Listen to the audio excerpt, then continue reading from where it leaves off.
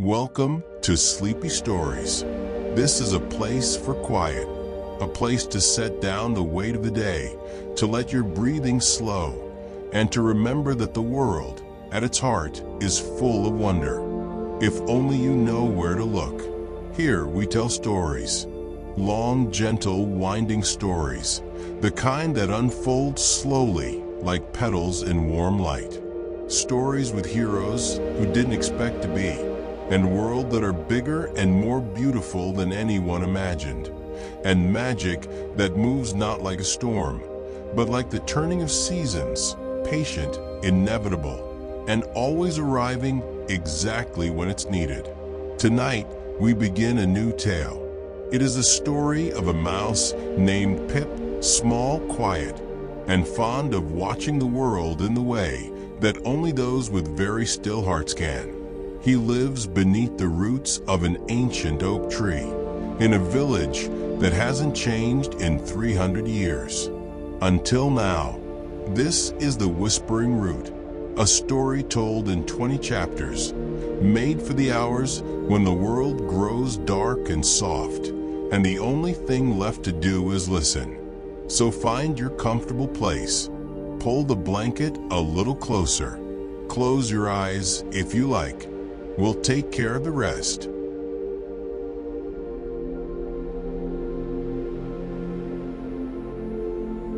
Chapter 1. The Night the Stars Spoke. The village of Mosswick had not changed in 300 years.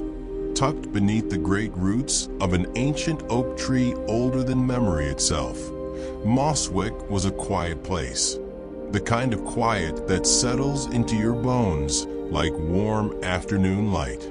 Tiny lanterns made from hollowed acorns hung along the winding paths between burrows, glowing soft amber in the evenings.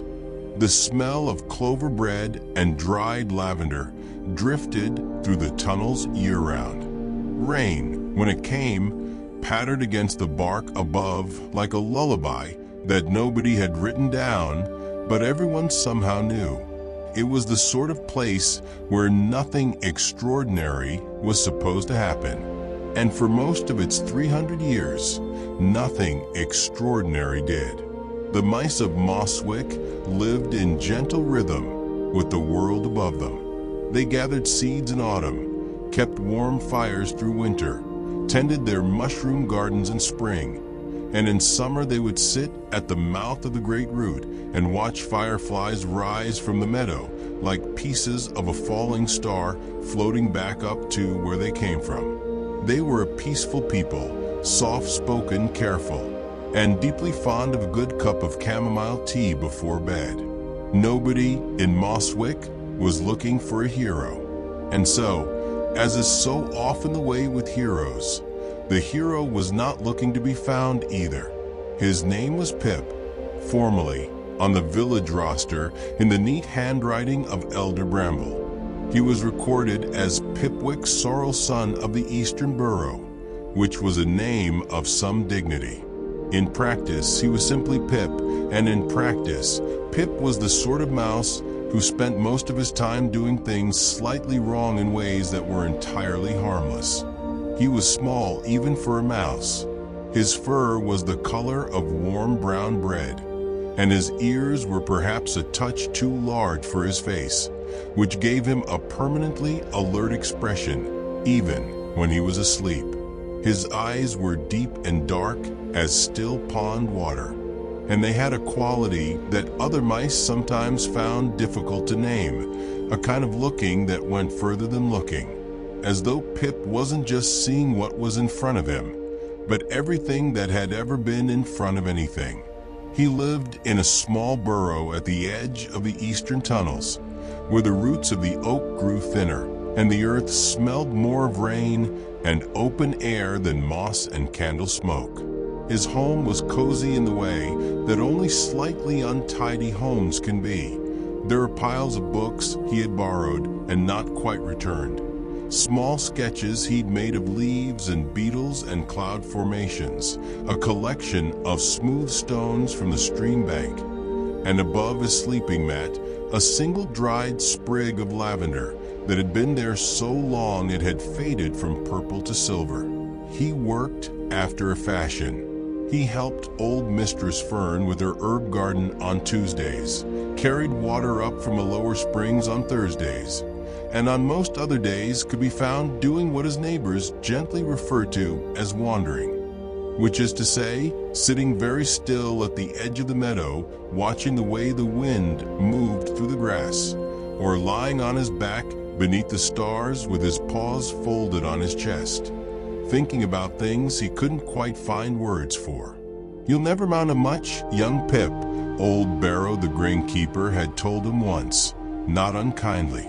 "Not with your head stuck in the clouds." "Yes," Pip had agreed, watching a particularly interesting cloud. Probably not. He was 22 seasons old. He had never been further than the stream bank, and until the night the stars spoke, he had never thought there was any reason to go further.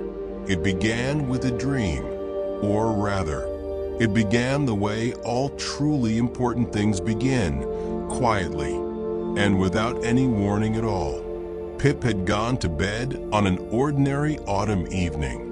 He had eaten a small supper of barleycorn soup, read 12 pages of a book about the migratory patterns of monarch butterflies, and fallen asleep with a book on his chest and the lantern still burning. Outside, the wind moved through the oak's great branches in slow, sighing waves, and somewhere in the upper roots a wood thrush was singing its last song of the day, low and unhurried, as if it had nowhere to be and all of time to get there. He dreamed of water, not frightening water, not a storm or a flood. Quiet water, a pool somewhere deep beneath the earth, in a cavern lit by the soft blue glow of luminous moss. The water was perfectly still and perfectly clear, and Pip stood at its edge and looked down and saw not his reflection, but something else entirely. A map, he thought at first, but no, it was more than a map. It was everything. Every tunnel and route, every meadow and mountain, every river and ridge of the world above Mosswick that Pip had only ever imagined. And threaded through all of it, glowing faintly like veins of silver in dark stone, were lines of light, connections, as though the world was not many things, but one thing, held together by something too old and too quiet to have a name. And then a voice, not loud, not booming the way voices in important dreams are supposed to boom. It was gentle, almost hesitant, the way someone speaks when they are telling you something true, and they know you might not believe them. "The root is forgetting," the voice said, "and you are the one who must help it remember." Pip woke up. The lantern had burned out. The burrow was dark and still, and the wood thrush had long since gone to sleep. He lay with his eyes open, staring at the ceiling, his heart beating with a strange, calm urgency, not the fast, frightened flutter of a nightmare, but the deep, steady pulse of something beginning. He pressed a paw to his chest and held it there. Outside, through the thin earthen wall, he could hear the oak tree moving in the wind, and in the sound of it, in the creak and whisper of wood that had stood for centuries, he thought, just for a moment, that he could almost hear words. He sat up slowly. His fur was standing on end, not from cold, but from something else. He crossed to the small round window of his burrow and looked out into the night. The meadow was silver and still under a sky so full of stars it looked almost heavy with them. And there, directly above the great root, directly above Mosswick, a single star that he had never noticed before was burning brighter than the rest. Not white, not yellow, but the faintest, softest green. The color of new moss. The color of living things. Pip watched it for a long time. Then he put on his coat, wrapped his scarf twice around his neck, and went outside. The village was asleep. Lanterns flickered in a few windows, but the paths were empty. The doors all shut. The sound of soft snoring drifting here and there through the bark and earth. Pip walked slowly through the familiar tunnels, through the root arch at the center of the village, and out to the wide, flat clearing at the base of the oak where the gathering stone sat, a smooth gray boulder that had always been there, older even than the village, worn smooth by 300 years of paws resting upon it. He sat on the gathering stone and looked up. The green star was still there, brighter now if anything. He sat quietly for a long time, the way he always sat, unhurried, open, letting the world settle around him. The grass whispered, a moth drifted past, an owl called once from somewhere distant, and the oak tree groaned softly in a wind that Pip could not feel. And then the ground beneath him hummed. It was barely anything, a vibration, more felt than heard, the way you feel a song in the floor before you actually hear the music. It rose up through the stone and through his paws and up through his whole small body, and where it went it left behind a warmth, the same warmth as the dream, the same warmth as the silver-lit pool, the same warmth as the voice that had been so careful and so certain. Pip looked down at his paws. Between them, resting in a crack of the gathering stone that he was almost certain had not been there before, was a seed. It was small, smaller than a sesame seed, and it glowed, faintly, softly, like a sleeping thing dreaming of light. It was the same green as the star above him, the same green as new moss, the same green as the very first leaf of spring. He reached out and picked it up. The moment it touched his paw, the humming stopped. The green star above dimmed to its ordinary distant silver. The oak tree settled. The night returned to its comfortable, ordinary self. Wind and grass and the far-off call of something nocturnal going about its business. Everything was quiet, and Pip sat on the old stone in the old village, holding a tiny glowing seed in his paw, and felt, for the first time in his 22 seasons, that the wandering was about to begin in earnest. He was small. His ears were too big. He had never been further than the stream bank, but he closed his paw gently around the seed, and the warmth of it spread up his arm and into his chest, and he looked up at the sky, and he said to no one in particular, and to the whole wide world in general, "All right then." And the stars, ancient and unhurried, continued their slow turning overhead, as if they had been waiting a very long time to hear exactly that. Chapter 2. The Elder's Warning. The morning came slowly, the way autumn mornings do. It crept in through the gaps in the bark and the thin round windows of Moswick's burrows like something careful and unhurried. Pale golden light that had traveled a long way and was glad to finally rest. The oak tree filtered it into something softer still, so that by the time it reached the village paths and the hanging acorn lanterns and the little mushroom gardens, it had become the color of warm honey, of old paper, of something gentle that had no particular name, but that every creature who has ever woken in a safe place will recognize immediately. It was the color of home. Pip had not slept. He had sat on the gathering stone until the first birds began their quiet pre-dawn murmuring in the branches above. Then he had walked slowly back to his burrow, settled himself at his small wooden table, and placed the seed in the center of it. He had made himself a cup of chamomile tea, not because he was tired, though he was, but because it was the sort of thing you do when you need your hands to be busy while your mind works through something large and unfamiliar. He had looked at the seed for a very long time. It still glowed, not brightly, Not the way a lantern glows, not enough to light a room, more the way embers glow when a fire has been burning a long while and is now resting, still alive beneath its own great quiet. It pulsed almost, slowly, steadily, like breathing, like something alive. Pip wrapped both paws around his teacup and thought about the voice in his dream. The root is forgetting. He had turned those words over and over through the long, dark hours, the way you turn a smooth stone in your paw, feeling the weight of it, the particular shape of it. He did not fully understand them, but he understood in the way that understanding sometimes arrives before language does, in the chest before the mind, that they were true.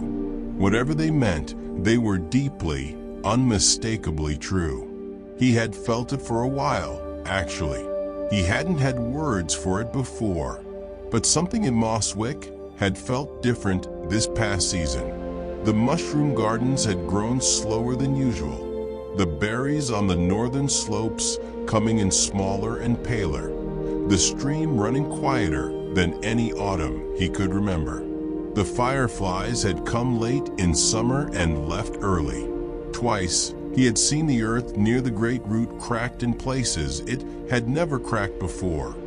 Thin lines like old parchment beginning to split, running out from the oak's base like a map of something going wrong. He had noticed. He always noticed things. He had simply not known what to do with the noticing before now. He picked up the seed and held it between his thumb and forefinger. In the growing morning light, it seemed a little less luminous, the way stars seem to dim as daylight comes, not because they are gone, but because something brighter has arrived to remind you that the world also exists in daylight. He turned it carefully. It was perfectly round, perfectly smooth, and it was neither warm nor cool in his paw, but something in between, the temperature of a thing that has been waiting, and is patient about waiting, and is simply glad to be held. Pip finished his tea. He knew where he needed to go. Elder Bramble lived at the center of Mosswick, in the oldest burrow in the village. It had been there since the founding, or so the stories went, dug by the first elder, Roswick the Farsighted, who had chosen the spot because it was nearest to the heartwood of the great oak, where the tree's life ran deepest. 300 years of habitation had shaped it into something that felt less like a dwelling and more like a living thing itself. The ceilings were low and curved, smoothed by countless seasons into something almost organic. The walls were lined with roots, thin ones intricate as lace, that had grown in through the earth over the centuries and been carefully tended, so that they formed patterns, almost, if you looked at them in the right light. Lattices of root and earth, soft and brown and quietly breathing. And everywhere, books. Elder Bramble had more books than anyone in Mosswick, more perhaps than anyone in any of the surrounding villages. They were stacked in careful towers, slotted into nooks between roots, laid flat on shelves of smooth bark, bundled in twine and tucked into baskets. Most of them were very old. Some of them were so old they were no longer entirely books, but something closer to ideas held together by old habit and the good wishes of their reader. Pip knocked at the low round door. For a moment, nothing.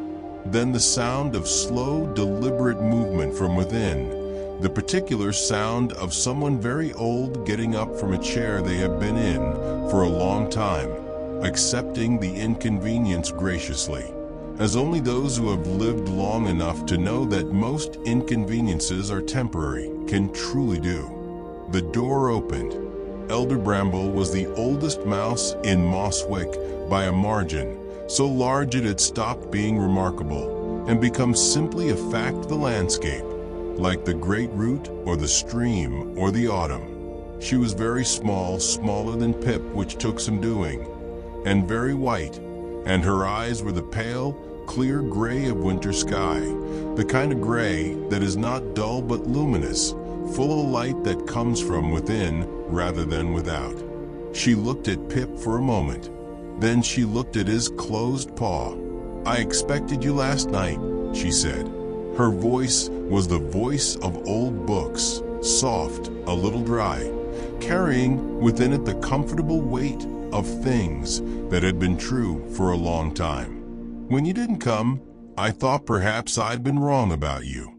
She paused. "I don't often think that." Pip blinked. "You knew." "Not knew," she said, stepping back from the door. Waited. "Come in, young Pip. The tea is already made."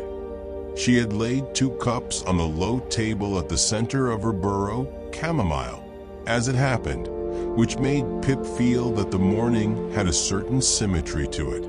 He sat across from her in a chair that was slightly too large for him and held his closed paw in his lap while the elder settled herself, arranged her shawl, and looked at him with those luminous gray eyes. "Open your paw," she said. He did. The seed lay in his palm, glowing its soft, unhurried green in the warm interior of the burrow. The roots on the walls seemed to lean toward it, very slightly. Or perhaps that was only the light. Elder Bramble did not reach for it. She only looked at it for a long, quiet moment, with an expression that Pip could not quite read. It was not quite relief, not quite sorrow, not quite wonder, but somewhere in the territory where all three meet, on a plain where old things come to rest. "Ah," she said softly, "there it is." "What is it?" Pip asked. She looked up at him. "First," she said, "tell me about your dream." So he did. He told her about the pool, and the silver light of the map beneath the water, and the lines of connection threaded through all things like veins through living wood. He told her about the voice, the careful, patient voice that had spoken without grandeur, without drama, as if it were simply telling him something obvious that he had not noticed yet. And he told her what the voice had said. "The root is forgetting, and you are the one who must help it remember." The elder listened without interrupting, which is the greatest courtesy an old person can give a young one. Her paws were wrapped around her teacup. Her eyes did not leave his face. When he finished, the burrow was very quiet. "How long?" she said finally. "Have you been watching the world go quiet?" Pip stared at her. "How did you?" "Because you're the kind of mouse who watches." She set down her cup. "You always have been. Since you were so small you could barely see over the threshold of your burrow. Your mother used to say that you looked at the world as if you were trying to memorize it." A gentle pause. She was right. And what you've been memorizing these past seasons is the beginning of an ending. The word ending landed in the room like a stone into still water. Not violently, just there, with the particular gravity of true things. "What kind of ending?" Pip asked. Elder Bramble rose from her chair with the slow, careful grace of someone who has learned to be at peace with the limits of an old body, and crossed to a particular shelf, one that Pip noticed had no dust on it, unlike every other surface in the burrow, as though whatever was kept there was regularly touched. She returned with the book. It was very small and very old. The cover was bark, actual bark, thin and smooth, the kind of inner bark that trees shed in spring. The binding was done in grass braid. The pages, when she laid it open, were not paper but leaves, preserved somehow, dried and flattened and written upon in an ink so dark it had gone beyond black into something that was almost the color of deep earth. "This," Elder Bramble said, is the founding record. Every elder has kept it. Every elder has added to it. And every elder, since the time of Roswick the Farsighted, has kept one chapter of its secret from the rest of the village. She turned to a page near the middle of the small book and set it on the table between them. The writing there was different from the rest, older, the letters rounder and more deliberate, as if written by someone whose paw was not accustomed to holding a writing instrument, but who was determined, nonetheless, to be careful and clear. Pip leaned forward and read, "Let this be known to those who come after, that the great oak is not merely a tree, nor is it merely old. It is the root keeper, the living memory of the world beneath, the thread by which all things in the meadow and the wood and the earth below are held in connection. It does not speak in voices, but in seasons.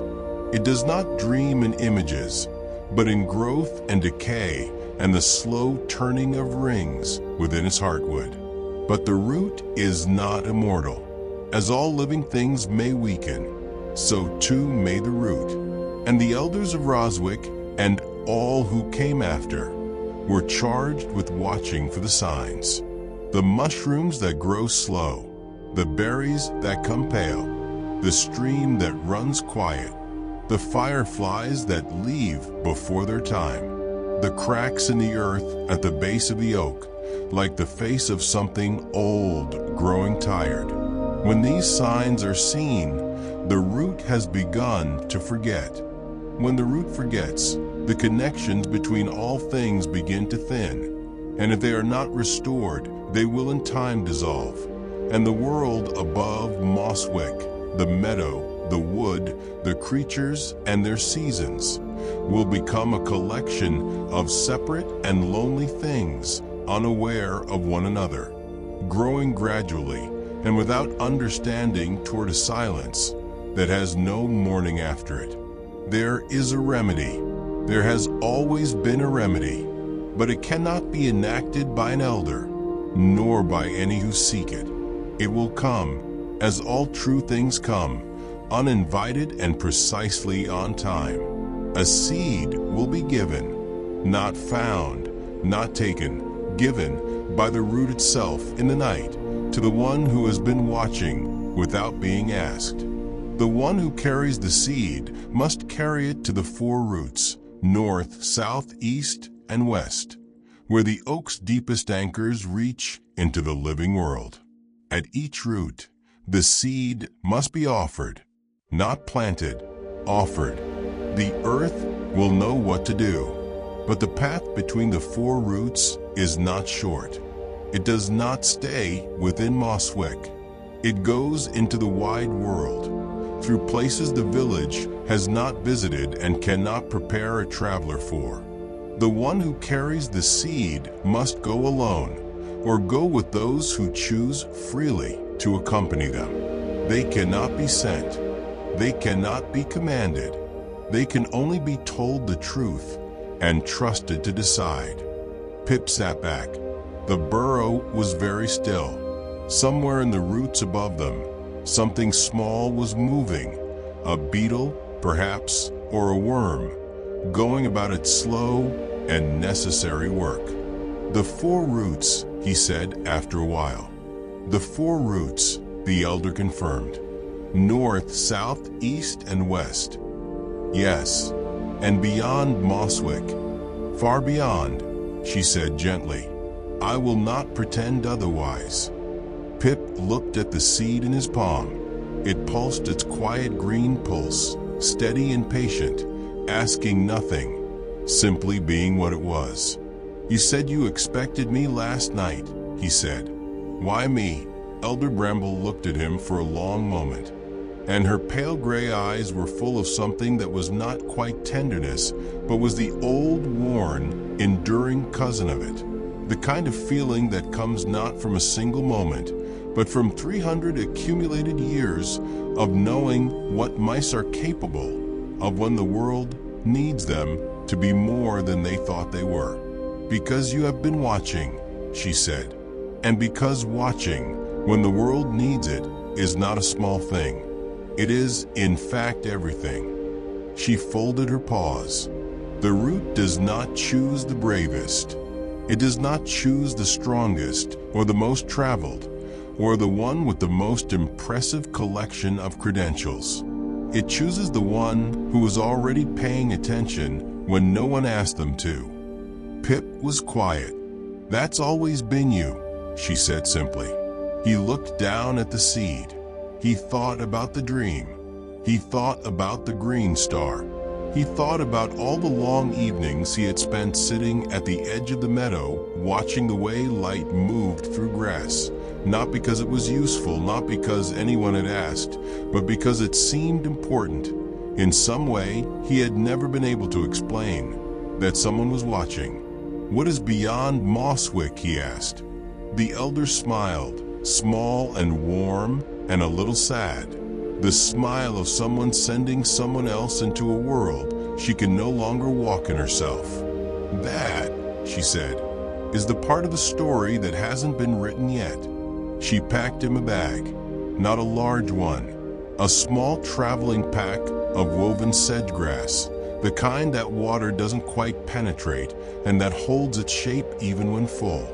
Into it she placed a portion of cloverleaf bread wrapped in dock leaves, a small clay jar of stream water with a tight-fitting lid, a square of soft bark cloth for warmth, and a tiny lantern no larger than a thimble that burned, she explained, with oil pressed from the seeds of the night-blooming star flower, which would not run out, she said, for quite some time, and which burned with a light that was very particular and very useful, because it was the kind of light that mice and other small creatures could see, and that larger things that hunted in the dark, generally could not.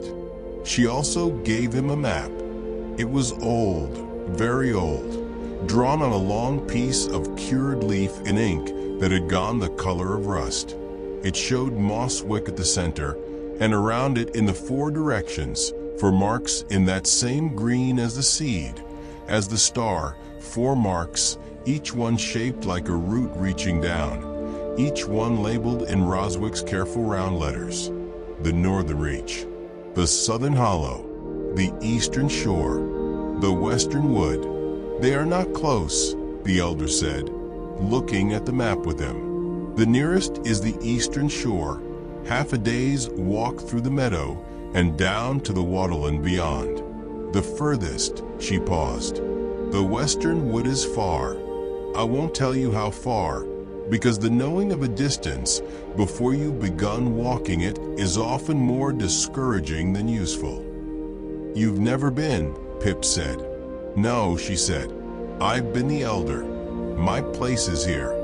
A pause. "But yours, at least for a time, is out there." She walked him to the door of her burrow and held it open.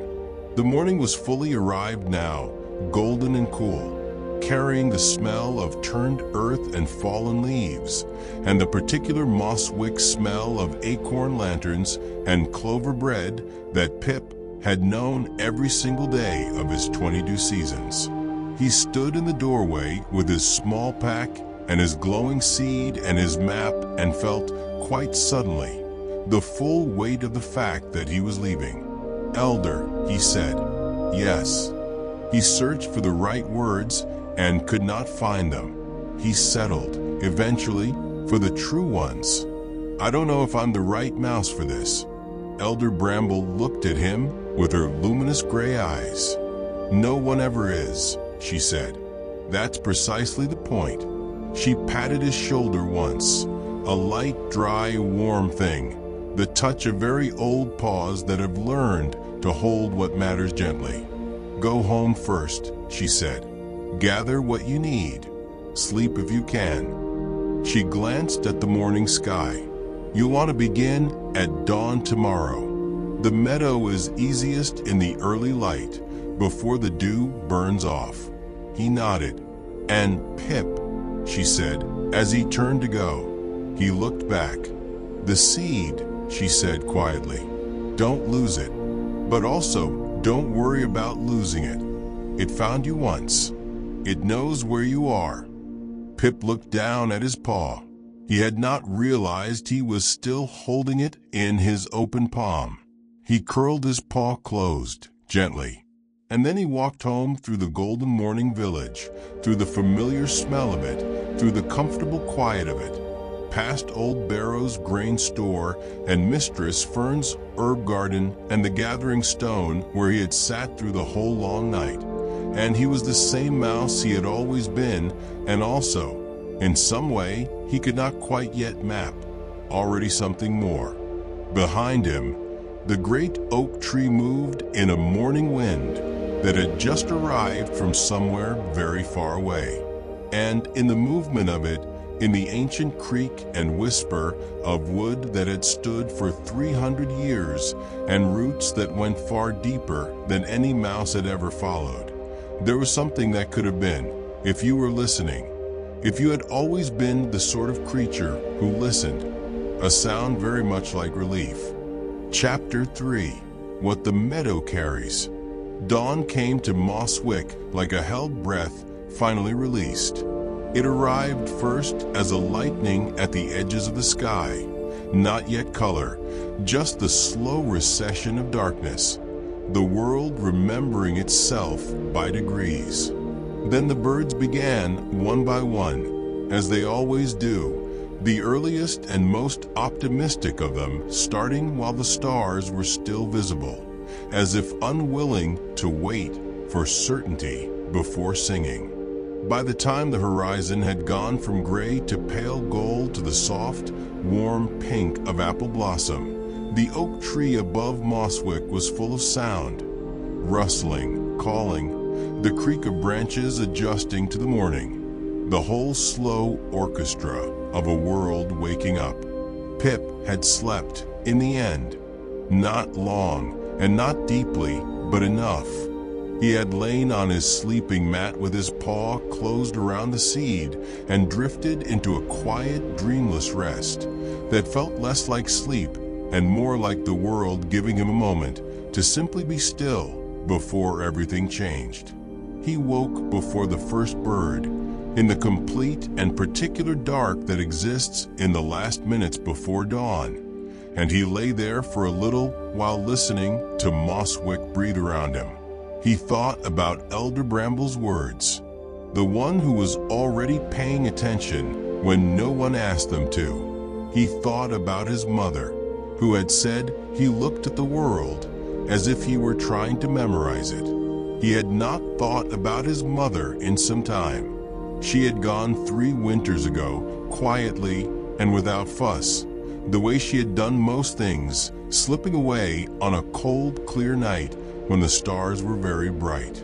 He missed her in the way you miss something that has become part of the weather, not always present in your thoughts, but always present in the shape of the world around you. He thought she would have found all of this rather interesting. He got up. He packed carefully. He added to the elder's provisions his own small additions, the smoothest of his stream stones, which fit perfectly in his palm, and which he had always found calming to hold when thinking. His sketchbook, a thin sheaf of birch paper pages bound in a strip of bark, a stub of charcoal for drawing, and the dried silver sprig of lavender from above his sleeping mat, which he tucked into the top of the pack, where he could smell it. He stood at the door of his burrow for a moment. Then he stepped out into the pre-dawn dark, pulled the door shut behind him with a soft and final click, and walked through the sleeping village toward the meadow. The meadow began where the oak's outermost roots ended, at a low earthen threshold where the packed paths of Mosswick gave way to open grass. In summer, the grass here was tall enough to be a kind of wilderness to a mouse, a green ocean of stems and seed heads stretching away in every direction, full of insects and birds and the small dramas of creatures going about their necessary business. But it was autumn now, and the meadow had lowered itself, the grasses gone golden and bent, lying in long soft waves that caught the light and moved in the wind with a sound like distant, very gentle applause. Pip stood at the threshold and looked out across it. He had sat here hundreds of times. He had watched sunsets from this spot and the rising of the harvest moon, and once memorably, a family of hedgehogs moving through in single file, the smallest one struggling to keep up and being periodically nudged from behind by its mother with the patient insistence of someone who has somewhere to be.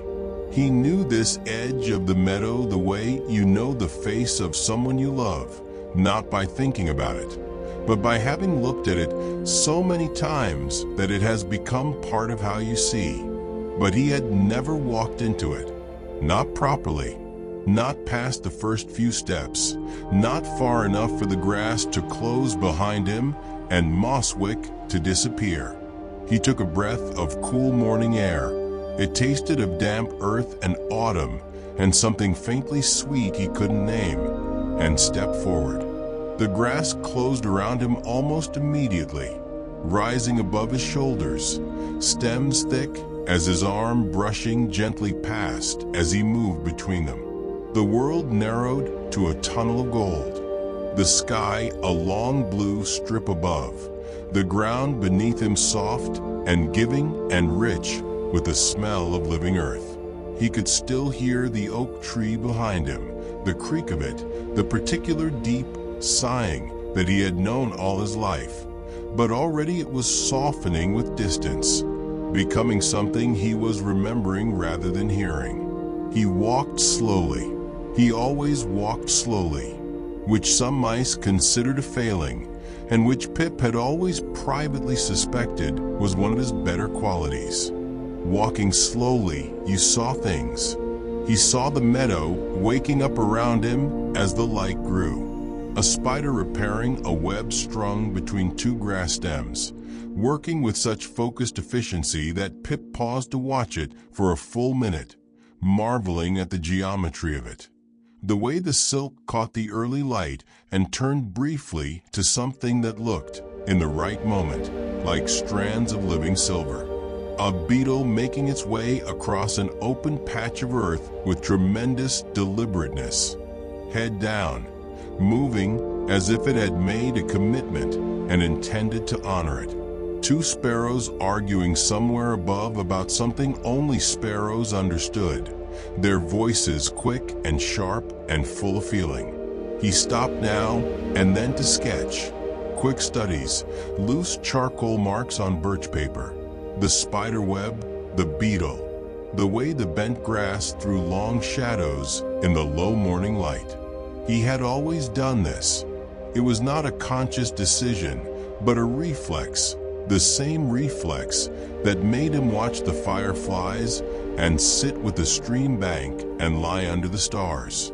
The world offered itself to be seen, and he received it, and the sketchbook was where he kept the receiving. He was perhaps 200 paw lengths from Mosswick, far enough that the village had disappeared behind the grass, that he was, for the first time in his life, entirely alone in the open world, when he heard the sound. It was soft, a small sound, barely there at all. But Pip had good ears. They were, after all, rather large.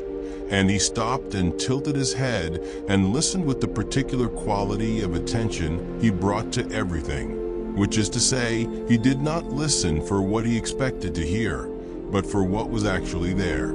It came again, from somewhere to his left, east, toward where the meadow sloped down toward the waterland. A sound he couldn't immediately name. Not distress, exactly, not quite crying, but in the neighborhood of it. The sound of something trying to be quiet about a feeling that was not quite letting itself be quiet. Pip turned east and walked toward it. The grass thinned a little as the slope began, and between two stands of dry meadowsweet, he found the source of the sound and stopped. Sitting on a flat stone half buried in the earth, with her knees pulled up to her chest and her chin resting on them, was a frog. She was not large, about Pip's size, perhaps a touch smaller, and she was the deep green of river moss, with golden eyes that were currently directed at the middle distance with an expression of profound and private sadness. Her traveling pack, a neat little bundle of woven rush, sat on the stone beside her. A walking stick of stripped willow leaned against the stone. She had clearly been sitting here for some time, long enough that the morning dew had settled on her shoulders, and she hadn't bothered to brush it off. She didn't notice him immediately, which gave Pip a moment to observe her in the way he always observed things, without judgment, without presumption, simply taking note of what was there. He noticed that her pack was carefully packed, that her walking stick was slightly worn at the top from use, that her golden eyes, despite their sadness, were sharp and clear and full of the particular intelligence of creatures who have learned a great deal about the world without necessarily finding it a comfortable teacher. He must have made a small sound, because she looked up abruptly, and her sadness shifted immediately into something more guarded. "Oh," she said. "Good morning," said Pip. She looked at him. She looked at his pack, his walking stick, his general air of someone who has just left somewhere and is still deciding how he feels about it. "You're from Mosswick," she said. It wasn't a question. "Yes," he said. "My name is Pip." She regarded him for a moment. "Clover," she said, which was apparently her name and which suited her, Pip thought, in the way that names sometimes do, round and simple and a little bit wild. "Are you all right?" he asked, because he had been raised to ask and because it seemed, in this case, genuinely necessary. Clover looked away. "I'm fine," she said, in the tone of voice that means almost exactly the opposite. Pip, who was not by nature an intrusive sort of creature, would normally have accepted this and moved along. But there was something in the quality of her stillness, the way she was sitting, the particular geometry of someone trying to take up as little space as possible in a moment of quiet pain, that made him stay where he was. "I'm heading east," he said, "to the shore." Something moved across her face. She turned back to look at him. "The eastern shore?" "Yes." Her golden eyes narrowed slightly, not with suspicion, but with the look of someone who has just encountered something unexpected and is deciding what to do with it. "That's where I'm going," she said. "Oh," said Pip. A pause stretched between them, filled with morning birdsong and the soft movement of the grass. "You can walk with me," he said, "if you like. I'm slow. I stop to sketch things. I don't talk much unless there's something worth saying." He considered. "I have cloverleaf bread if you haven't eaten." Clover looked at him for a long moment. There was something working behind those golden eyes, some internal negotiation between caution and need, between the habit of solitude and the weight of carrying something alone. "What are you going to the shore for?" she asked. Pip opened his paw and showed her the seed. The glow of it caught in the morning light, subtle, green, that same living pulse. Clover stared at it, her golden eyes widened by a fraction, which for a frog, Pip was beginning to understand, was the equivalent of a much more dramatic reaction. "What is that?" she said quietly. "I'm not entirely sure," Pip said. It was true. He understood the task and trusted the truth of it, but the seed itself remained something he was still in the process of understanding. "But the world needs it to go somewhere, and I've been asked to take it." Clover looked at the seed. She looked at Pip. She looked at the meadow stretching away to the east, gold and wide and full of morning. Then she picked up her walking stick and her pack. "I'll walk with you," she said. "For now."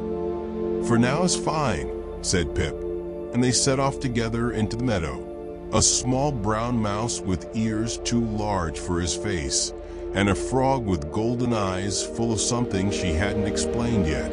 And the grass parted before them and closed behind them, and the meadow carried them east. The way meadows always carry things, slowly and without opinion, toward whatever comes next. They walked for a long while without speaking, which suited both of them. The morning settled into itself around them, warmer now as the sun climbed, the dew burning off the grass and rising as a faint mist that caught the light and made the meadow glow. Insects became active, the meadow filling with the patient hum of things going about their work. Once, a hawk passed overhead, high and unhurried, and both Pip and Clover went still without discussing it, stepping into the shadow of a tall thistle and waiting until it had passed, which was a thing small creatures learned early and never forgot. "How long have you lived near Mosswick?" Pip asked when the hawk was gone. "I don't live near Mosswick," Clover said. "I came from the shore. I've been traveling for 4 days." Pip looked at her. "You've already come from the shore?" "I've been going back and forth," she said, in a tone that didn't particularly invite follow-up questions. Then, a moment later, more quietly, "My pond is there, or was." She paused. "Something is wrong with it. The water is going still. Not the normal still, a different kind. The kind where the stillness isn't peaceful, but empty. The lilies aren't flowering. The reeds are thinning." She kept her eyes on the path ahead. "I've been going back and forth, trying to decide if I'm imagining it." "You're not imagining it," Pip said. She looked at him sharply. "The same is happening in Mosswick," he said. "The mushrooms growing slow, the berries coming pale, the stream going quiet." He thought of the founding record, of Roswick's careful round letters. The world is forgetting itself. That's what the seed is for. Clover was quiet for a long time. They walked through a long stretch of open meadow, the grass low here, the sky enormous and blue above them, and Pip felt the openness of it on his skin, the slight vulnerability of it, the slight exhilaration of it. "Forgetting," Clover said, finally. "That's a strange way to put it." "The elder put it that way," Pip said. "I think it means the connections are loosening between things, the way everything in the world is related to everything else, the tree to the mushroom to the rain to the stream to the pond." He glanced at her. When those connections thin, things stop growing the way they should. Clover looked at the ground as she walked. "My grandmother used to talk about that," she said quietly. "She'd say that a pond is never just a pond, that it's a conversation between the water and the sky and the earth and every creature that touches it." A pause. "I thought she was being poetic." "Maybe she was being accurate," Pip said. Clover made a small sound that might have been the beginning of a smile, or might have been something else entirely. They crested a low rise in the meadow, and there below them, still perhaps an hour's walk away, was the edge of the waterland, a glittering expanse of reed and open water, catching the morning light in long, golden reflections. And beyond it, the wide shimmer of the eastern shore. Pip stopped and looked at it, and for a moment forgot entirely to be uncertain about anything. It was simply beautiful. He reached for his sketchbook. Beside him, Clover stood very still, looking at her home from a distance, with those complicated golden eyes. "Thank you," she said after a while, not looking at him, "for asking if I was all right." "Of course," said Pip.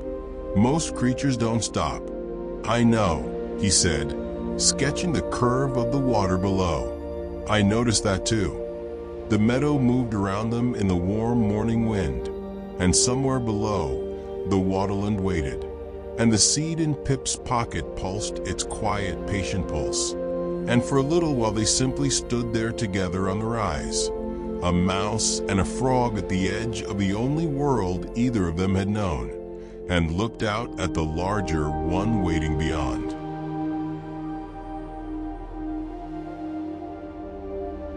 Chapter 4. The Memory of Still Water. The waterland was a world within a world, where the meadow was open and golden and full of a language of wind. The waterland spoke in a different register entirely, lower, slower, full of the sounds of water moving through reed and root, of frogs calling in the deep channels, of wings beating low over glassy surfaces, of drips and trickles, and the quiet, ongoing conversation of water with everything it touched. The light here was different too, softer, more diffuse, broken into pieces by the dense reed stands and reflected back from the water in shifting, liquid patterns that moved across every surface like something dreaming. Pip had never seen anything like it. He stopped every few steps to look at something. The way a reed's reflection trembled in the water without the reed itself moving. The architecture of a dragonfly at rest. Wings like stained glass. Body like a needle of living metal. He sketched rapidly and often, filling pages with impressions rather than finished drawings, trying to catch the quality of light on the water, the particular bend of a sedge stem, the way the mist hung low in the channels between the reed beds like the world's breath made visible. Clover navigated with the ease of someone returning to a first language. She moved through the waterland with a different quality of movement than she'd had in the meadow, more certain, more fluid, at home in a way that was quiet and deep, the way you are at home in a place that made you rather than a place you chose. She seemed lighter here, Pip thought, or rather, she seemed less heavily burdened by whatever she was carrying. The waterland received her weight a little. She pointed things out to him as they walked, useful things, observational things. The safe paths between channels, marked by generations of waterland creatures, by subtle signs a traveler might miss. A twisted reed, a particular pattern of mud, a cluster of pebbles arranged too deliberately for nature to take full credit, which plants to avoid touching, which sounds meant safety, and which meant something large was moving in the deep water, and it was better to wait on higher ground. You know this place very well, Pip said. I've lived here all my life, Clover said. My mother lived here. My grandmother, her mother before that. She paused, looking at a channel of water they were skirting. Frogs don't tend to move far from the water they were born in. It's in the nature of us, I think. The pond is home, and the pond is self, and the pond is memory, all at once. That's why it's so difficult, Pip said, watching it change. She didn't answer immediately. They walked in silence for a stretch, the reed beds thickening around them, the sounds of the waterland rising. A heron stood motionless in a shallow channel a little distance away, tall, gray, impossibly patient, its reflection a perfect double in the still water below. The worst part, Clover said finally, is that it's not dramatic. I think if there were a storm or a drought or something I could point to, that would almost be easier, but it's just quiet. Things that were vibrant becoming less so. Colors that were rich going a little gray at the edges. The water that was always cold and clear and tasting of living things now tasting of almost nothing. She stopped walking. It's like watching someone you love become tired. Not ill exactly, just tired in a way that rest doesn't fix. Pip thought of his mother. He thought of the oak tree and the elder's voice reading Roswick's careful words. The root is forgetting, not a sickness, not a wound, simply a forgetting. We'll reach the first root today, he said, if the map is right. And then what? You plant the seed. Offer it, he said. The record said offer it. The earth will know what to do. Clover considered this. She had the air of someone who trusted practical knowledge, who wanted to understand the mechanism, the how of a thing. But she was also, Pip was beginning to understand, a creature who had been shaped by a pond that had always been more than water, who had grown up hearing her grandmother describe the world as a conversation. Somewhere inside her, even if it argued with the practical part, there was a self that understood that some things simply knew what they needed. All right, she said, let's find it. The eastern root was not hard to find, once you knew what you were looking for. The oak tree was visible from surprisingly far into the waterland, its crown rising above the meadow grasses behind them, vast and unhurried, the largest thing in any direction. And its roots, Pip knew from the map and from the elder's description, did not stop at the edge of the village or the meadow or even the waterland. The great roots of an oak go far deeper and far wider than the tree above suggests. They are, in a sense, the larger part of the tree, the part that the world above is merely the expression of. The eastern root emerged from the ground at the edge of a small, still pool, a pool that was off the main channels, tucked between three ancient willow trees whose trailing branches touched the water and made a kind of natural room. Pip and Clover found it in the early afternoon, the light slanting golden through the willows, the pool's surface still as held breath. The root was enormous.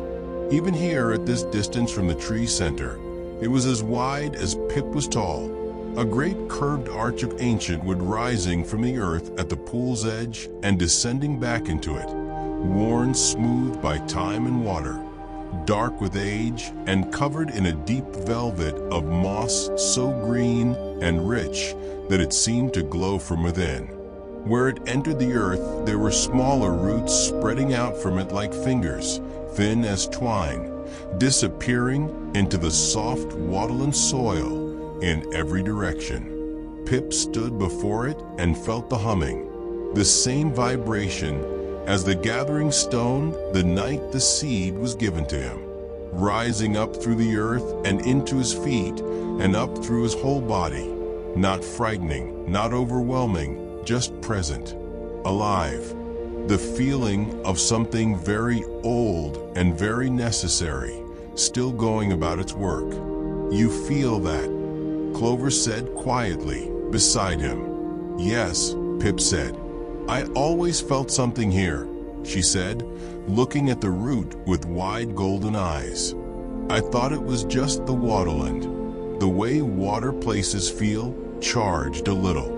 But this is different. It's the root, Pip said, the heartwood of the oak, all the way out here. He walked closer, slowly, and the humming grew, not louder exactly, but more present, the way a sound becomes when you move toward it, not so much increasing in volume as increasing in clarity. He could almost hear within it what he had heard in his dream, the note beneath the note, the voice beneath the voice. He knelt at the base of the root, where it met the earth. He opened his paw. The seed lay in his palm, glowing, brighter now than it had been, the green of it deeper and more present, pulsing with a rhythm that was slightly faster than before, the way a heart beats a little quicker when something important is happening. He thought about what the record had said, not planted, offered. He thought about his grandmother, Clover's grandmother. He corrected himself, and her description of a pond as a conversation. An offering was a beginning of a conversation, not a demand, not an instruction, simply a presence held out open-handed, without conditions. He leaned forward and placed his open paw gently against the earth at the root's base. He did not speak. There did not seem to be anything to say, or rather, anything that words could improve upon. He simply held the seed against the earth with his open paw and waited, and was present, the way he had always been present with the world, open, unhurried, making space for whatever was actually there. For a moment, nothing. Then the earth moved, not dramatically, not a trembling, not a quaking, more like the shift of something that has been held very still for a very long time, releasing its holding by the smallest possible degree, a breath, a letting go. The seed dropped from his paw. It did not fall into the earth the way a planted seed falls, dropped into a hole and covered over. It descended slowly, as if the earth were drawing it down gently, the way water draws a stone, a soft, gradual receiving. The soil around it did not disturb. It simply opened just enough and then closed again, and the seed was gone. And then the moss on the root glowed. It was brief, a few seconds, no more. The deep velvet moss on the ancient root lit from within, that same soft green, like a lamp behind thick cloth, gentle and warm and alive. The light moved along the root in both directions, toward the pool, toward the earth. And where it went, the moss seemed to deepen, seemed to breathe more fully, seemed to become a little more vividly itself. Then it faded. The pool was still. The willows trailed their fingers in the water. Pip sat back on his heels and breathed. "Is that it?" Clover said, very quietly. She had come to stand behind him, without his noticing, drawn by the light. "For this one," Pip said. "Yes, that's one of four." "One of four," he agreed. He looked at the root. In the place where the seed had descended, something had changed, something small. He leaned forward and looked closely. Pushing up from the earth, barely visible, was the very tip of something green. Not yet a sprout, not yet anything that could be named. Just the faintest possible beginning. A color where there had been bare earth. A remembering. Pip sat looking at it for a long time. Then he reached for his sketchbook and drew it, that small, beginning green, that first word of a sentence the world was starting to say again. And he was careful about it, giving it the same attention he gave the spider's web and the beetle and the bend of the morning grass, the attention that said, "I see you. You matter. Someone was here and they watched you begin."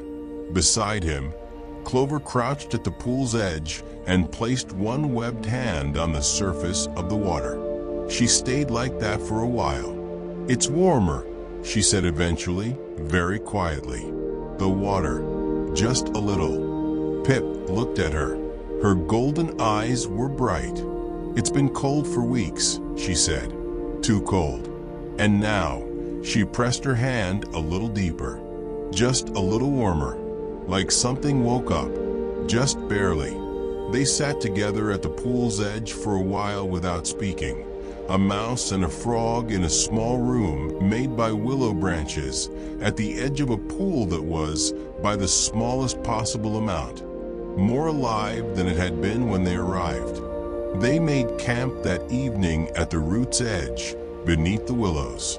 Pip had brought a square of bark cloth from the elder's pack, and Clover, who turned out to have considerable practical skills that Pip entirely lacked, rigged it between two willow branches with strips of reed to make a small shelter. They ate Pip's cloverleaf bread and Clover's provision of dried lily seeds and talked, for the first time, about longer things. She told him about her pond, about the particular shade of green it went in midsummer, shot through with shafts of light, alive with small creatures and slow, beautiful water plants. about the way frogs in her family marked time not by seasons, but by what the pond was doing, the great freeze, the first thaw, the deep blooming when the lilies came. About her grandmother, whose name had been Wren, an odd name for a frog, but she had been an odd frog, small and sharp-eyed and full of observations about the world that she delivered without emphasis, as if she simply expected the world to be interesting and was never disappointed. Pip told her about Moswick, about sitting at the meadow's edge watching fireflies, about his mother and the books and the long evenings, and the feeling he'd carried all his life of something waiting to be understood that he didn't yet have the right angle on. He told her about the gathering stone and the green star and the dream of the pool, and she listened with those attentive golden eyes and did not once look as if she thought he was being unusual, which he appreciated. "Do you have somewhere to go?" he asked. "After the shore. A home to go back to." She was quiet for a moment. "I don't know," she said. "The pond is home. But if the pond is healing, it doesn't need me there watching it.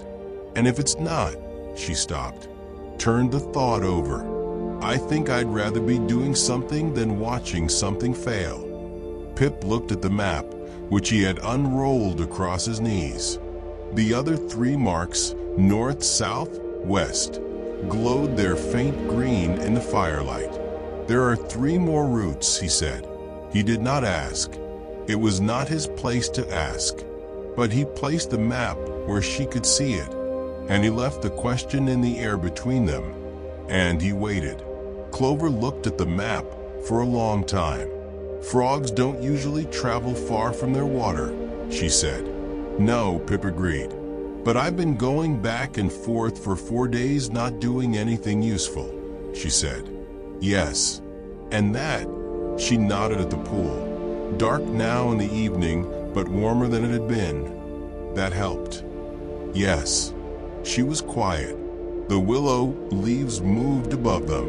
The water talked to itself in the channel nearby. An owl had started somewhere in the direction of the meadow, low and rhythmic, a sound like the night breathing. 3 more, she said. 3 more. She looked at him. "You really don't talk much, do you?" "I find it's often better to let things decide themselves," Pip said, without too much commentary. Clover made that sound again, the one that might be the beginning of a smile. This time, he was more certain. "All right," she said. 3 more. Then I go home." "Then you go home," Pip agreed. He rolled the map carefully and tucked it into his pack. The seed was gone, left in the earth at the root's base. But the warmth it had carried in his paw was still with him. Somehow, not in his palm, but in his chest, in the deep place where important things settle when they've happened, and you haven't quite finished understanding them yet. He lay back and looked up through the willow branches at the stars. The green star was there, further east in the sky now, or it seemed so, shifted slightly, as if pointing onward.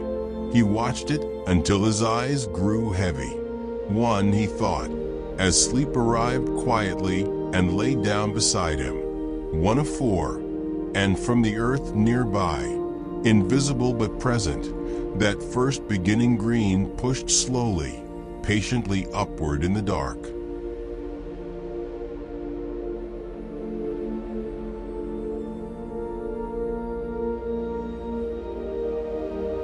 Chapter 5. The Northern Reach. They were 3 days on the road before they found the second companion. 3 days walking north from a waterland, up through the meadow, and into the long corridor of hedgerow that stretched north from Moswick toward the distant hills. The hedgerow was its own world, dense and tangled and rich with life, a living wall of hawthorn and bramble and old ivy, home to sparrows and dormice, and a vast population of beetles and spiders and small industrious creatures who had never needed a name for what they were doing, because what they were doing was simply living, which required no further explanation. The world here was different from the meadow and different from the waterland. Enclosed rather than open, vertical rather than horizontal. The sky was visible only in glimpses above the dense canopy. The path, the small path, worn smooth by the passage of many small creatures over many years, wound between root and stem and fallen branch, never entirely straight, always finding the way of least resistance, which is generally Pip reflected, the most honest way through most things. He and Clover had fallen into an easy traveling rhythm. They woke with the first birds. They packed quickly and with little discussion, having organized their shared camp in a way that was efficient without being planned, each of them naturally taking on the tasks they were better at, without negotiating it. Clover, who was practical and precise, managed the camp setup and the packing of provisions. Pip, who was observant and deliberate, navigated and chose the route and checked the map, which he was beginning to read not just as a set of directions, but as a landscape.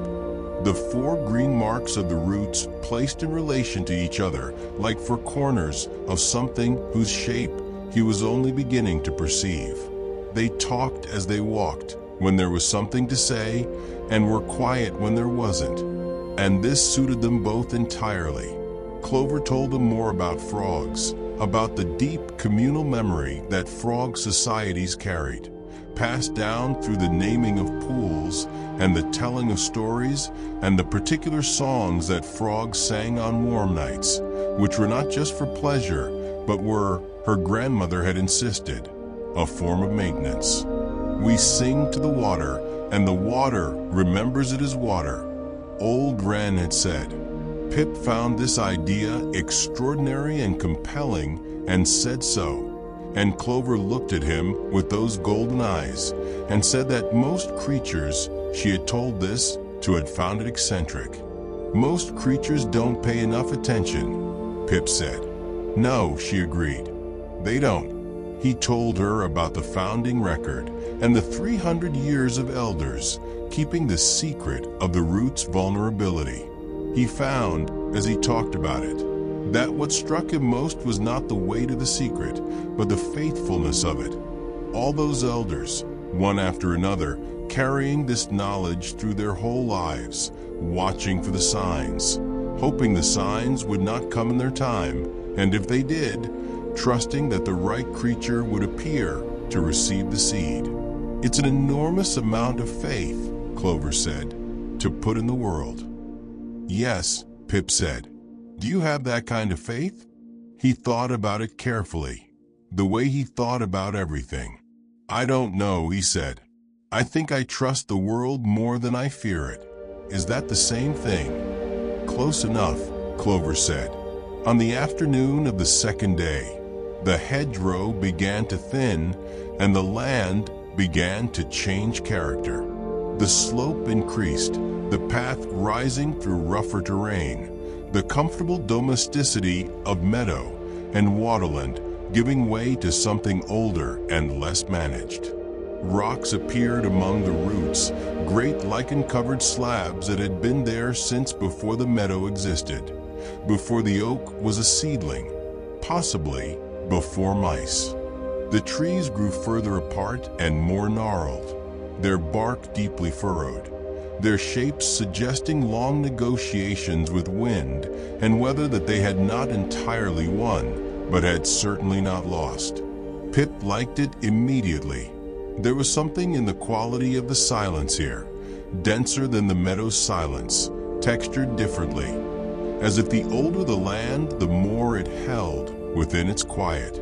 He found himself walking more slowly than usual, which was saying something, stopping often, looking carefully at the lichen patterns on the rocks and the way the old trees had shaped themselves around the wind. He was sketching a particularly remarkable stone, broad and flat, with a surface so covered in overlapping circles of gray and gold lichen it looked like a map of something. when Clover, who had gone ahead around a bend in the path, came back to find him. "There's something up here," she said. Her tone was careful, not alarmed, but attentive in the particular way she had when she wasn't quite sure what she was dealing with. Pip put away his sketchbook and followed her. Around the bend, the path widened into a small clearing between 3 old thorn trees, and in the clearing, sitting against the largest of the thorns with his tail curled around his feet and his eyes closed, was a hedgehog. He was old. That much was immediately apparent. His spines more gray than brown, his small face deeply lined, his whole demeanor suggesting someone who had been in a great many places and was currently resting between them. He was large for a hedgehog, solid and substantial, and his traveling equipment, scattered around him with the comfortable disarray of someone very experienced with traveling, told a story of extensive journeys. A pack worn smooth with long use, a walking staff with notches cut into it at regular intervals, a pair of boots that had been repaired so many times in so many places they were less boots than a record of repairs. His eyes were closed, but as Pip and Clover approached, he spoke without opening them. "Took you long enough," he said. His voice was deep and unhurried, with the particular resonance of a voice that had spent a long time outdoors. Pip and Clover stopped. "I'm sorry," Pip said. The hedgehog opened one eye. It was a deep amber color, sharp and steady, entirely at odds with the restful posture of the rest of him. He looked at Pip with that one open eye, taking him in from large ears to small feet with an assessment that was neither unkind nor entirely quick.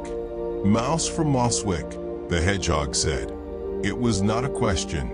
"Carrying something that glows." Pip opened his paw out of reflex, then remembered the seed was in the earth at the eastern shore. He closed his paw.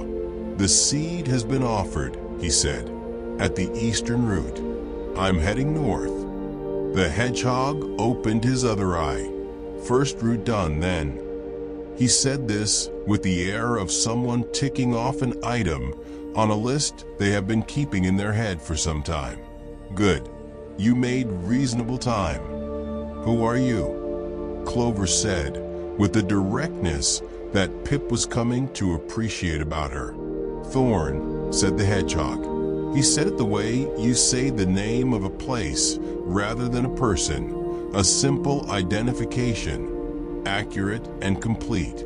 He uncurled himself from against the tree with the deliberate care of old joints, rose to his full height, which was somewhat shorter than Pip had expected, given the gravitas of his presence, and looked at them both.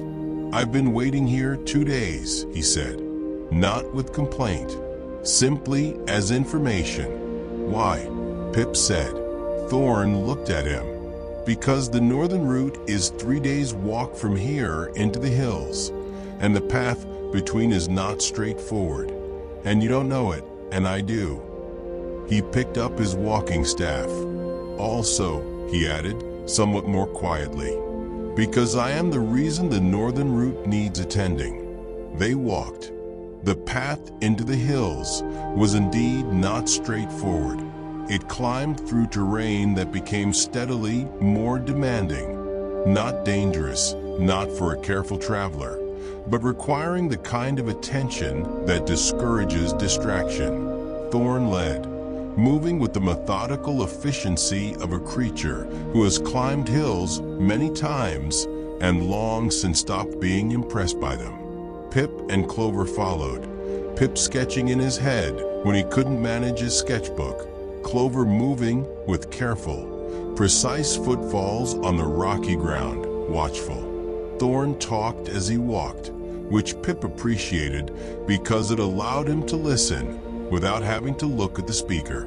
He talked in a careful, measured way, choosing words precisely, pausing to get things right, backing up occasionally to clarify something he'd said in a way that had not quite landed truthfully. It emerged a keeper, not in any official capacity. There were no official capacities in the hills, which had not been managed by any village or any elder for longer than anyone had records. But there was, Thorn explained, a tradition, as old as Moswick's tradition, possibly older, possibly the same tradition wearing different clothes, a line of creatures who had lived in the northern hills and tended the land in a particular way, not farming it, not mining it, but watching it, paying attention to what it needed, and, where possible, providing that. My father kept the northern slope, Thorn said, his mother before him. Before that, her father, going back to when the oak was young, probably. The oak at Moswick? Clover said, surprised. The oak is not at Moswick, Thorn said, with gentle precision. Moswick is at the oak. There's a difference. He climbed a flat rock and turned to offer a paw to Clover, then to Pip. The oak was here first. It's been here since the land was new. The village grew up because the root grew out. The meadow is the way it is because the root is the way it is. Pip turned this over in his mind as he climbed.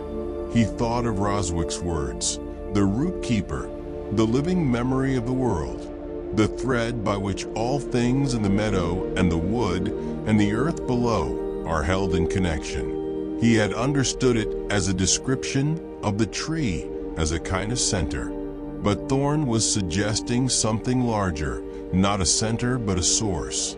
Not the middle of a web, but the thing the web grew from. You said, Pip said carefully, that you are the reason the northern root needs attending. Thorn was quiet for a step or two. The path leveled out briefly onto a ridge, and for a moment they could see the land spread below them, the meadow, the distant glint of the waterland. And at the center of it all, the crown of the great oak, visible from here as it was visible from everywhere. A presence rather than just a tree. 20 years ago, Thorn said, I made a decision that I believed was right and was not. He said it simply, without drama, without self-pity. The way you say something true that you have learned to say without flinching, because you have said it enough times internally that the flinching has been worn away. What did you do? Clover asked.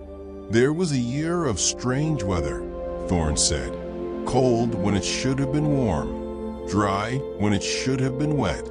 The plants on the northern slope were struggling, and I decided to help them, the way I had seen my father help them when they struggled, with water from the deep springs, with clearing away what was competing with them, with providing what they lacked. He paused, but I did it too much, too often for too long. I gave them so much of what they needed from outside that they stopped reaching for it from within. The roots on the slope went shallow. They stopped going deep because they did not need to. And shallow roots. He stopped and looked at the land below. Shallow roots do not connect to the deep ones. They do not reach the heartwood. They do not speak to the root. He turned and continued walking. It has taken 20 years for the damage to reach this far, he said. I have been watching it come the whole time, knowing it was mine, waiting for the chance to be part of the repair. Pip walked beside him for a while without speaking. He thought about the nature of mistakes made with good intentions, the particular weight of those, which was different from the weight of careless mistakes, heavier in some ways and lighter in others. He thought about how long Thorn had carried this, patiently, faithfully, without bitterness. You've been watching for the chosen one, Clover said. Thorn made a sound, not quite a laugh, not quite dismissive. I've been watching for whoever came, he said. chosen or not. He glanced at Pip.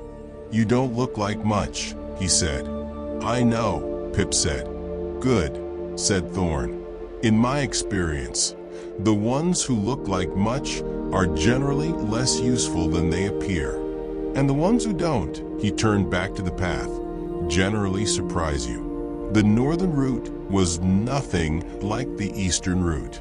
Where the eastern route had been smooth and ancient and moss-covered, calm at the edge of a quiet pool, the northern route emerged from the earth at the top of a rocky outcrop in a way that was almost defiant, angular, powerful, cracked in places by the long pressure of frost and thaw, its surface not soft with moss, but rough with lichen, patterned in the same overlapping circles Pip had been sketching on the rocks below, gray and gold and white, the colors of endurance. The humming here was stronger, lower in frequency, deeper in the earth, less like a vibration, and more like a sound you felt in your ribs. The sound of something very massive moving very slowly, doing work of enormous consequence, without any particular urgency. Pip approached it and felt it in his feet and his knees and his chest.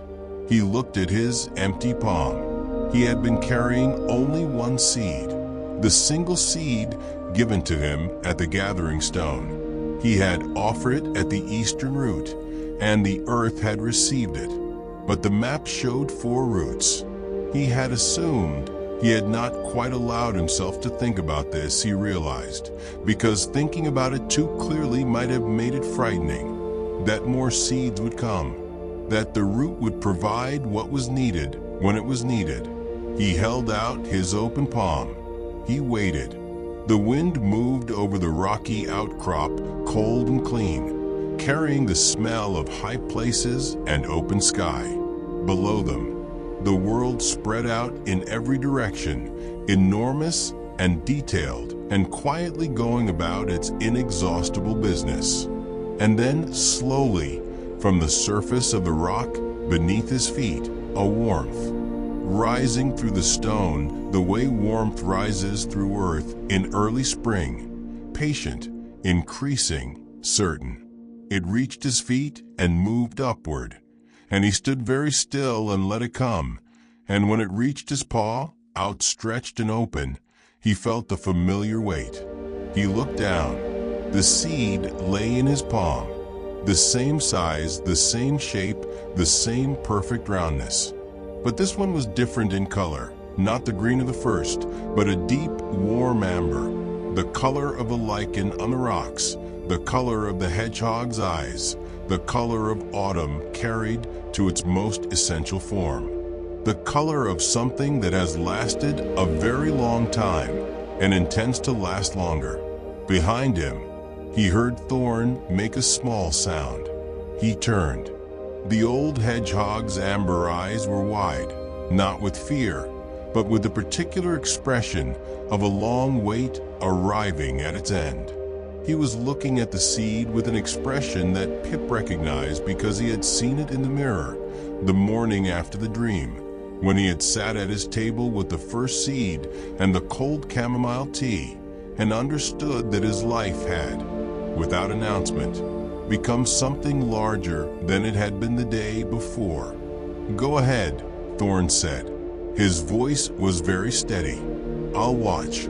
So Pip knelt to the base of the northern root and placed his open paw against the cold, rough stone and held the amber seed against it with the same quality of offering he had brought to the eastern shore, open, unhurried, without conditions, simply present.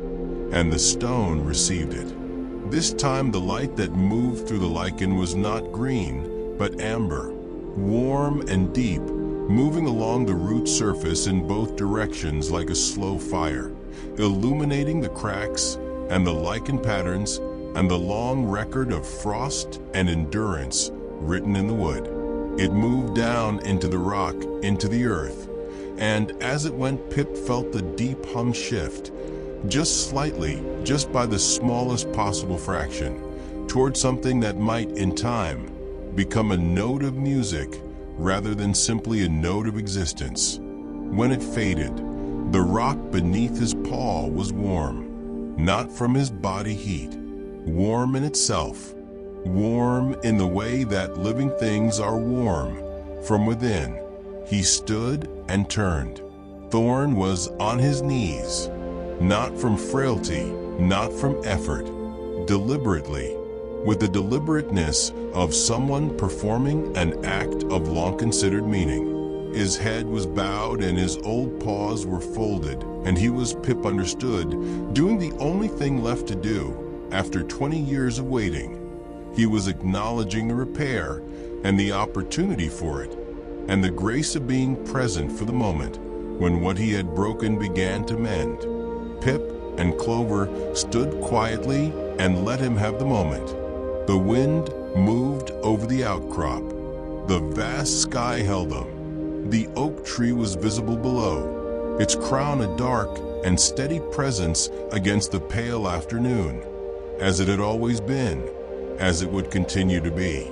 After a while, Thorn rose. He looked at Pip with those amber eyes, and there was something in them that had changed, not lightened exactly, but settled. The difference between carrying something and laying it down. Not lighter, perhaps, but a different quality of weight. 2, he said. 2 of 4, Pip agreed. Thorn looked at the map when Pip unrolled it. He looked at the southern hollow and the western wood.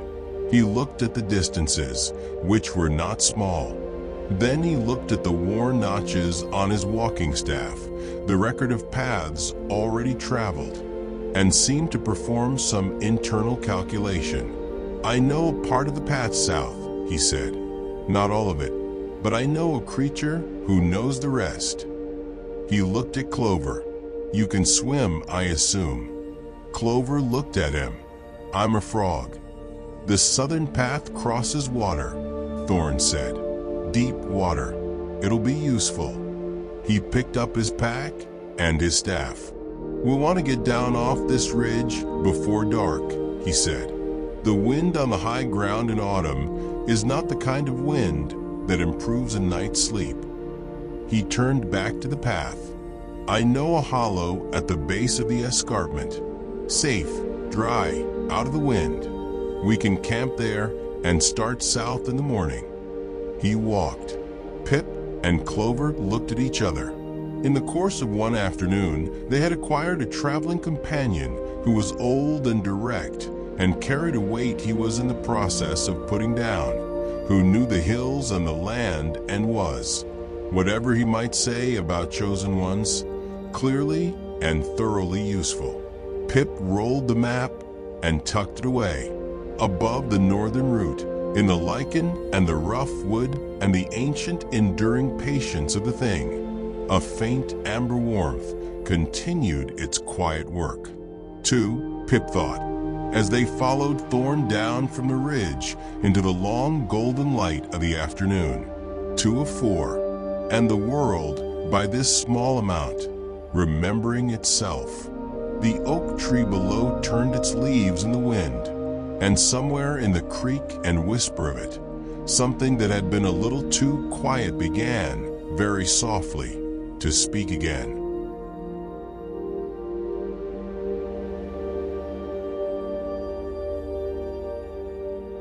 Chapter 6. The Deep Water. The lake appeared without warning. One moment the path south was leading them through a long corridor of ancient beech trees, their silver-gray trunks rising straight and clean, their canopy so high above that the light falling through it had become something diffuse and cathedral, the kind of light that seems to come from everywhere and nowhere and turns the world beneath it into a place of quiet ceremony. The ground here was deep in fallen leaves, years and years of them compressed into a soft, rustling carpet of brown and gold and the occasional brilliant amber, and walking through it produced a sound like very gentle, very patient applause. And then the trees ended, and there was the lake. It was large, larger than anything Pip had imagined when Thorn had said the word water on the ridge above the northern route. It stretched away before them in every direction, not a pond, not a channel, not the shallow reed-laced waterland near the eastern shore, but something deep and wide and ancient. Its surface the color of pewter in the afternoon light, perfectly still, holding the sky in its reflection so completely that standing at its edge you seemed to be standing at the border between two skies, one above and one below, with only the thinnest line of darker water in between. The far shore was barely visible, a dark line in the distance, tree shapes against the paler sky, impossibly remote. Pip stood at the lake's edge and felt very small. He was already small, objectively, 22 seasons old, ears too large, traveling pack containing bread and charcoal, and a smooth stone from a stream bank he was now several days' walk from. But the lake made him feel small in a different way, not diminished, more like accurately scaled, like the lake was reminding him, gently and without malice, of the actual proportions of things. He found this, to his mild surprise, more comforting than frightening. "How wide?" Clover asked. She was standing a little to his left, looking out at the water with her golden eyes narrowed slightly, reading it the way someone reads a landscape they know the language of. "I've only crossed it once," Thorn said from behind them. He had been quieter than usual since the northern route, not withdrawn exactly, but interior, still processing whatever the offering had resolved in him. "Many years ago. A day's swim if you move steadily." "A day's swim," Clover said, "for a strong swimmer." Clover looked at the water. She looked at Pip and Thorn, both of whom were emphatically land creatures. She looked at her walking stick, which she set carefully against a beech tree at the path's edge. "There is no crossing any other way," she said. "The lake runs north to south for longer than it would take us to walk around it," Thorn said. "Half a week at least. In the wrong direction." He looked at the far shore. "The southern hollow is directly across." Clover was quiet for a moment. "Then the water's cold." "Yes," Thorn agreed, "but not." She had crouched at the edge and placed her webbed hand into the water, and she paused with it there, reading. "It's not empty cold. It's the cold of something deep and alive. There are things living in this lake." "Many things," Thorn said. "It's very old water, the oldest water in this part of the world, some say." Clover lifted her hand from the lake. She looked at the water on her fingers for a moment, then looked at Pip. "The map," she said. He unrolled it. They crouched over it together at the water's edge. The southern hollow mark sat directly across the lake. No path around it marked, no bridge or crossing noted. Just the direct line of the route's position and the expanse of a lake in between. "Roswick knew," Pip said. He traced the lake's outline on the map with one finger. "It's marked. The lake is part of the path." "The lake is a test," Thorn said. Pip looked up at him. The old hedgehog was looking at the water with an expression that was not quite readable. Old and knowing and carrying something that might have been memory. "Not a test of courage," Thorn said before Pip could ask. "Not that kind of test. A test of..." He searched for the right word with the careful precision Pip had come to recognize as characteristic of him. "Trust. The path requires you to give something to the water, to let the water carry part of the journey that you cannot carry yourself." He looked at Clover. "Which is why she's here," he said. They made camp at the lake's edge that evening. The most beautiful camp of the journey so far, Pip thought, though he kept this observation to himself. The beech trees came almost to the water, and the leaf carpet ran to the very edge of the shore, so that their camp was half on land and half at the border of things, the fire they built reflecting in the still water as a second, wavering fire in the depths below. The night was clear. The stars were extraordinary, doubled in the lake's surface, so that sitting at the water's edge was like sitting in the middle of the sky. Pip sketched for a long time by firelight, filling pages with the impression of the lake at night, the doubled stars, the dark line of the far shore, the single reflection of their fire burning calmly below. Thorn told stories. This was something Pip had not expected from him. The old hedgehog had seemed, on their first meeting and for most of the journey south, like a creature of economy rather than ornament. But in the firelight, with the lake before them and the night settled around, something loosened in him, and he talked. Not about himself, not directly, but about the hills and the creatures in them. Tales of the northern land that had the quality of things passed down through many tellings, worn smooth by repetition into something essential. A family of badgers who had lived in the same set for 11 generations and whose last member, on dying, had been found with a small stone in each paw, one from the set's entrance, one from the stream nearby, carrying the two things that had made it home. A deer who came every spring to a particular meadow, not because the grass was better there, but because her mother had, and her mother before her, and the going was a form of memory.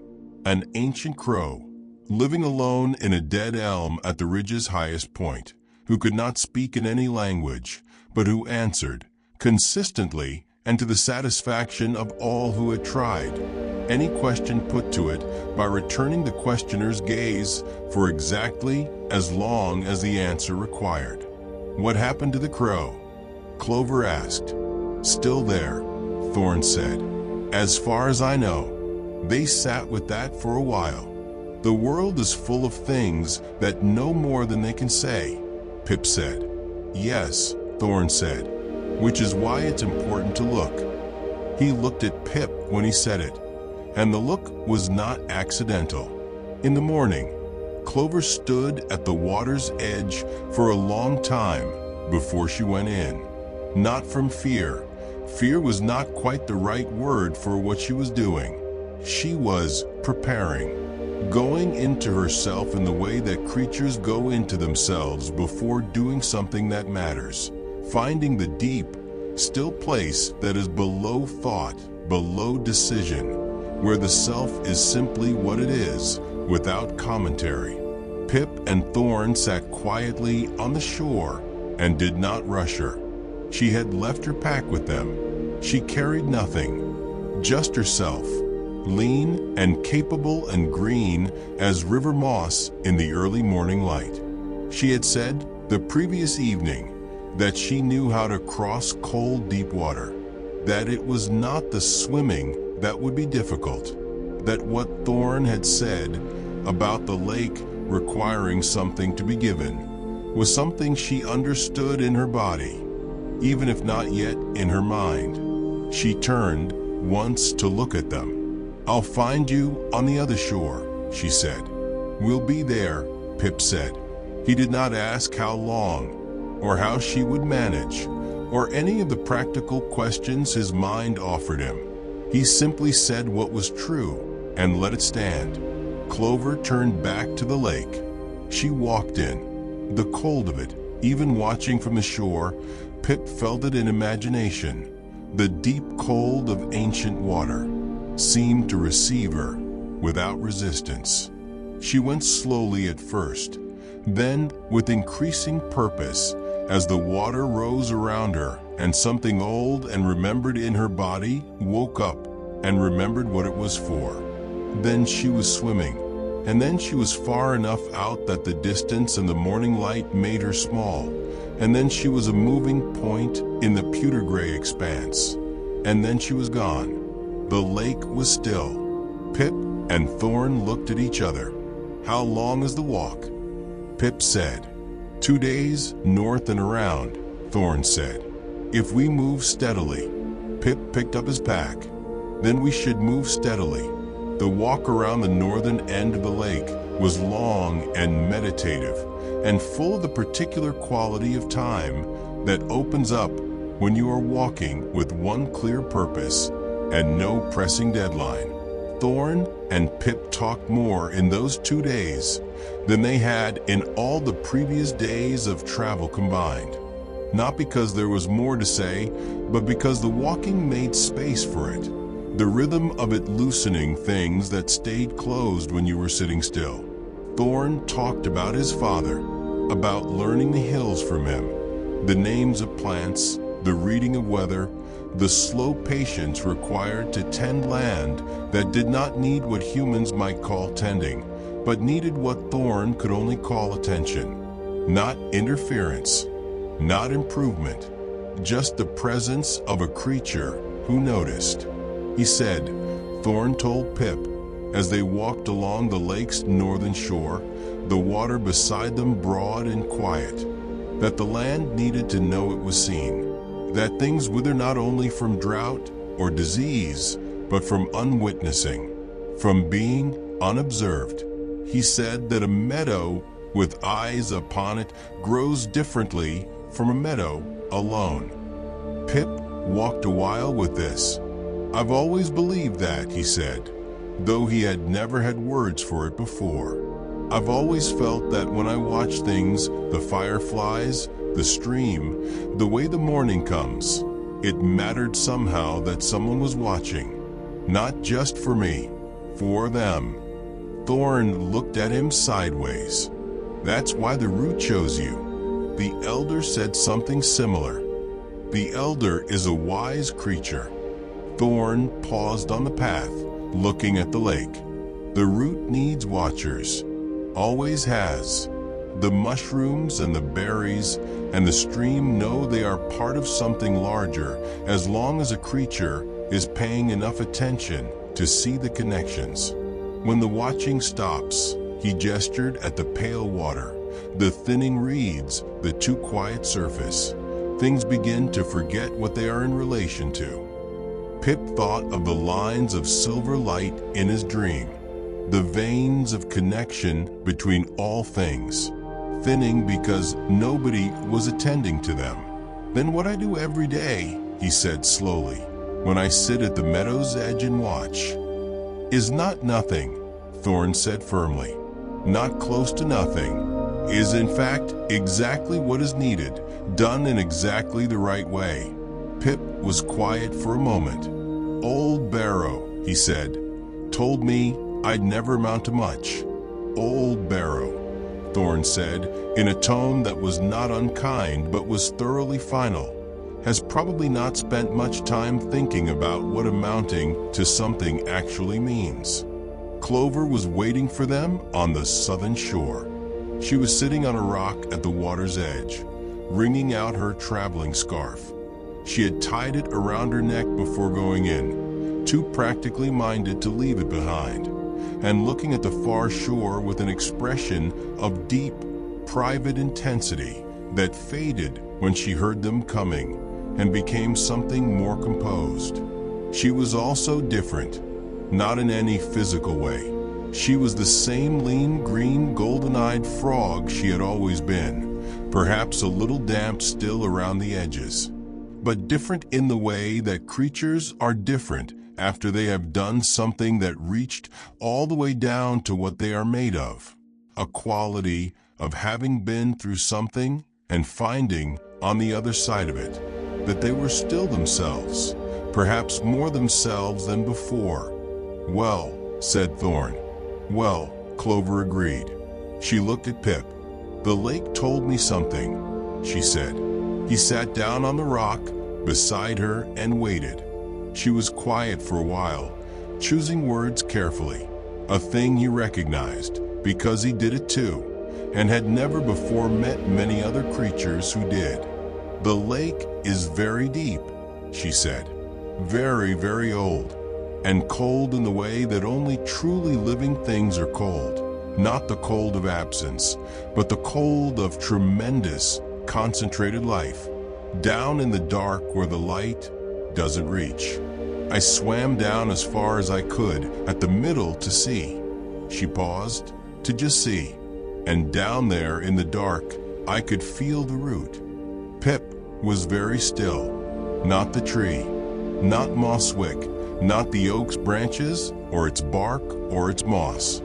The root itself, deep in the earth below the lake bed, running through the stone beneath the water. And it was, she stopped, looked at the lake. It was like hearing someone speak far away through a wall. You can't make out the words, but you can tell, you can absolutely tell, that they are saying something true, something important, something they have always been saying and will always say. Pip thought of the voice in his dream, careful, patient. The root is forgetting. Could you understand it? He asked. Not in words, Clover said, but in feeling, yes. It was saying, she pressed a webbed hand against her chest. It was saying thank you for the first 2 offerings. The way you thank someone for beginning something. The way you say, you are on the right path, please continue. The lake moved very gently, a small wave reaching the shore and withdrawing. There's something else, Clover said. She looked at both of them, Thorn standing a little apart with his hands on his walking staff, and Pip beside her on the rock. The western wood is the last root, and the lake, something in the lake wants me to know. The western wood is the hardest part. Harder than the lake? Thorn said. The lake is not hard, Clover said. The lake is just deep. The western wood is. She shook her head, looking for the right word and finding something inexact but close enough. Old. Old in a different way. Old in a way that isn't always comfortable. They sat with that for a while. But the southern hollow is first, Pip said. The southern hollow is first, she agreed. She stood, shaking the last of the lake's cold from her limbs with a full body shiver that was practical and complete and very frog-like. And I'd rather be moving than sitting, now that I'm on this side. The southern route was through a gap in the low hills south of the lake, in a hollow so sheltered from the wind that it felt, stepping down into it, like stepping into a different season.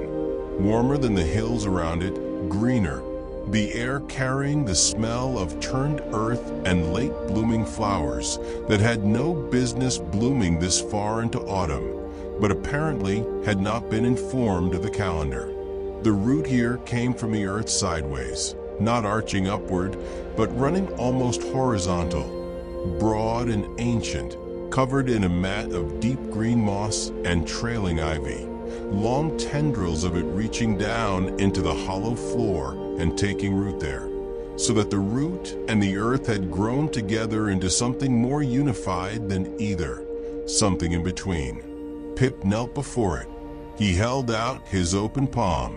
The seed came quickly this time, rising through the ground without hesitation, arriving in his palm with a warmth and a color that was, this time, deep and rich and green as the ivy itself, as the moss, as new growth, as the smell of rain. He placed it at the root's base with the same open-handed offering as before.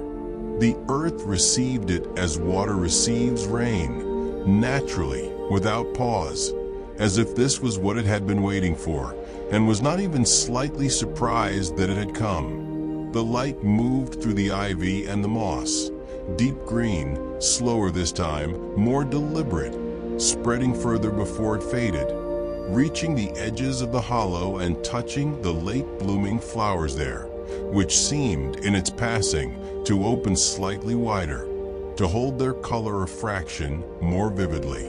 3 of 4, and the warmth in the earth at the southern hollow. When Pip rested his paw against it, was the warmth of something that had been sleeping and was now, degree by degree, returning to wakefulness. Chapter 7. The Western Wood. The Western Wood announced itself before they reached it.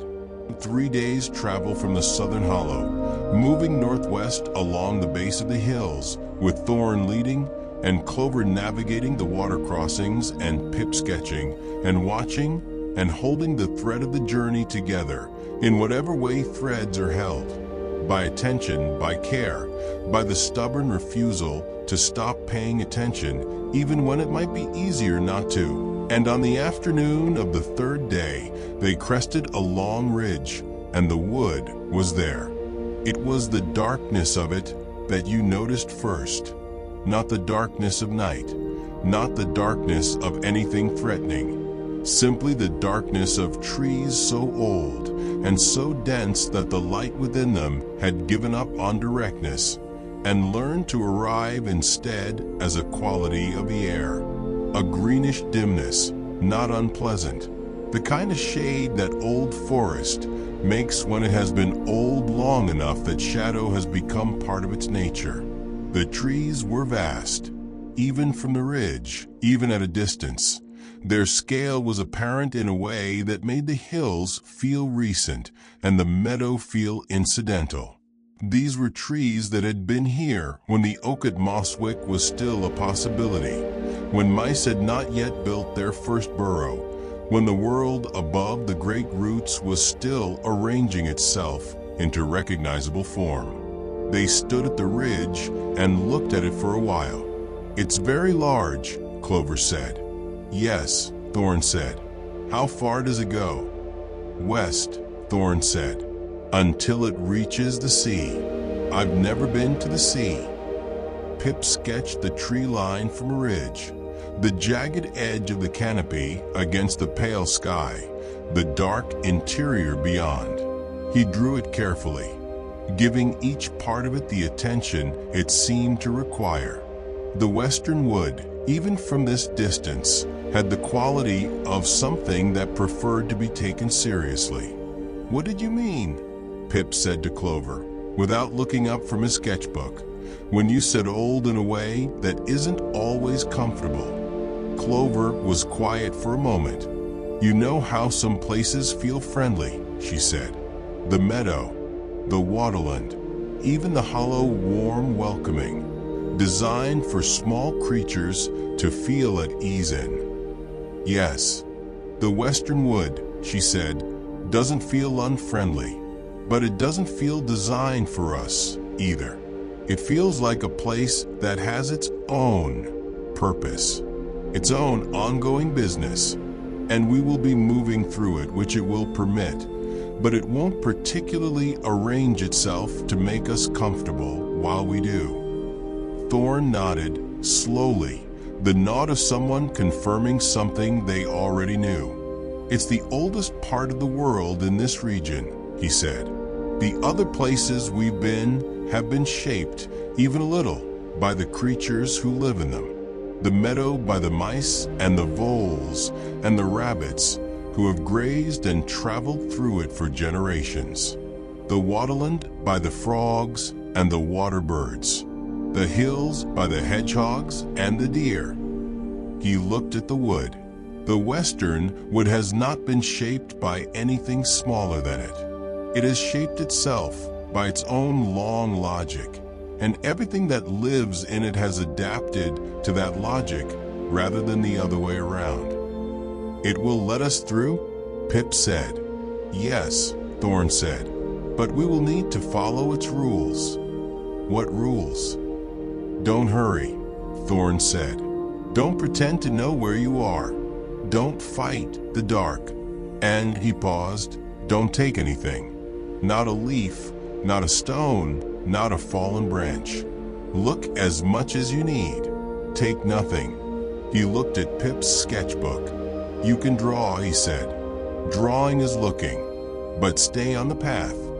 They entered the wood in the early morning of the following day, at a point where two great roots of the outermost trees created a natural arch over the path, a threshold, unmistakably. The trees on either side were so wide that all three travelers could have hidden behind one trunk and had room to spare.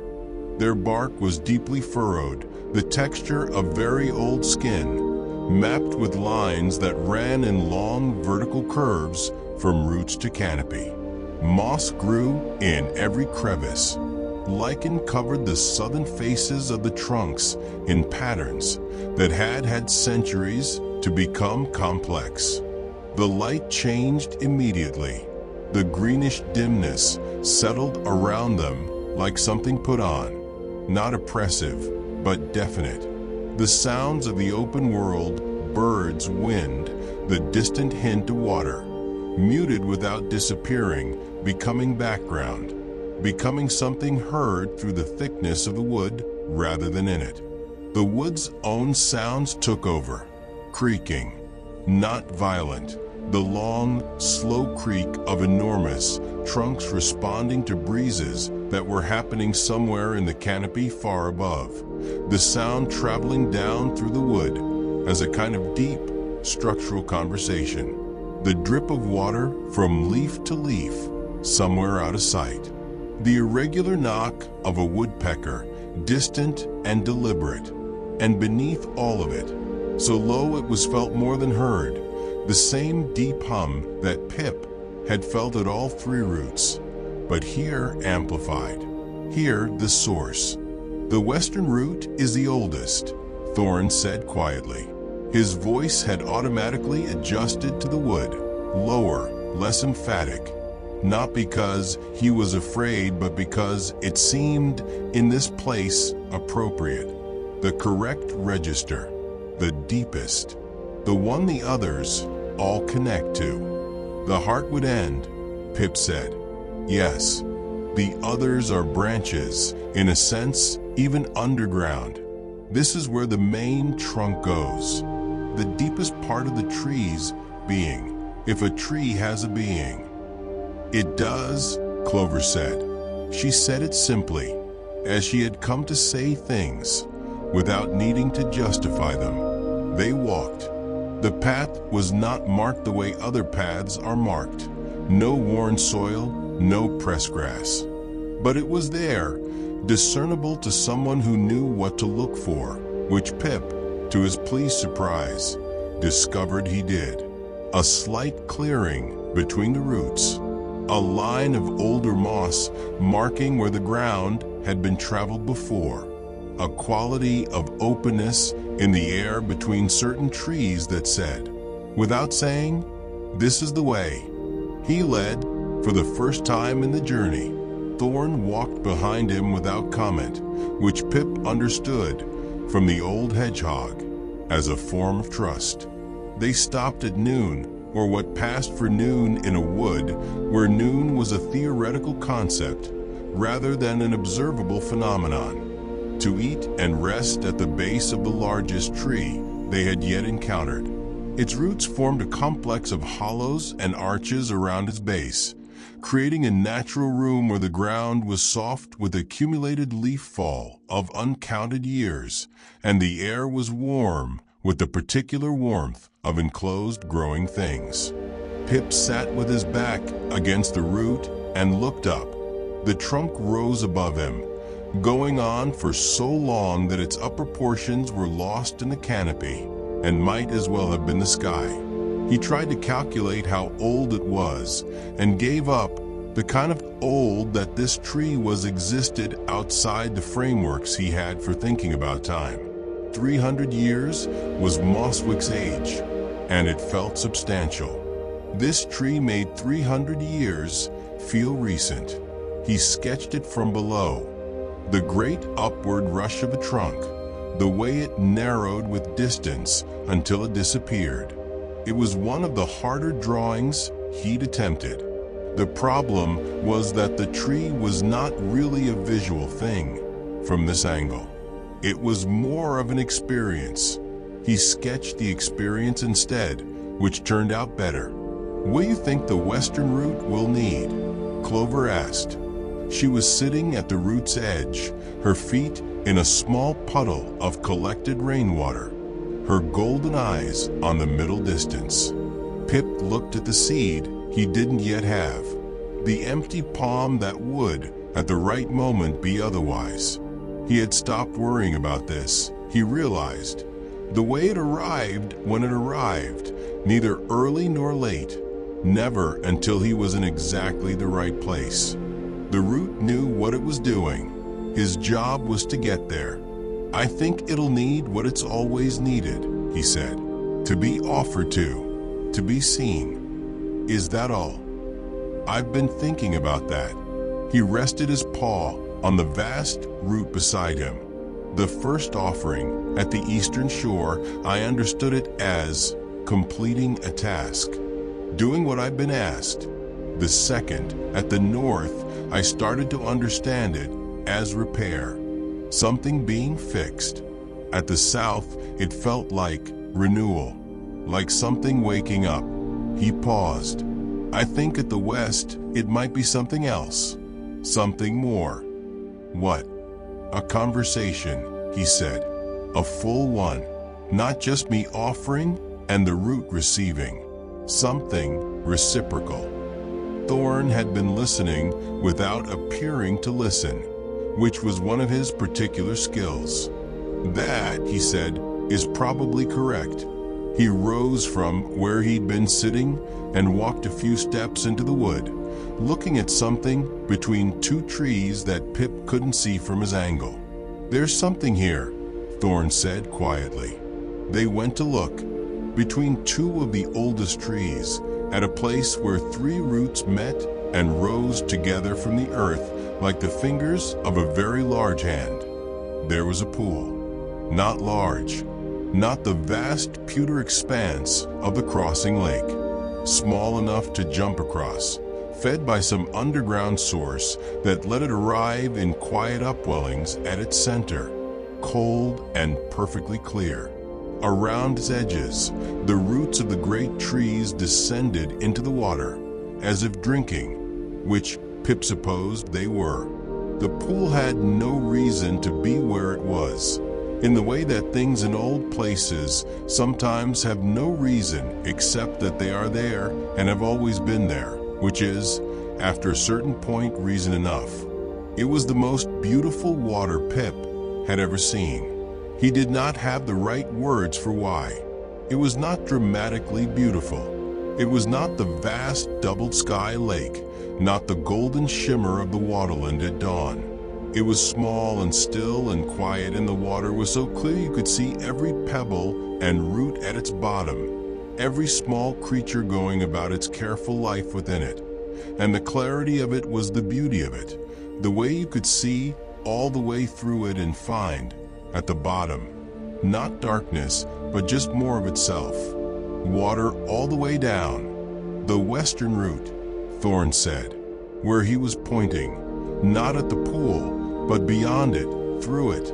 The surface of the water showed something below, not the pebbled bottom, something deeper, something the pool was only the top of. Pip crouched at the edge and looked. Below the surface of the pool, revealed by the water's extraordinary clarity, was the root, a cross-section of it, visible where it passed beneath the pool's bed and continued into the deeper earth below. An immense circular face of dark, ancient wood, rings within rings within rings, spiraling inward to the heartwood at its center, which was the darkest and oldest and somehow most quietly alive part of all. He could see the rings. He could count them, if he tried, though the counting would take a very long time, and he would lose himself in it. The record of centuries, laid down one patient year at a time, each ring representing a full turning of the world. Everything that had happened in that year, every rain and drought and storm and stillness, compressed into one visible line of wood that would remain there for as long as the tree remained, which would be, he suspected, a very long time. He sat at the pool's edge and looked at the root beneath the water for a long time. Neither Clover nor Thorn spoke. The wood creaked above them. The pool upwelled its quiet cold. When the seed came this time, it came from the water. He had his hand at the pool's surface, trailing his fingers in the cold of it, and he felt the warmth, the rising warmth that always preceded the seed, coming up through the water itself rather than through the earth, rising patiently through the clear, cold depth. And when it reached his fingers, it was not a shock of temperature, but a gradual arriving, a warmth that had traveled a long way and was content to be received gently. The seed rose through the water and rested in his palm. It was the color of heartwood, dark and deep and red as the center of an old tree, the color of centuries, the color of something that has been growing so long it has become simply what it is. Pip held it for a long moment. Then he did something different. He did not place his paw on the earth. He did not hold the seed against a root or a stone. He simply held his open palm above the pool's surface, over the place where the root's heartwood showed through the clear water below. And he looked at the seed and the root and the water between them. And he spoke. He had not planned to speak, but the space required it. The pool's quietness, the wood's attentive dark, the sense that here, at the deepest and oldest part of the journey, something more than offering was called for, something closer to conversation. "I see you," he said. His voice was very quiet. The wood absorbed it without echo. "I have always seen you," he said. "I didn't know what I was seeing. The fireflies, the stream, the mushrooms, the way the morning comes. I didn't know they were you, or that you were the reason they were the way they were. But I was watching. I was always watching." He paused. "Someone should have told you sooner that you were seen, that the connections you carry between all things, they matter. To the meadow and the waterland and the hills and the wood. To the mouse who sat at the edge of the meadow watching fireflies and didn't know why, but knew it was important. They matter." He lowered his paw until the seed touched the water. "You don't need to forget," he said simply. "We're here." The seed entered the water without a ripple. It descended, slowly, slowly, through the clear depth, turning as it went, catching the dim light of the wood and holding it, heartwood red, warm in the cold water. It descended until it reached the surface of the root below, and there, without force, without drama, with the natural inevitability of a thing returning to where it came from, it was received. And the western wood lit up, not the brief, local glow of the previous offerings, not the amber warmth moving along a lichen-covered surface, or the green light spreading through coastal moss. The light that moved through the western wood moved through the whole of it, through the roots and up the trunks and out through the canopy, reaching through the ancient trees from the heartwood to the furthest outermost branch. The same warm heartwood red, traveling at the pace of something that has all the time there is and is not in any particular hurry about any of it. It lasted longer than the others, long enough for Pip to watch it move from tree to tree, root to root, the connections of the wood illuminated and visible for one long, clear moment before the light softened and became the quality of the air itself, and was no longer a separate thing, but simply the wood. The wood lit from within, as it had always been before the forgetting, as it would be again. The pool's surface was still. Pip sat back and found that his paws were shaking very slightly, which he noted without particular concern. Something large had passed through him, the way a strong note passes through a string. The string itself does not break, but it vibrates for a while after, feeling the fullness of what moved through it. Thorn sat down heavily beside him.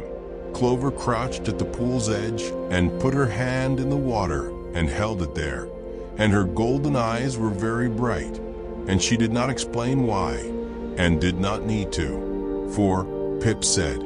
"4 of 4," Thorn said. The western wood moved around them, large and dark and ancient, and now quietly, deeply, certainly awake.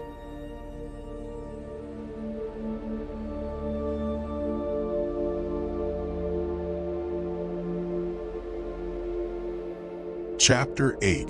What Grows After. They stayed in the western wood for 3 days. This had not been planned. The plan, insofar as Pip had ever quite had a plan, being more the sort of creature who had a direction than a plan, had been to complete the 4th offering and then begin the journey back. Back to Mosswick, back to the oak tree, back to the elder with her luminous gray eyes and her pot of chamomile tea, and the founding record with its 300 years of patient watching. But the wood kept them, not forcibly, not the way a trap keeps something, more the way a piece of music keeps you, the way you sit with it a little longer than you intended, because leaving while it is still playing feels like a kind of rudeness, an inattention to something that deserves your full attention to the end. The wood was changing, even in those 3 days, even in the short time since the 4th offering. The wood was noticeably different.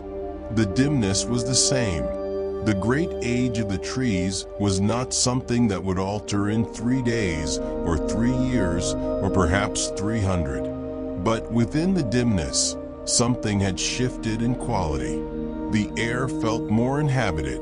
The sound of the wood, the creaking, the dripping, the woodpecker's distant industry, seemed fuller, richer, carrying more information than it had before, the way a conversation carries more when both participants are fully present. New growth appeared, not dramatic growth, not anything a passing traveler would notice. But Pip noticed.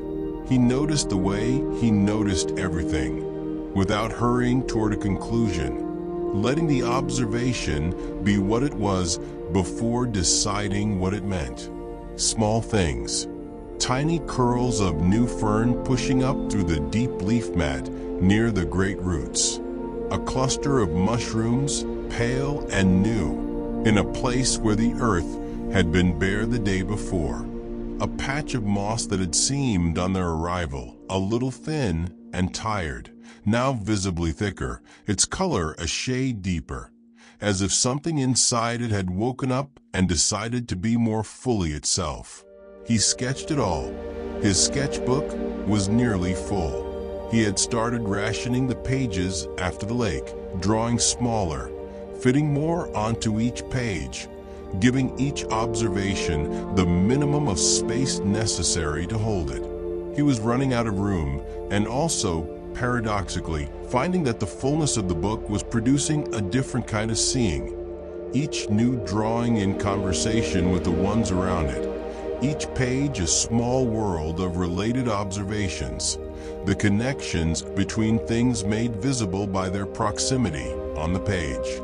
It was, he realized, a kind of map, not the map of the elder, not the foremarks and the distances between them, a different kind of map, a record of what had been seen, and therefore what had been held in attention, and therefore what had been kept from the forgetting.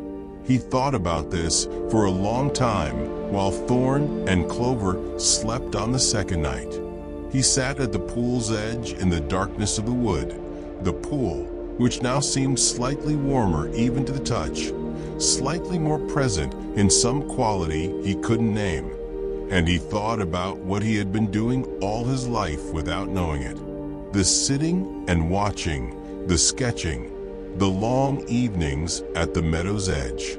He had thought, when old Barrow had told him he'd never amount to much, that perhaps Barrow was right, that the watching was a luxury, a habit, something he did because he could not do it, but not something that mattered in the way that grain keeping mattered or herb gardening mattered. But the root had chosen him specifically because of it. The watching mattered. The attention mattered. Not as a passive thing, not just as the idle observation of someone with nothing better to do, as an active, necessary thing, as the equivalent in the domain of seeing, of what roots do in the domain of growing, reaching into the world, making contact, carrying something from where it exists to where it can be used. He looked at the pool. He looked at his sketchbook full of drawings from the journey, the spider web in the morning meadow, the heron in the waterland, Clover's first appearance on the flat stone, Thorn's walking staff with its notched record of paths, the doubled stars in the crossing lake, the new growth at the eastern shore, the lichen patterns on the northern route. He looked at his paw, empty now, all 4 seeds given, all 4 offerings made. And then he understood. The seed was not something he had carried to the root. The seed was something the root had given him to carry back. He sat with this for a long time, turning it over the way he turned smooth stones in his paw, feeling the weight and shape of it.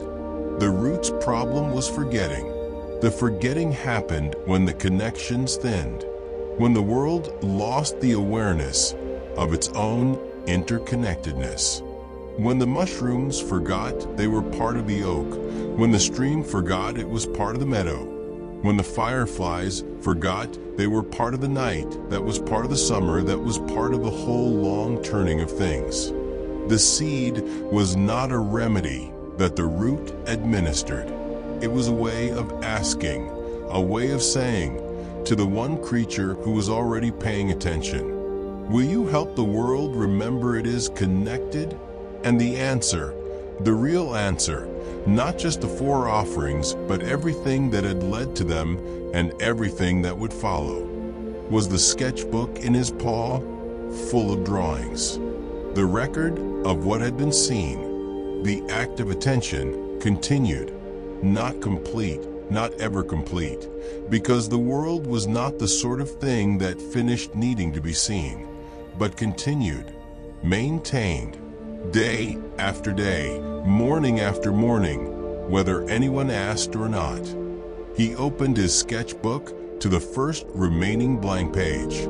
He drew the pool in the dark from memory, the round stillness of it, the barely visible suggestion of the root below, the upwelling warmth at its center. He drew it with care, giving it all the time it needed, staying with it until the image felt true rather than merely accurate.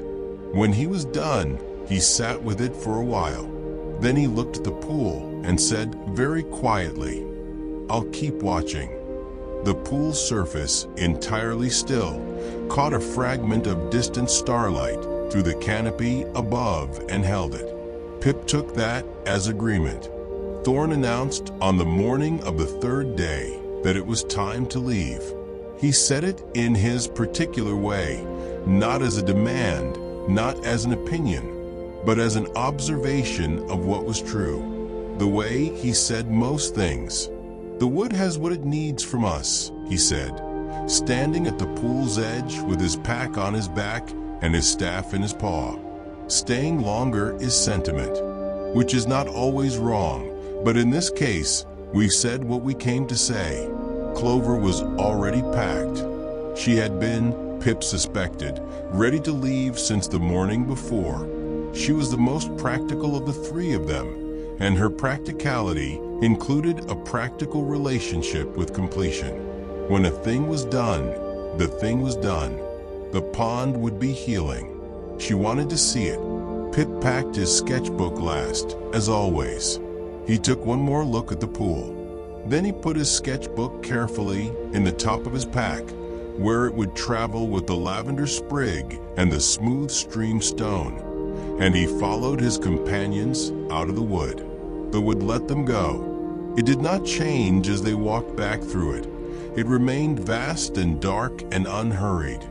entirely occupied with its own long purposes. But there was something different in the going out from the going in, a quality that Pip, after some thought, identified as acknowledgement. The wood knew they had been there. The wood knew what had been done. It did not thank them because it was not that kind of wood, but it noted them in the way that very old things note what passes through them, adding it to a record that would last as long as the tree, and perhaps longer. At the threshold arch of the two great outermost roots, Pip stopped. He turned and looked back into the wood. Through the dimness and the distance, he thought he could see, just barely, just at the edge of possibility, the very faintest glimmer of heartwood red deep within the wood, where the pool reflected what no light in the wood should logically have been producing, but was producing nonetheless. The afterglow of the offering, the beginning of the remembering. He watched it for one long moment. Then he turned to the light of the open world and walked through the arch and back out into the hills. The walk home was different from the walk out. Not in route or terrain, they took the same paths back through the hills and around the lake and north through the beech forest and into the meadow. But different in the way that return is always different from departure, carrying within it the knowledge of what has been traversed and what has been changed and what waits at the end of it that was waiting too at the beginning, but was then still only potential and is now actual. The world looked different, or rather, not different, more itself, more fully present in its own nature, as if some essential quality had been restored to everything Pip looked at, some depth to the color or richness to the texture that had been missing before without his quite noticing. The way you don't notice a sound has been absent until it returns, and you think, yes, that's what was missing. The meadow grass, on the morning they re-entered it heading north, was an almost startling green in the early light. Not the pale, slightly faded green it had been when they'd walked south through it. A deeper, richer green. The green of something fully alive and aware of it. The mushrooms, Clover said, pausing on the path. She was looking at a cluster of them near a fallen branch, small, brown, perfectly formed, pushing up through the autumn grass with the cheerful urgency of things that have somewhere to be and are glad to be going there. Do they look different to you? Yes, Pip said. More present, Thorn said, before she could find the word. That's the word, more present. They stood looking at the mushrooms for a while. It worked, Clover said. Not with surprise. She had believed it would work in the practical, no-nonsense way she believed things that could be verified, but with a kind of quiet, private satisfaction, the feeling of having been part of something that was now verifiably true. It's beginning to work, Pip said. The offering started something, but the root's memory doesn't come back all at once. It comes back the way it was lost, gradually, quietly, season by season. How do you know that? Clover said. He thought about the conversation at the pool in the dark, about what he had understood. He tried to put it into words and found, to his mild frustration, that some of the most important parts of understanding resist words rather stubbornly. I don't know it, he said. I feel it. The way you felt what the lake was telling you. Clover considered this and accepted it, which was one of the things Pip had come to appreciate about her.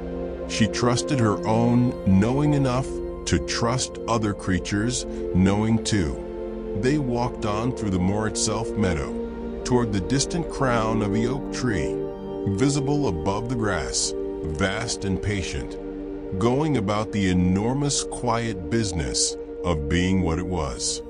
Thorn left them at the base of the northern hills. This was not a surprise. He had said from the beginning that his place was the hills, that he was a creature of the high ground, that the world had given him a piece of itself to tend, and he intended to tend it. What was slightly surprising was how difficult the leaving was for all three of them, given that they had known each other for only a handful of days and had spent much of that time walking in a comfortable silence that was not, Pip reflected, so very different from comfortable solitude. But it was different. That was the thing about it. Comfortable silence shared was not the same as comfortable silence alone. It had a different texture, a different warmth. Thorn embraced them both, Pip first, then Clover, with a brief, firm, unsentimental embrace of someone who considers sentiment a valid and important experience, but is not going to make a spectacle of it. The hills will be better, he said, slowly, but better. Visit Mosswick, Pip said. The elder would like to hear what's happened. Thorn considered this. Perhaps in spring, he said, which, from Thorn, was a commitment. He turned and walked up into the hills, his walking staff finding the rhythm of the ascent, his old back straight, his spines catching the morning light. Pip and Clover watched him until the hill's curve took him from sight. Then they walked on together toward the waterland and the eastern shore, where Clover's pond was waiting to be seen, and toward Mosswick, where an elder was waiting to be told that the world had remembered, and where a small burrow with a round window and a collection of smooth stones and a mat where a mouse had slept and dreamed and woken into the first morning of something new was waiting patiently to be home again.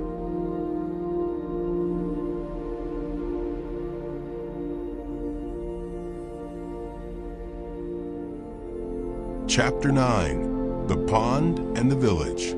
They reached the eastern shore on a morning of such particular beauty that Pip stopped at the waterland's edge and simply stood in it for a while. The sky was the pale, clear blue of late autumn, the kind of blue that only arrives when the last of summer's haze has burned away and the air has been cleaned by cold nights and honest winds and has become, in the process, transparent in a way that summer air never quite manages. The waterland lay before them, sunstruck and glittering, the reed beds amber and ochre in the morning light, the channels between them running silver, and the whole expanse of it moving in a slow, unified breath beneath the wind. And it was louder than when they had left. The difference was subtle, but unmistakable to ears that had been listening carefully all their lives.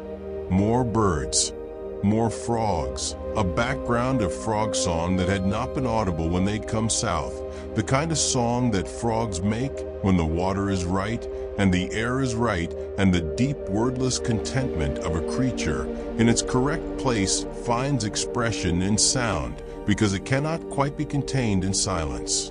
More insects, the hum of them richer and more varied, more life in all its necessary, beautiful noisiness, going about the business of living in a place that had remembered it was alive.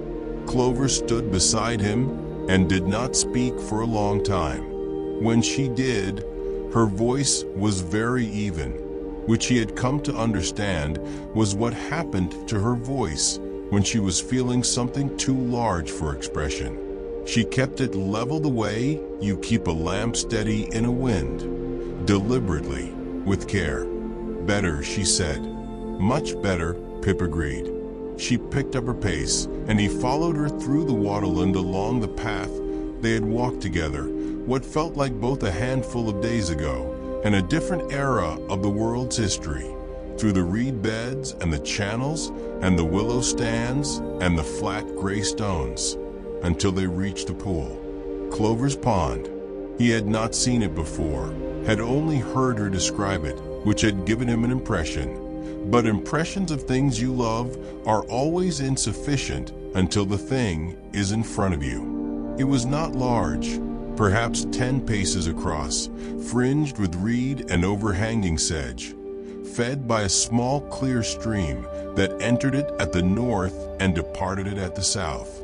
Several lily pads floated at the surface, and on one of them, in a shaft of morning sunlight, a small frog sat with a serene self-possession of a creature entirely at home. The water was clear, not the extraordinary revelatory clarity of the western woods pool, not the deep cold aliveness of the crossing lake, but the ordinary, reliable, deeply satisfying clarity of water that is well and knows it. You could see the bottom, the gentle sand and pebble of it, the waving water plants, the small things moving through it that do not have names in any language spoken above the water surface, but are no less real for that. The lilies were not in bloom. It was too late in the season for that. But the pads were whole and green and sitting on the water the way a lily pad should sit, with that combination of floating and being held that is the particular genius of lily pads. The reeds around the edges were full and upright. The sedge was thick. Clover stood at the water's edge. She put her feet in. She stood like that for a while, the water up to her knees, the cold of it a good cold, a living cold, a cold that had the weight and movement of something real behind it. And her face was the face of someone who has been away and is back, and the being back is both exactly as they remembered and slightly better than they feared. She turned to look at Pip. "My grandmother," she said, "used to sit exactly here." "What would she do?" Pip asked. "Nothing," Clover said. "She'd just sit and hum sometimes, very quietly, the frog song." She paused. "I used to think it was an old habit, something she did, because she'd always done it. But now I think she was doing what you were always doing in the meadow." "Watching," Pip said. "Witnessing," Clover said, which was a better word, and she had known it was. She waded in a little further, the water rising to her waist, and then she did something that Pip had not seen her do in all the days of travel. She dove. She disappeared beneath the surface without a splash, without a ripple, as cleanly and naturally as water returning to water. And the pond closed over her, smooth and entire, and Pip stood at the edge and watched the surface, which was still and reflecting the pale blue sky, and felt no urgency about this and simply waited. He took out his sketchbook. He sketched the pond, the lily pads, the sedge, the particular way the morning light lay across the surface in a long, slanted swathe. He sketched the frog on the lily pad, who had not moved. He sketched the way the stream entered the pond at the north, the small disturbance of it, the gentle movement it introduced to the otherwise still water. He was sketching the far bank when Clover surfaced. She came up near the center of the pond, shaking water from her face, and floated there on her back for a while looking at the sky. "The cold is right," she said. "Cold the way it should be. Not too much." She turned over and swam slowly to the bank, climbing out with the easy grace of a creature in its element. She sat on the flat gray stone at the bank's edge, the same stone Pip noticed, where he'd found her on the first morning of the journey, knees to her chest, dew on her shoulders, carrying something she hadn't yet told him. The water plants at the bottom are growing again. New growth, I can see it. Small, but there. "The remembering," Pip said. "The remembering," she agreed. She looked at him with those golden eyes, and there was something in them that was different from the beginning of the journey. Not changed exactly, but expanded. Room in them for something that hadn't been there before, something that had grown in the same way that the water plants were growing, quietly and in the dark and without fanfare, but real. "What happens to you now?" she said. "I go home," Pip said. And then he looked at the pond. He looked at his sketchbook. He thought of the pool in the dark of the western wood, and what he had understood there, and the quiet commitment he had made. "And then I keep watching," he said, "the same as always, but knowing what it's for now." "Will you come back?" she said. She said it without particular emphasis, in the tone of someone asking a practical question. But he understood what was under it, the real question, which was not about visits, but about whether the world they had briefly shared, the journey, the companions, the four offerings and the wood and the lake and the changing quality of the world returning to itself, would continue to exist in some form, or whether it would close like a book when he walked back into Mosswick and resumed his life. He thought about it honestly. "Yes," he said, "I'll come back." He paused. "The eastern route is here. I should check on it. Make sure the growth is continuing." He paused again. "And the pond is worth sketching in all the seasons." Clover made the sound, the one that had taken him a while to recognize as a smile, the beginning of one, the shape of one in the throat before it reached the face. "In spring," she said, "the lilies bloom." "I know," he said. "I'd like to see that." "Then come in spring." "I will." She walked with him to the waterlands edge, the border between her world and the open meadow, the place where her home ended and his began. They stood there for a moment with the reed beds behind them and the golden meadow ahead, the distance of the journey in both directions. "Thank you," Pip said. "You too," she said. She looked at him for a moment with those complicated, luminous golden eyes. "You are," she said carefully, "not what I expected when I saw a mouse standing in the meadow at dawn asking if I was all right. I'm never what people expect," Pip said. "I've made my peace with it." "Don't," she said. "It's one of your better qualities." She turned back to the waterland, and he turned to the meadow, and they walked in their separate directions toward their separate homes, and the morning held them both in its wide, unhurried light.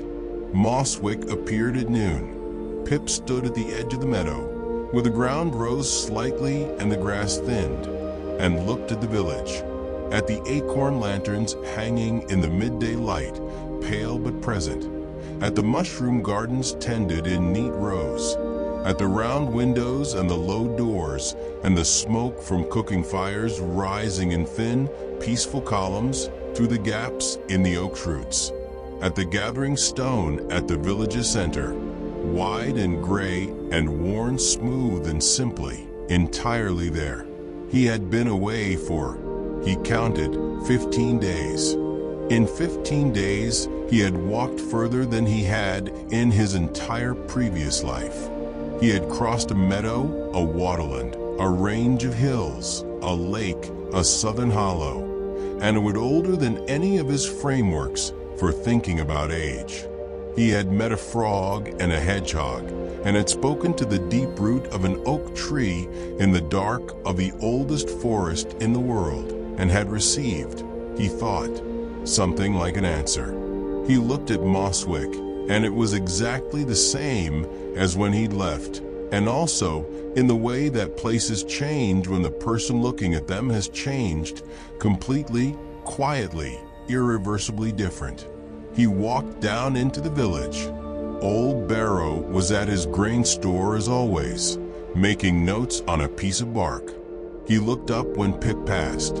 "Young Pip," he said, "you've been away." "Yes," Pip said. Barrow looked at him. Whatever he saw, the travel-worn pack, the slight additional confidence of a creature that has done something and knows it, made him pause in a way he didn't usually pause. "Where did you go?" he asked.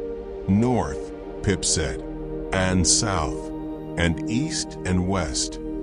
Barrow looked at him for a moment.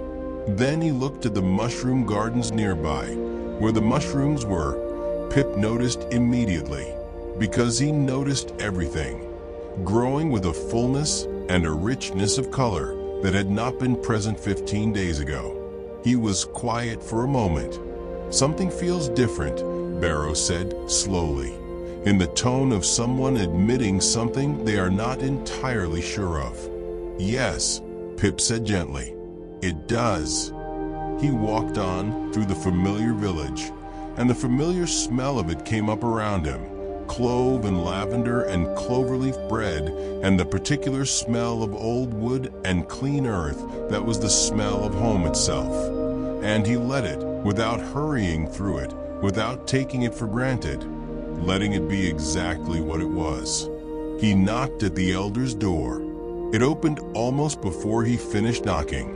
Elder Bramble looked at him with those pale gray eyes, which were luminous as they always were, and perhaps a fraction brighter than usual. "Well," she said. "Four," he said. "All four." She looked at him for a long moment. Then she stepped back from the door, and he came inside, and the low curved burrow was warm with lantern light and the smell of chamomile, and there were 2 cups on the low table, as if she had known to prepare for 2. He sat down across from her, and they each picked up their cups, and she looked at him over the rim of hers with those luminous eyes, and he understood that this was what she had been waiting for, not a report, not a list of events, but this, the returned traveler, the cup of tea, the quiet. "Tell me everything," she said. And Pip, who had never been much of a talker, opened his mouth and found, to his very mild surprise, that he had a great deal to say. Chapter 10, The Watcher's Gift. Winter came to Mosswick slowly, as it always did, arriving first as a quality of a light, a lowering and softening of it, a shortening of the days that was less a deprivation than a kind of permission. Permission to slow down, to move inward, to turn from a wide world of summer and autumn toward the small, warm, lamplight world of winter evenings and long, productive nights, and the particular pleasures of staying in. The oak tree above the village made its own preparations, drawing its energy down from the tips of its branches into its heartwood, pulling in, becoming dense and quiet and inward focused, the way very old things become in the cold months, not diminished, just concentrated.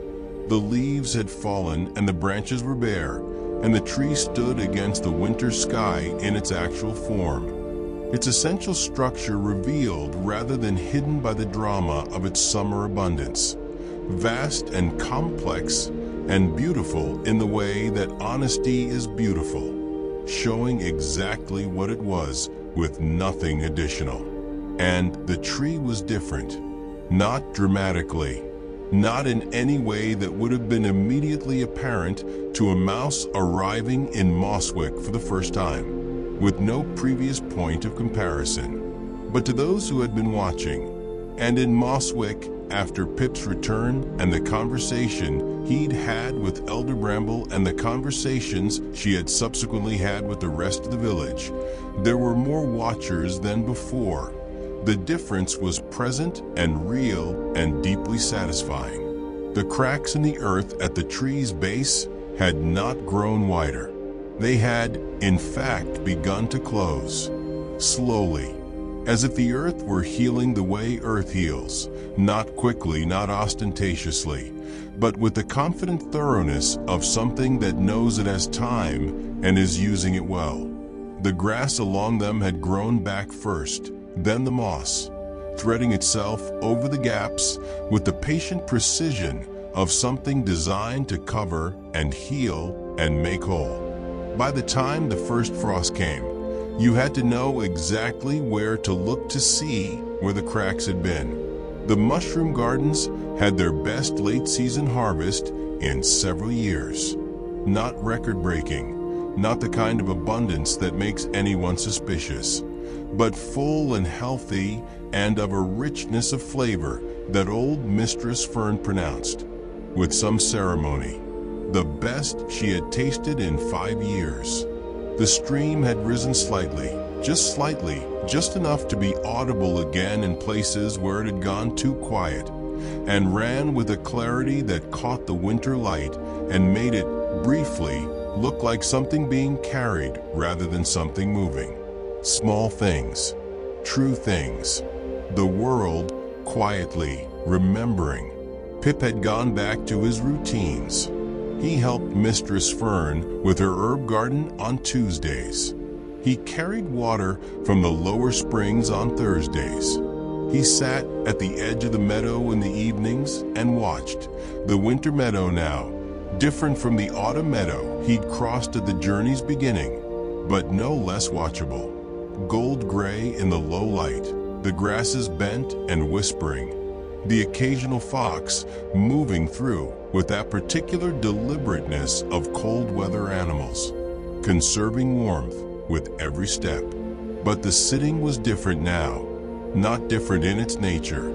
He still sat the same way, still with the same quality of attention, still with the sketchbook in his paw, and the same unhurried openness to whatever was there, but different in what he knew while he was doing it.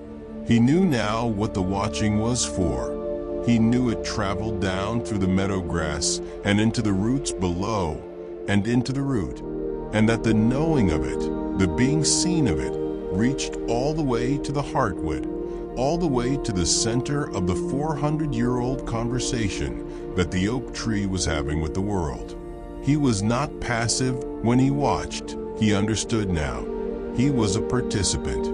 The world needed to be seen in order to remain connected to itself, and he was the creature doing the seeing. And these were not separate contributions to the world's well-being, but the same one. He had always known this, somewhere below the level of words. He had simply now had the experience that turned the below words knowing into the above words kind. He was, he supposed, the same mouse, ears still too large, still 22 seasons old, still occupying a small burrow at the eastern edge of Mosswick with a disorganized pile of borrowed books and a collection of smooth stones and a sketchbook that was now entirely full on every page, every corner, every margin, the whole journey compressed between its bark covers, sitting on his table in the place of honor where the seed had rested. The night everything changed. He had started a second sketchbook. Elder Bramble had provided it, a generous one, more pages than the first, made of the same thin birch paper, but bound in a cover of cured leather that would last longer. She had given it to him without ceremony, setting it on the table between them during one of his evening visits. And when he looked up at her, she had said simply, "You'll need it. Keep going." He was keeping going. On a morning in midwinter, when the frost lay white on every surface, and the oak tree's bare branches were laced with ice that caught the early light and turned it into something kaleidoscopic, Pip received a visitor. He heard the knock at his round door, not Mosswick's usual knock, the familiar 3-tap or 2-tap of neighbors on errands, but a different knock, unhurried, deliberate, the knock of someone who has walked a long way and is not in any particular rush, but has arrived. He opened the door. It was Clover. She was wearing her traveling scarf, and her pack was on her back, and her walking stick was in her paw, and she was standing in the frost of a midwinter Mosswick morning with her golden eyes bright and the expression she wore when she was doing a practical thing she was also quietly glad about. "You said come in spring," Pip said. "I said the lilies bloom in spring," she said. "I didn't say I'd wait." He stepped back to let her in. She looked around the burrow, the borrowed books, the smooth stones, the completed sketchbook on the table, the new one open beside it with a half-finished drawing of the winter meadow. "You've been busy," she said. Watching, he said. "Tea, please," she said. He made chamomile. There was always chamomile. The herb garden of Mistress Fern having recovered its full production with the particular enthusiasm of something that had been slightly suppressed and was now free, and they sat at his small table, and he asked about the pond, and she told him. It was recovering, steadily, week by week, in the patient way she had expected after what she'd seen at the base of the eastern root. The water plants growing back. The lily roots, she dove to check them every few days, adding this to her routines the way Pip had added the winter meadow watching to his. Putting out new growth, thin as thread but present, reaching toward the light. The frogs who had been increasingly absent from the pond coming back. Not all of them, not yet, but some. First one, then a small group, settling back into the water with the matter-of-fact satisfaction of creatures returning to where they belonged. "My grandmother's pond," she said. She looked at her tea. "I thought it was just hers, her particular memory. But it remembers her somehow. The place itself. The way the water moves over the particular pebbles near the south bank. The way the light falls at certain times a day." She paused. "I swim there every morning now, just to witness it, the way she used to sit." "The singing?" Pip asked. She looked at him. Then she looked out the round window of the burrow at the frost-white village. "Sometimes," she said, very quietly, "when I'm sure no one is listening." "Your grandmother was right," Pip said. "It wasn't just a habit." "I know," Clover said. "I know that now." She stayed in Mosswick for a week. The village received her with a warm, slightly surprised hospitality of a place not much accustomed to outside visitors. Curious, generous, pleased by the novelty.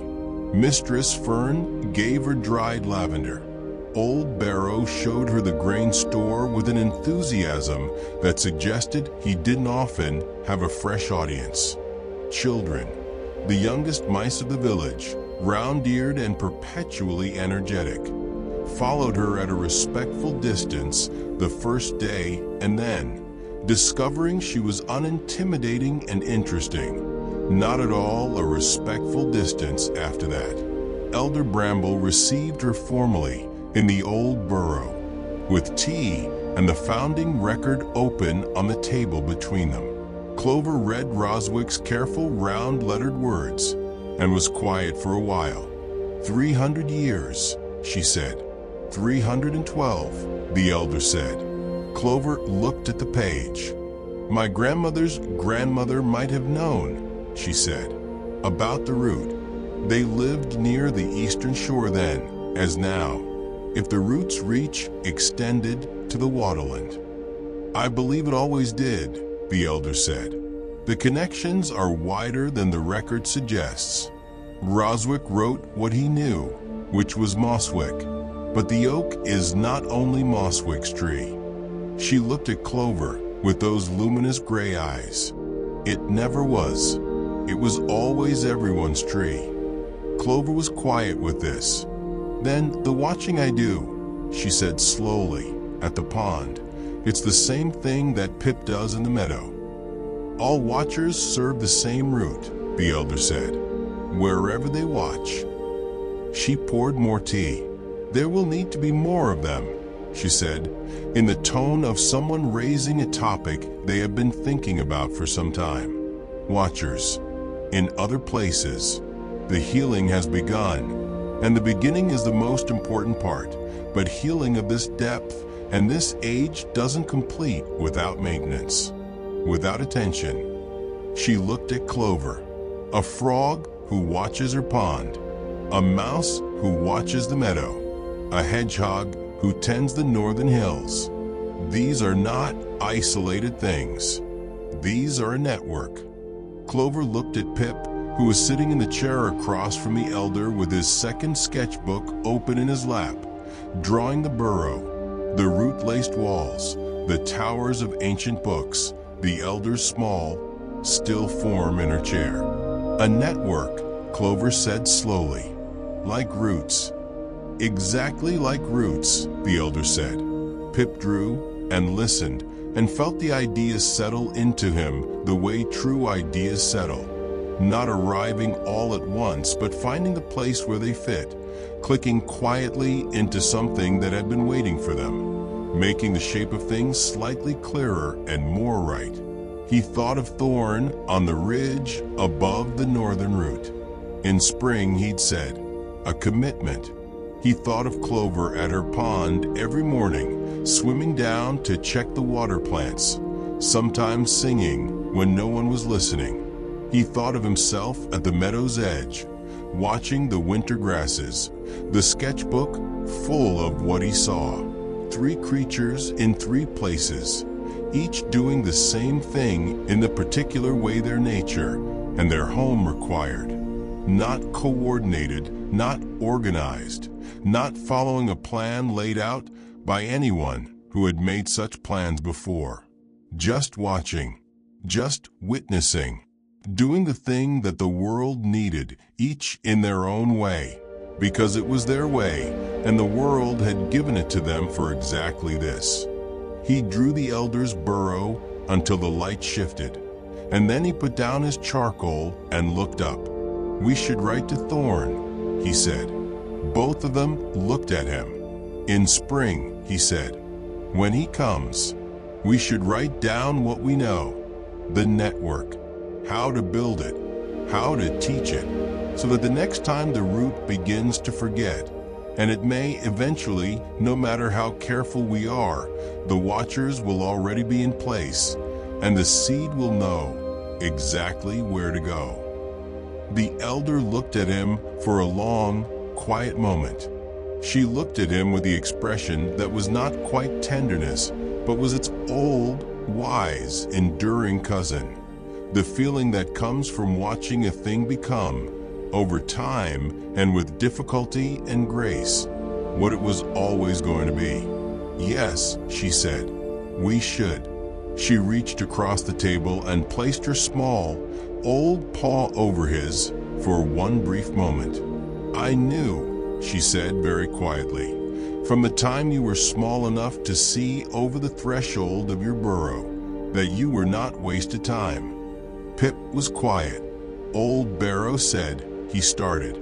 Old Barrow, Elder Bramble said, with the same gentle finality that Thorn had used, has been wrong about several things, and will be wrong about several more, and will eventually. When the mushrooms are flourishing, and the stream is full, and the meadow is the green of something truly, deeply alive, look out from his grain store and wonder why things feel right in a way they didn't before, and will find no explanation for it, and will accept that some things are simply beyond the understanding of those who do not have the habit of watching. She picked up her tea. He'll be fine, she said. Clover made the sound, the beginning of a smile in the throat before the face caught up. Pip heard it. He opened his second sketchbook. He turned to a new, clean, perfectly blank page. At the top of it, he wrote in careful, small letters, The Watcher's Record, Volume 2. He looked at the page. He looked at the elder, small and still and ancient in her chair.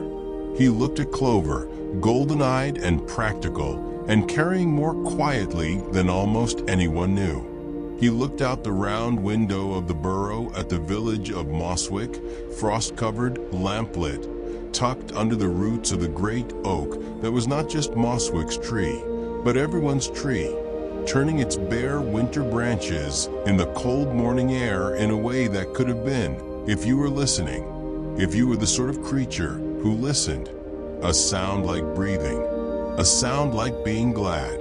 He picked up his charcoal, and he began to draw.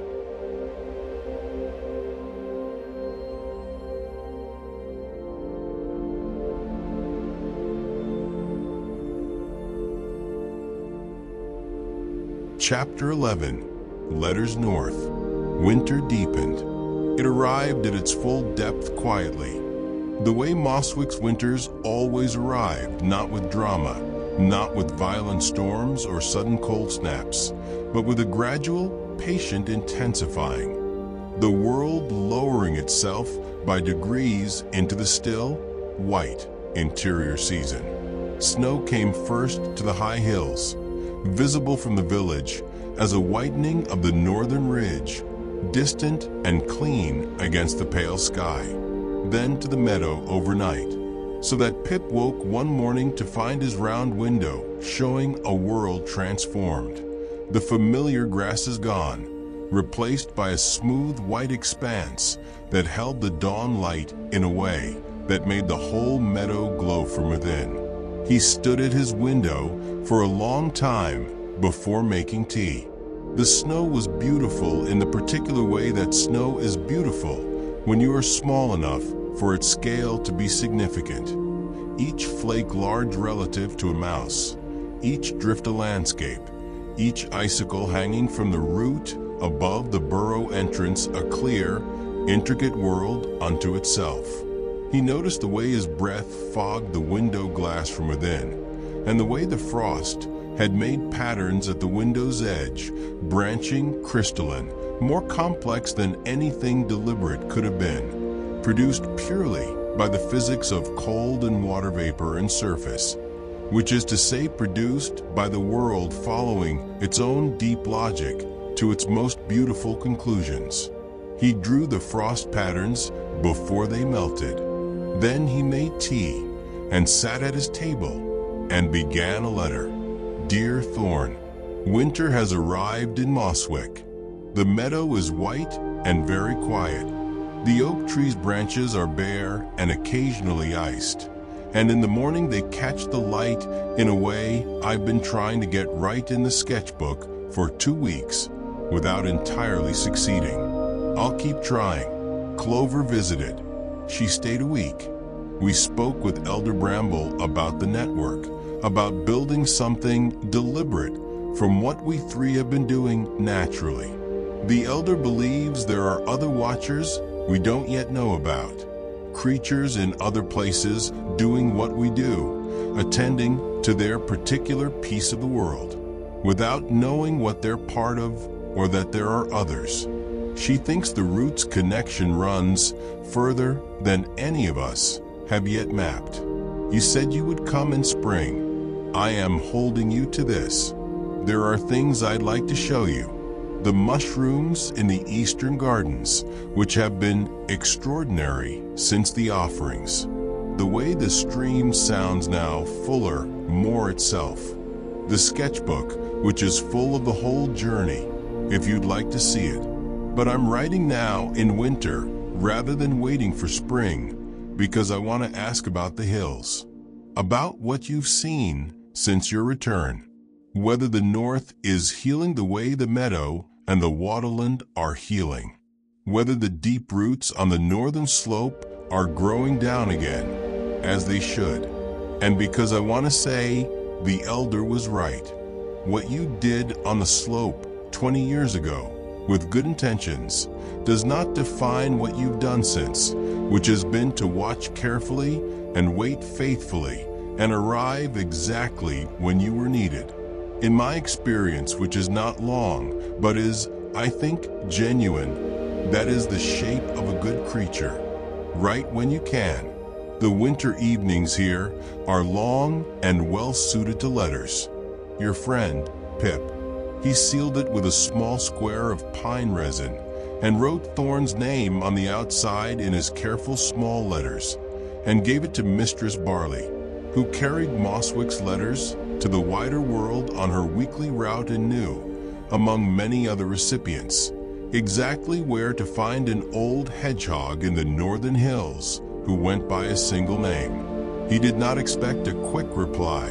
Thorn was not, he imagined, a fast correspondent, but the writing felt right, the beginning of the formal thread that connected the three of them across their separate places, the first sentence of something that would become, over time, the watcher's record he'd written at the top of his second sketchbook's first page. He watched the meadow snow all morning, drawing, and waited. The reply arrived in 11 days.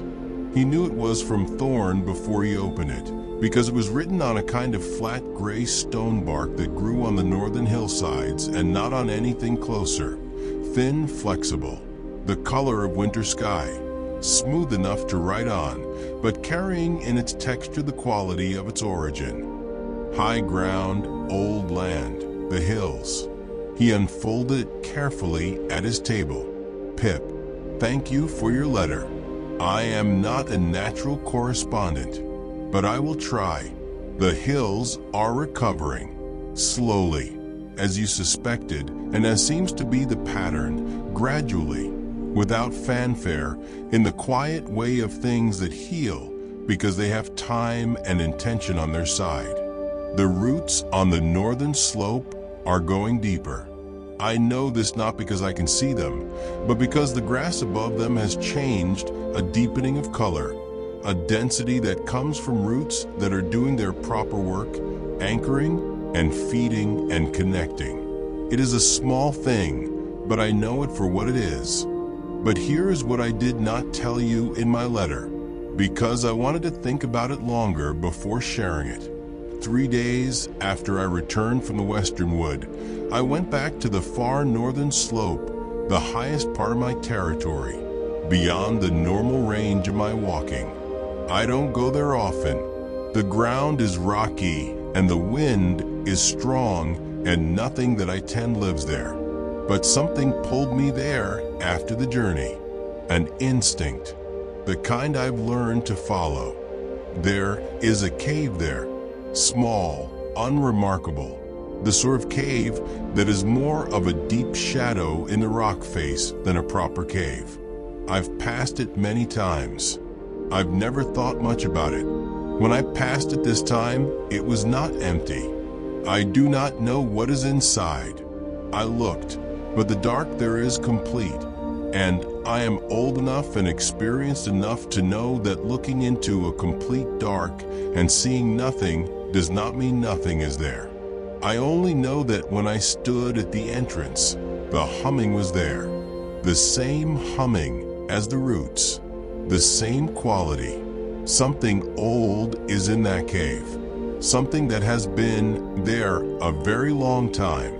I went back the next day and the day after, each time the same, the humming, the dark, and on the third visit, something I had not encountered before on any of the visits, a single feather on the stone at the cave entrance, large, dark gray, laid there deliberately. I know of no bird of that size on the northern slope. I know of one bird of that description at the highest point of the ridge, the crow. I don't know what this means yet, but I believe you should know it. Come in spring, as we agreed. Bring the elder if she is able. There is something here that does not belong only to the hills.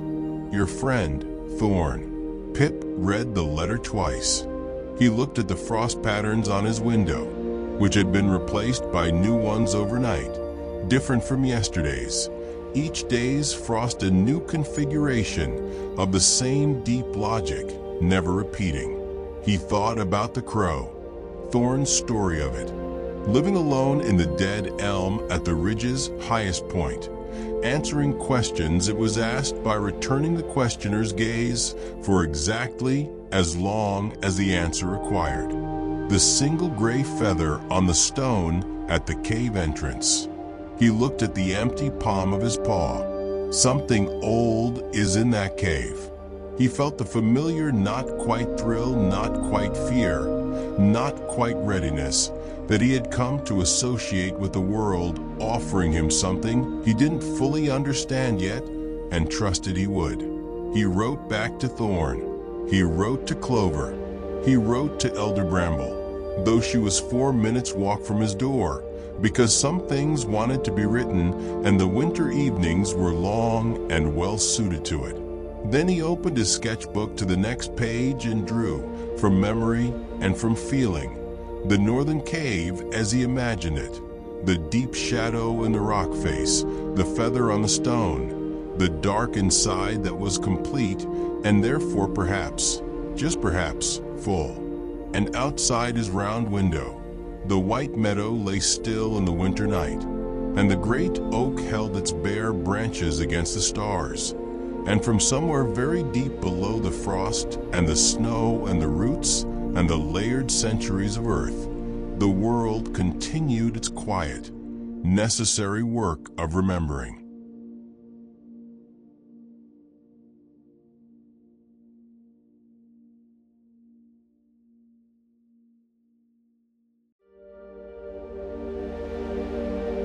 Chapter 12. The Crow at the Ridge. Spring came to the hills before it came to Mosswick, or so it seemed to Pip walking north for the second time, the meadow behind him not yet fully green, still carrying the last gray-gold memory of winter, the new growth visible but tentative, but the hills ahead showing, in the morning light, the particular brightness of high ground in early spring when the cold has released its hold and the land responds with an alacrity that seems, from below, almost eager. A green running across the hills from south to north as the weeks had passed and the light had lengthened. A green that was not summer's deep satisfaction, but something earlier and more urgent. The green of beginning, of the first word of a sentence the world was composing. He had waited for the right morning. Thorn had written twice more through the deep winter, short letters, precise and informative, reporting on the cave unchanged. The feather remained. The humming continued. On the hills, improving measurably week by week. On the crow, seen twice more at the elm. Returning Thorn's gaze each time with that ancient, patient, perfectly calibrated attention that seemed to carry information in its duration. When the first warmth had come and the snow had retreated from the lower slopes, Pip had written back, "I'm coming now." Elder Bramble had declined to make the journey. This was not unexpected. She was very old, and the hill path was not made for very old creatures, and she had looked at him over her teacup when he'd relayed Thorn's letter and said, with her characteristic precision, "My place is here. My knowing is here. What is needed in the hills is your kind of knowing, not mine." He had asked what his kind of knowing was. "The kind that goes to where the thing is," she said, "and looks at it directly." So he went. Thorn was waiting at the same flat rock where they had first met, the one on the hillside path, with the standing of someone who has calculated exactly where you will arrive and has arranged to be there when you do. He looked, Pip thought, lighter than he had been. Not physically lighter. He was the same solid, gray-spined, substantial hedgehog, but lighter in the way of something that has put down a long-carried weight and is still noticing the difference in its own posture. "You look well," Pip said. "The hills are well," Thorn said, "which helps." He looked at Pip's pack. "You're traveling lighter than last time." "I don't need as much. Going somewhere I know is safe." He paused. "It is safe." Thorn considered. "Define safe." "Presents no immediate danger." "Then yes," Thorn said. "Safe. Though I wouldn't call it unchallenging."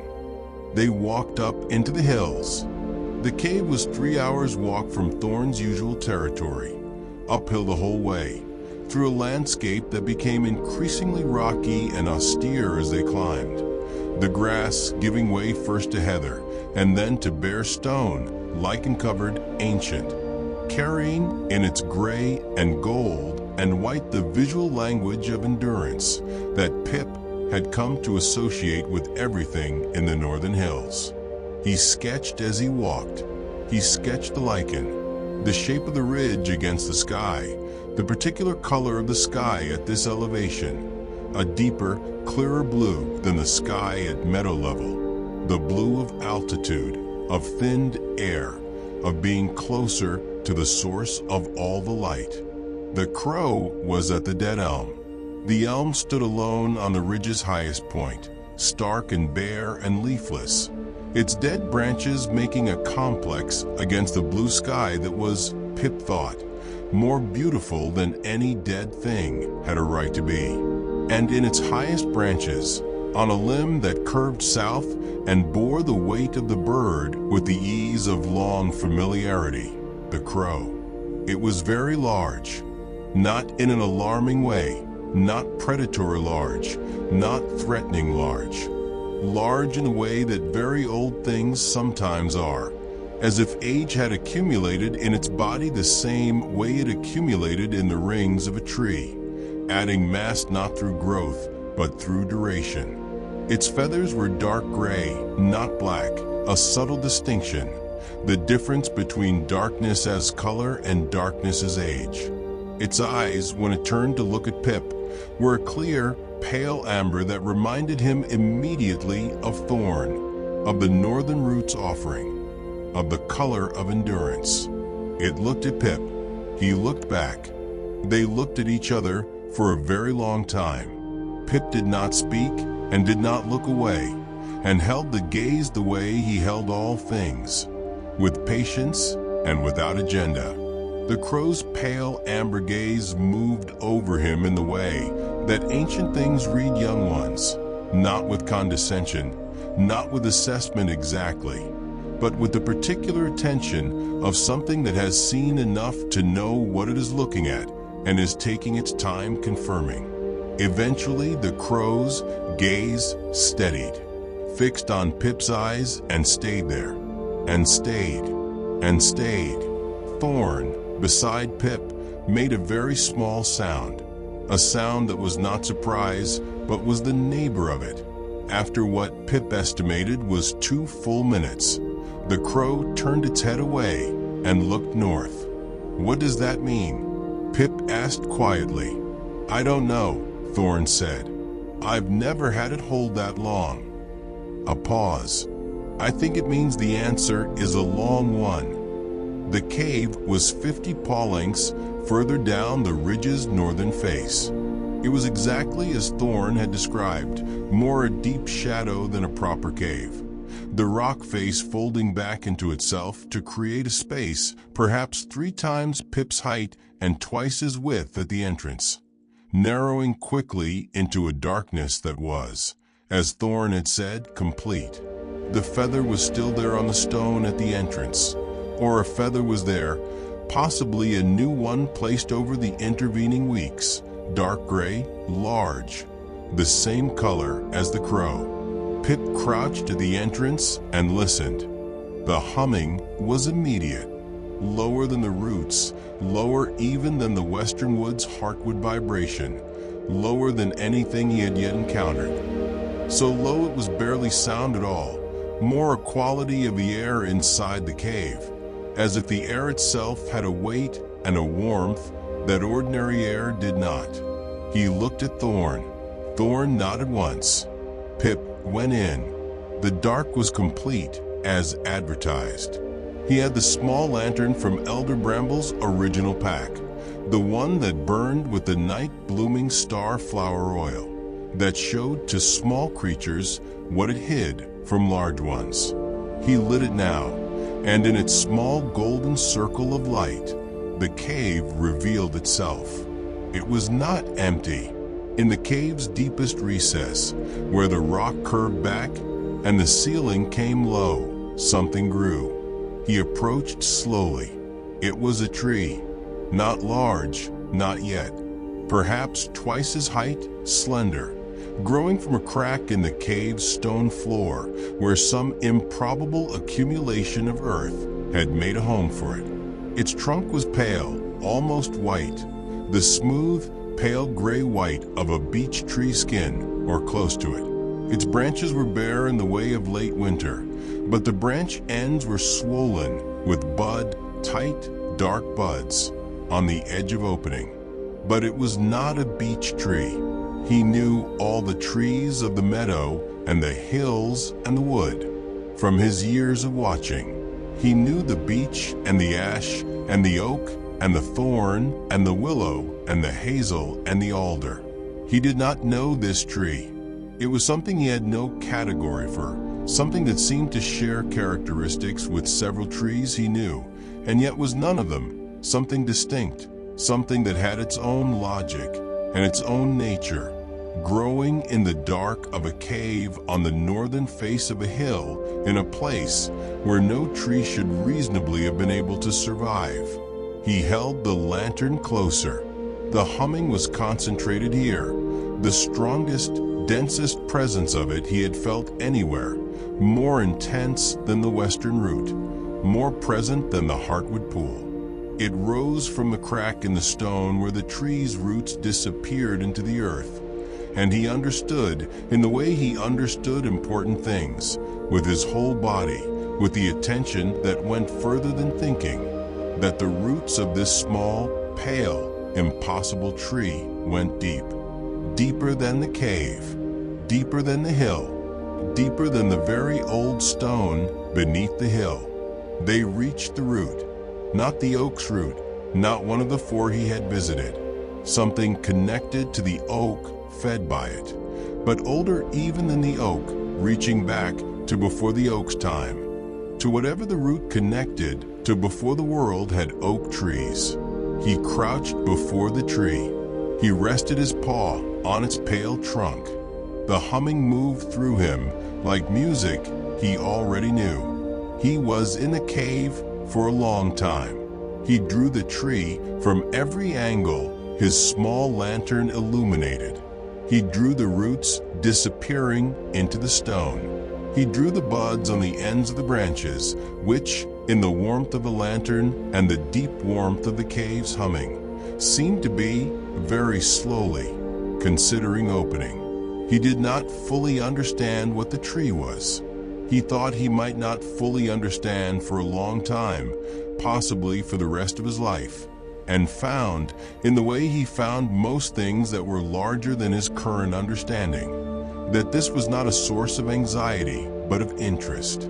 The world was good at producing things worth spending a life understanding. When he came out of the cave, blinking in the spring light, Thorn was sitting on a rock nearby, with his walking staff across his knees, patient as the hills. "Well," he said. Pip sat down beside him. "There's a tree," he said, "in there, growing from the stone. I don't know what kind." Thorn was quiet. "I think," Pip said carefully, "it might be the oldest thing I've encountered. Older than the western wood, older than the oak." He paused, connected to all of it, part of the same deep conversation, but further back, earlier.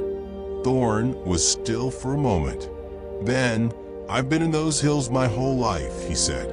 "My father before me, his mother before him. I know. None of us ever went in that cave." "No. Why now?" Thorn asked. Pip thought about the crow's gaze. 2 minutes of it. The amber eye holding him steady, measuring something he wasn't sure had a name. "I think," he said slowly, "because the healing made it possible. The root remembered enough to reach this far back, to let this be found." He looked at the cave entrance.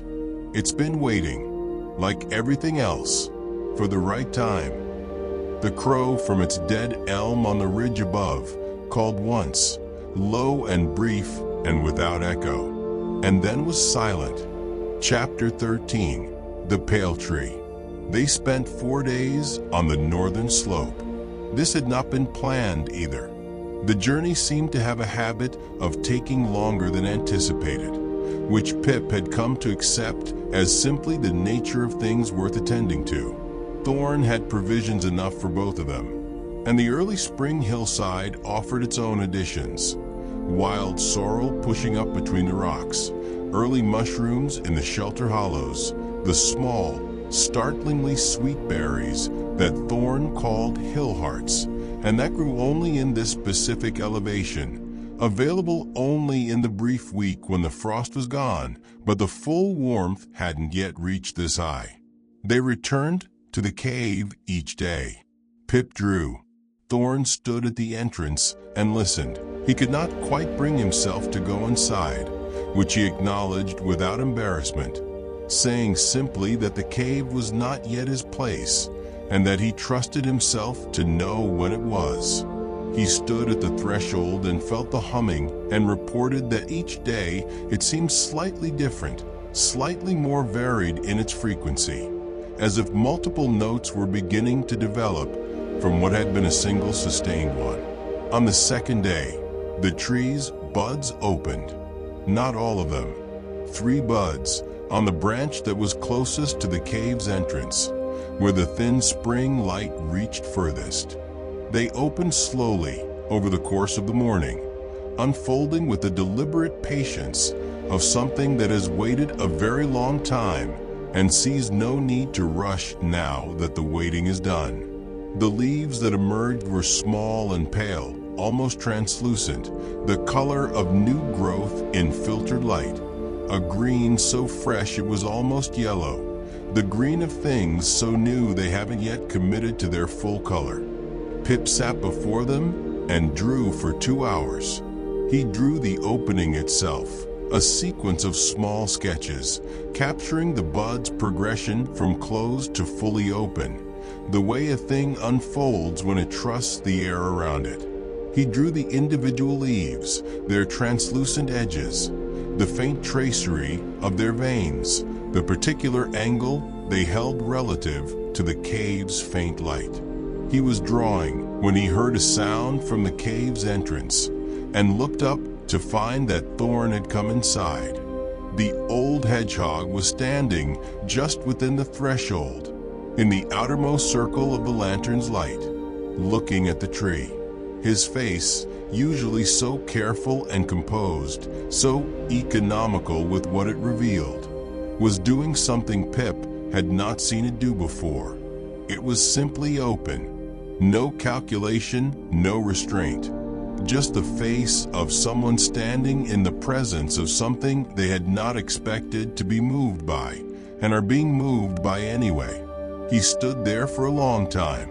Then he crossed the cave floor slowly and crouched before the tree, and placed one old, careful paw on its pale trunk, the way Pip had done. And the humming, Pip felt it, saw Thorn feel it, deepened.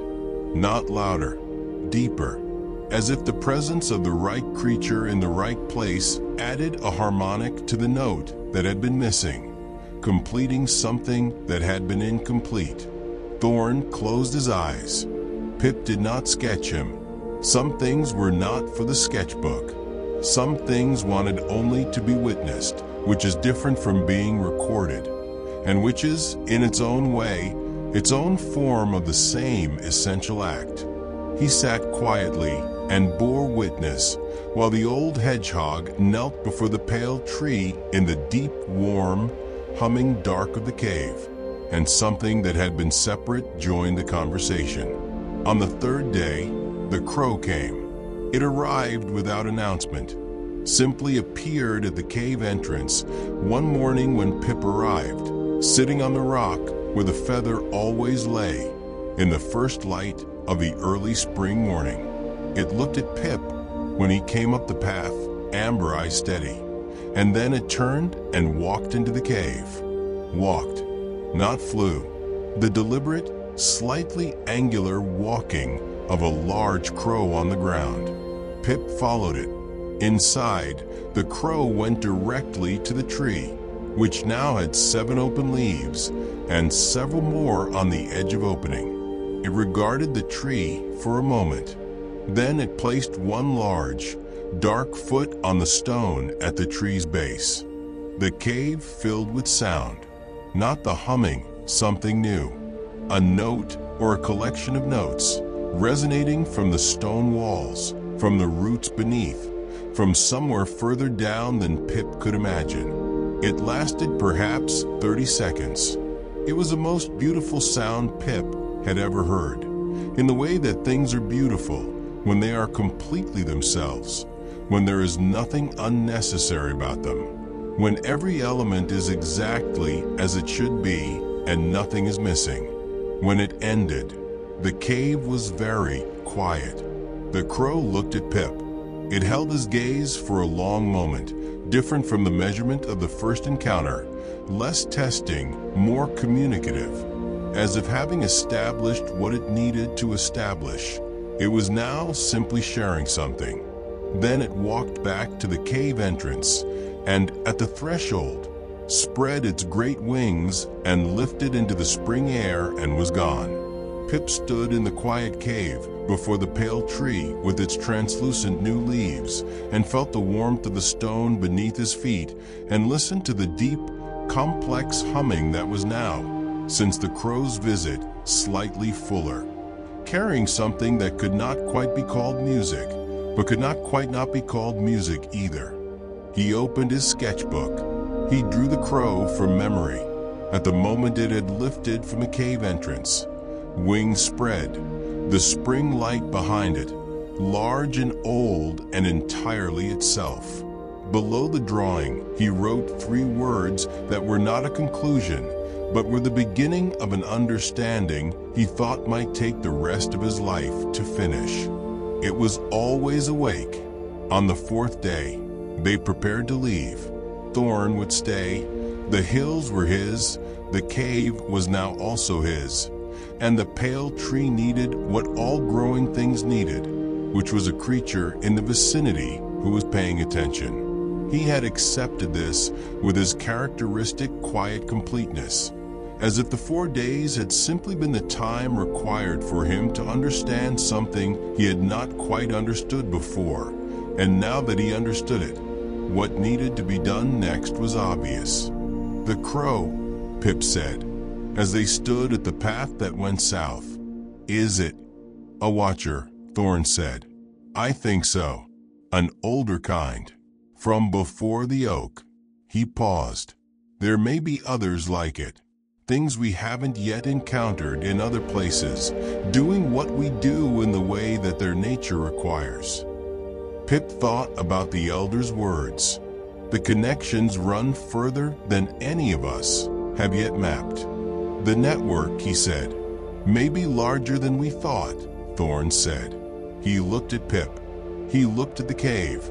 From this distance, a simple shadow in the hillside, unremarkable, exactly as it had always appeared from a distance, carrying its extraordinary interior quietly. "Spring," he said, "as promised. I'll come to Mosswick." "Good," Pip said. "Bring the crow's feather. The elder will want to see it."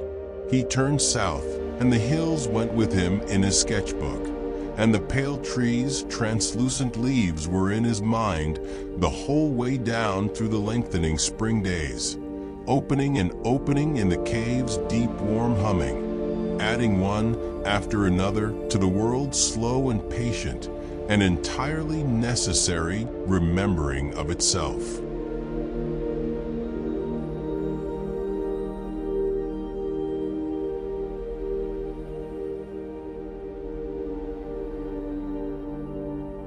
Chapter 14, Spring Gathering. Mosswick in spring was a different world from Mosswick in winter. The same world, obviously, same routes, same paths, same round windows and acorn lanterns and grain store and herb garden, but inhabited differently. The winter village turned inward, made small, occupied itself with the interior pleasures of warmth and quiet and long evenings. The spring village opened like the pale tree's buds, slowly, then all at once, then with an expansiveness that filled every corner of the space available to it and found, invariably, more space than it had thought was there. The mushroom gardens were extraordinary. Pip stood before them on the morning of his return from the hills and simply looked for a while. They had been good through the winter, better than they'd been in years. The recovery, already visible in the autumn's late harvest, and the winter's careful cultivation. But spring had accelerated something. The new growth was dense and rich and varied. Species that hadn't appeared in the gardens for several growing seasons, returning with the calm assurance of things that have been away and have come back, that know this place and are glad to be in it again. Mistress Fern, kneeling in the garden with her small trowel, looked up when he stopped. "You see," she said, with the satisfaction of a gardener vindicated. "I see," he said. "I don't know what happened," she said, "but something happened. In the autumn, something changed, and the garden has been different since." She sat back on her heels and looked at the mushrooms with an expression of warm, proprietary pleasure. "Better, more alive than alive, if you know what I mean." "I know exactly what you mean," Pip said. He went to find Elder Bramble, who was on her daily circuit of the village. She did this every morning, had done it for decades, a slow, deliberate walk through every path and past every burrow, which she described as exercising, and which Pip had come to understand was also a form of the watching, done at ground level, close to everything, by the oldest and most attentive creature in the village. He walked with her and told her about the cave. She listened without interrupting, as she always did, and when he finished, she was quiet for a long moment. "The pale tree," she said. "Yes. I had wondered," she said, "whether the root went back that far, whether there was something before the oak in the deep record."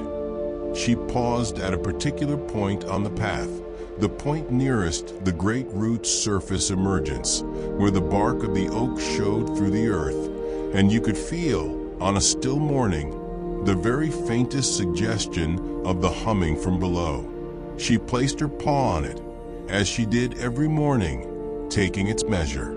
"Yes," she said quietly, "stronger than last autumn, much stronger." She lifted her paw. "The pale tree is part of the same conversation, deeper down." "How much deeper?" Pip asked. She looked at him with those gray eyes. "Further back than records go," she said. "Further back than stories go, possibly. The root's memory is not the oak's memory. The oak is perhaps 300 or 400 years old.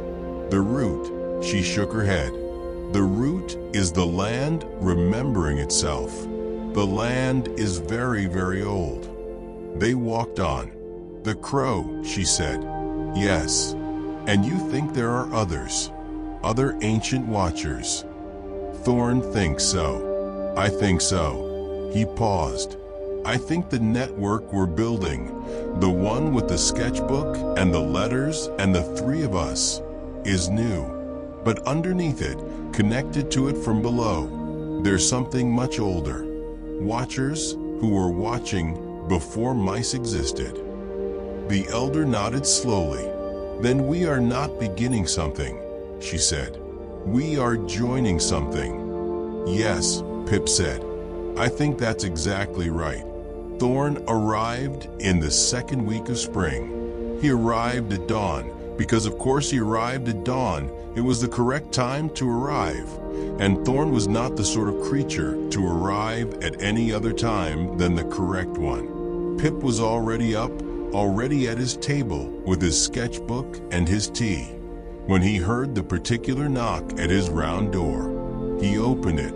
Thorn stood in the spring morning with his traveling pack and his walking staff, and his notched record of paths and his expression of general competent presence. He looked at moss wick around him, at the acorn lanterns, at the mushroom gardens, at the stream running clear at the village's edge, and nodded once. "Better," he said. "Much better," Pip agreed. "Come in." "Tea?" "Yes." Clover arrived that same afternoon, which Pip could not quite believe was coincidence, and suspected was the sort of thing that happened when a world was remembering its connections, the right creatures finding themselves in the right place at the right time with a regularity that defied odds, but was no longer exactly surprising. She appeared at the village path with her walking stick and her neat woven rush pack, and her golden eyes surveying the spring mosswick with the precise attention she brought to all things. "The mushrooms," she said immediately. "I know," he said. "There. I know." He smiled. "Come eat thorn properly. We're having tea." The three of them sat at Pip's small table in the late afternoon light, and it was crowded. The table was not designed for three, but it was the right kind of crowded, the kind that makes a space feel full rather than small. They talked for a long time, about the hills, about the pond, about the pale tree and the crow, about the network and the watcher's record, and what it should contain, and how it should be kept and passed on.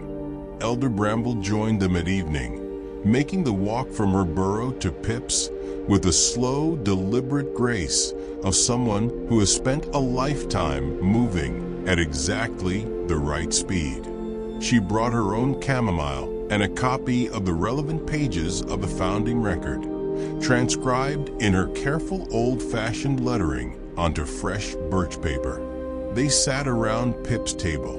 For creatures in a small burrow at the edge of a village tucked under the roots of an ancient oak.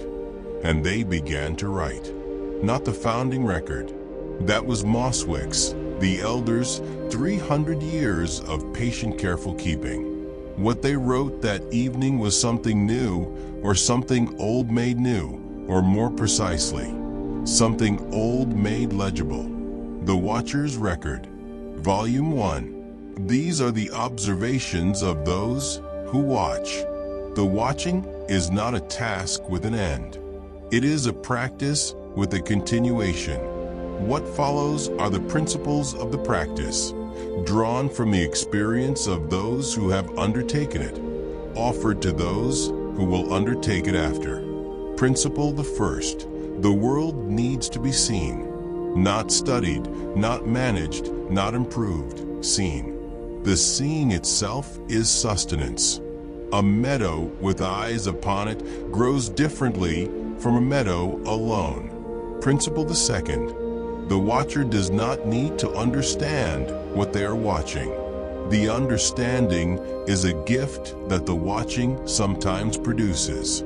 The watching is the thing, regardless of whether understanding follows. Principle the third: nothing in the world is unrelated to anything else. The connections are not metaphorical.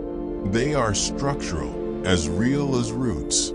The watcher's attention maintains them the way water maintains a living thing. Principle the fourth: the watcher is not exceptional.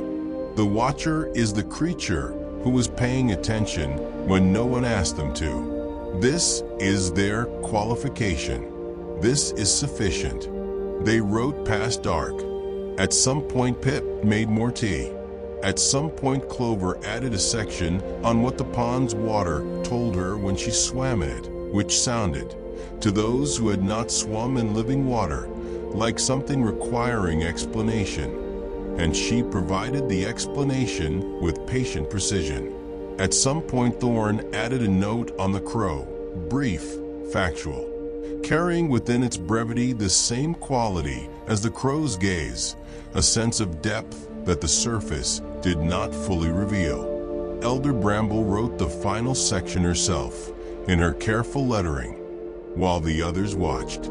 This record is not complete. It will never be complete, because the world is not the sort of thing that finishes being worth watching. Add to it, pass it on, teach the watching to those who are already watching without knowing it. They are not difficult to find. They are the ones who stop to look at things. They are the ones who know the meadow sounds and the water's temperature and the color of a sky at a specific hour. They are the ones sitting very still at the edges of things, paying attention, for no reason they can explain except that it seems important. It is important. It has always been important. And now they will know why. She set down her pen.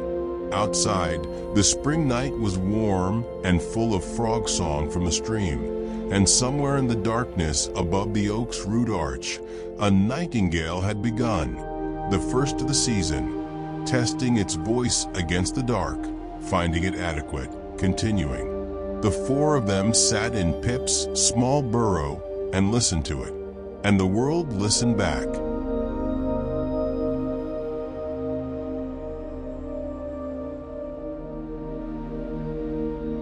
Chapter 15. The map grows wider.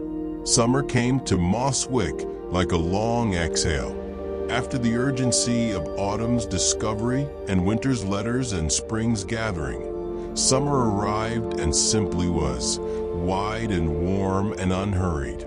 The days long enough to hold enormous quantities of light and still have room for the slow, golden evenings that Pip loved most, when the light went amber and everything it touched became, briefly, more itself than at any other hour. The oak tree was in full leaf. This should have been unremarkable. It was in full leaf every summer, had been every summer for longer than anyone alive could remember, and would be long after everyone now alive was gone. But this summer it was in full leaf in a way that was different from the previous few summers, from the summers that had been accumulating the quiet, invisible damage of the forgetting.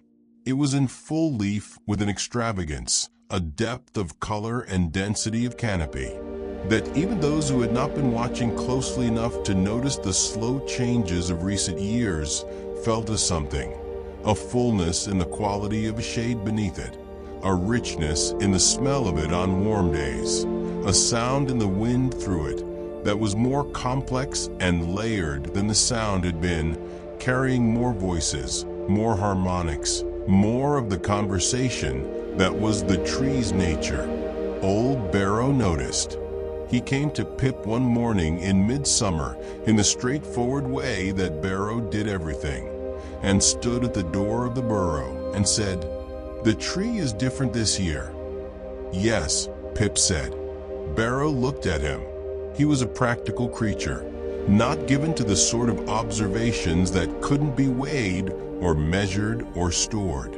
But he was not unintelligent, and he had lived under the oak for longer than most, and the quality of his attention, though directed at different things than Pip's, was in its own way genuine. "You did something," Barrow said, "last autumn, when you went away." Pip looked at him for a moment. "Yes," he said. Barrow nodded once. "I thought so." He paused. "I said once that you'd never amount to much. I'd like to take that back."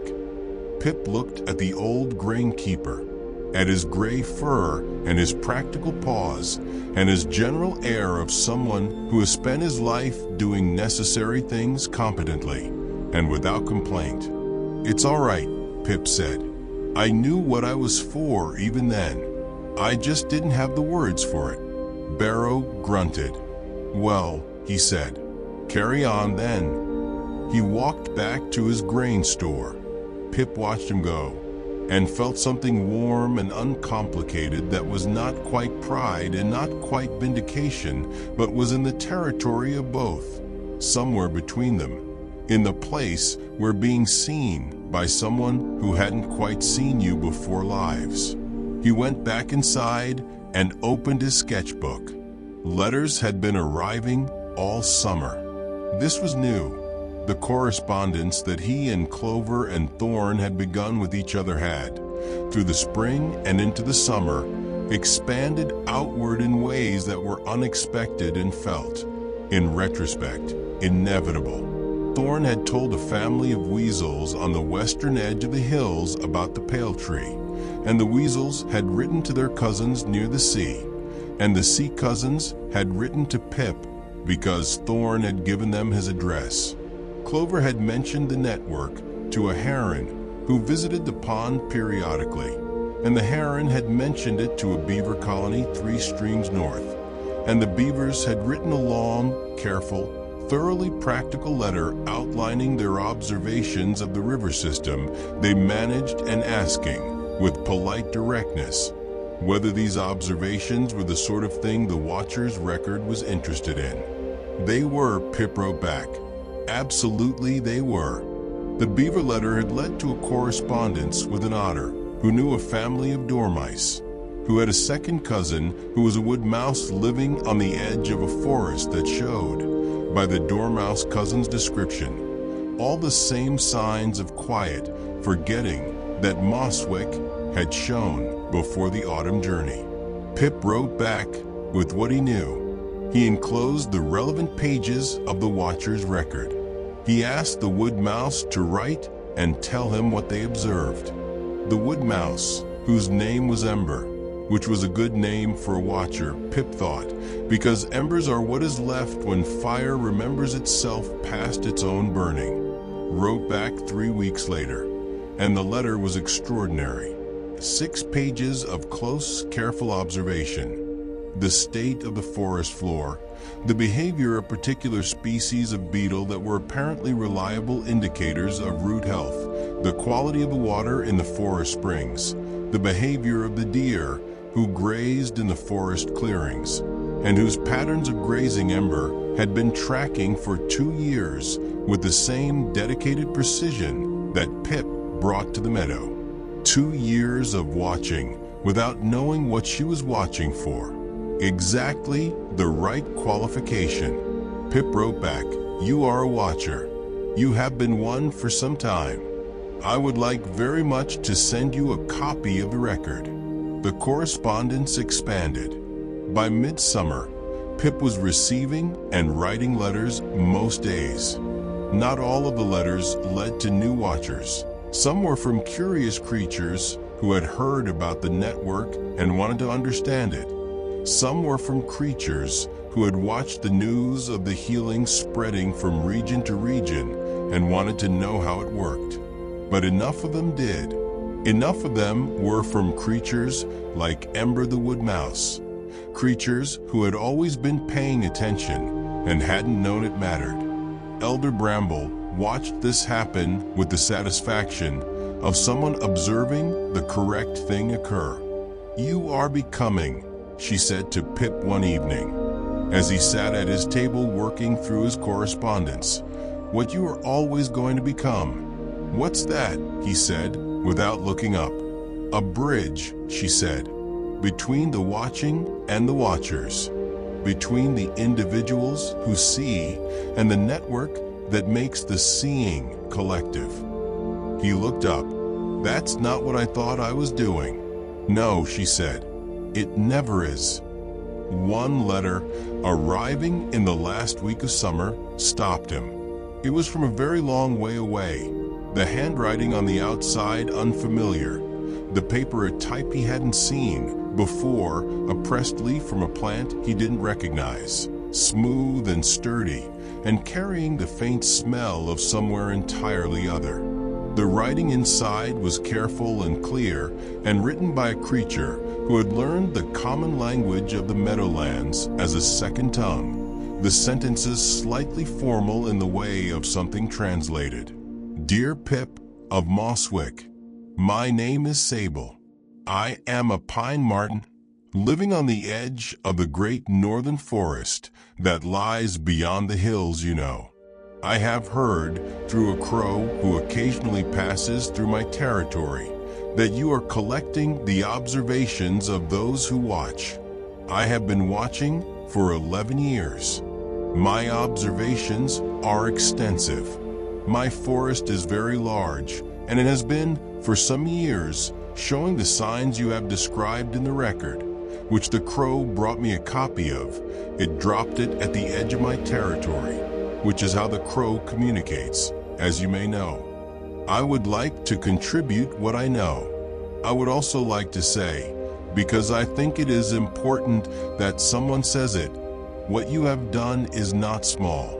The root forgets because the world is too large for any one creature to hold in their attention. What you are building is the way the world holds itself in attention, through many sets of eyes, through a network of witnessing that covers more ground than any individual watcher ever could. The forest I watch is enormous. I am one creature, but I have been watching, and my observations will be in the record, and the record will be kept, and perhaps the forest will not be entirely alone in being what it is. I think that is enough. I think that is, in fact, everything. With respect, Sable. Pip read this letter 3 times. Then he sat quietly for a while. Through his round window, the summer meadow lay in the long evening light, golden and complete, the grasses moving in the warm wind that came south from the hills at this hour, carrying with it the smell of high ground and open sky and the faintest, just possible suggestion of something that could have been, if you were the sort of creature who listened for such things. The deep, patient, continuing hum of a world that was not quite forgetting anymore. He opened his sketchbook. He drew a map, not the elder's map, not the map of the 4 roots, but a new one, growing outward from Mosswick in all directions, marking each correspondent, each new watcher, each location where the network had reached. It was incomplete and would always be incomplete, because it was the nature of this map to grow faster than he could draw it. He drew it anyway, and the map was beautiful, in the way that connected things are beautiful, not for the individual points, but for the lines between them, the relationships, the evidence made visible of a world that was, despite everything, holding together.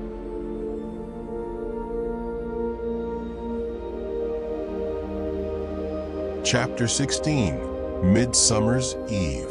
The fireflies came back on the last evening of midsummer. This was not expected. Pip had hoped. He had, through the spring and summer, allowed himself to hope. The way you allow yourself to hope when things are going right, but you don't want to assume too much too soon. But hoping was different from expecting. And when they came, it was still a surprise. He was at the meadow's edge, where he always was in the evenings, sitting on the flat earth at the threshold of the meadow, with his sketchbook in his paw, watching the long golden light go amber, and then deep gold, and then begin its slow slide toward the rose of late evening. The meadow was at its summer peak, grass tall and dense, full of the sounds of the season, insects loud in the warm air, a pair of rabbits moving through the far end of the meadow, with the unhurried purposefulness of creatures who have nowhere specific to be, but are committed to being there anyway. He had been sitting for perhaps an hour.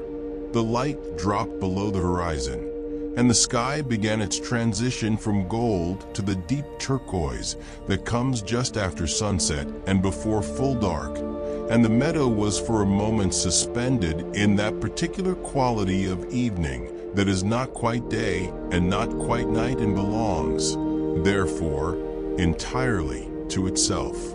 And then one light, small, low over the meadow grass, blinking its slow, patient code. On, off, moving in a gentle arc through the dimming air, unmistakable in its beauty, in its specific and unrepeatable character, in the way it made something happen in Pip's chest that was not quite joy and not quite grief, but was close to both, close to the feeling you get when something you love returns after an absence, and you understand, in its return, how much you missed it. Another, a third. By full dark, the meadow was full of them. Not just a few more than last year, not the tentative, reduced presence of a recovering thing. Full, the way they had been in Pip's earliest memories of them, in the summers of his childhood, when he had sat at this exact spot with his mother, and watched them rise from the grass like pieces of a fallen star making their way home. The meadow blazed with them, rising, drifting, blinking, each one its own small conversation with the dark. All of them together, a language the night was using to say something too large for words. Pip did not draw. He simply sat. He sat with his sketchbook closed in his lap and his paws folded and his large ears slightly forward in the way they went when he was paying absolute attention. And he watched the fireflies come back to the meadow where they had always been, where they had been missing, where they were now again.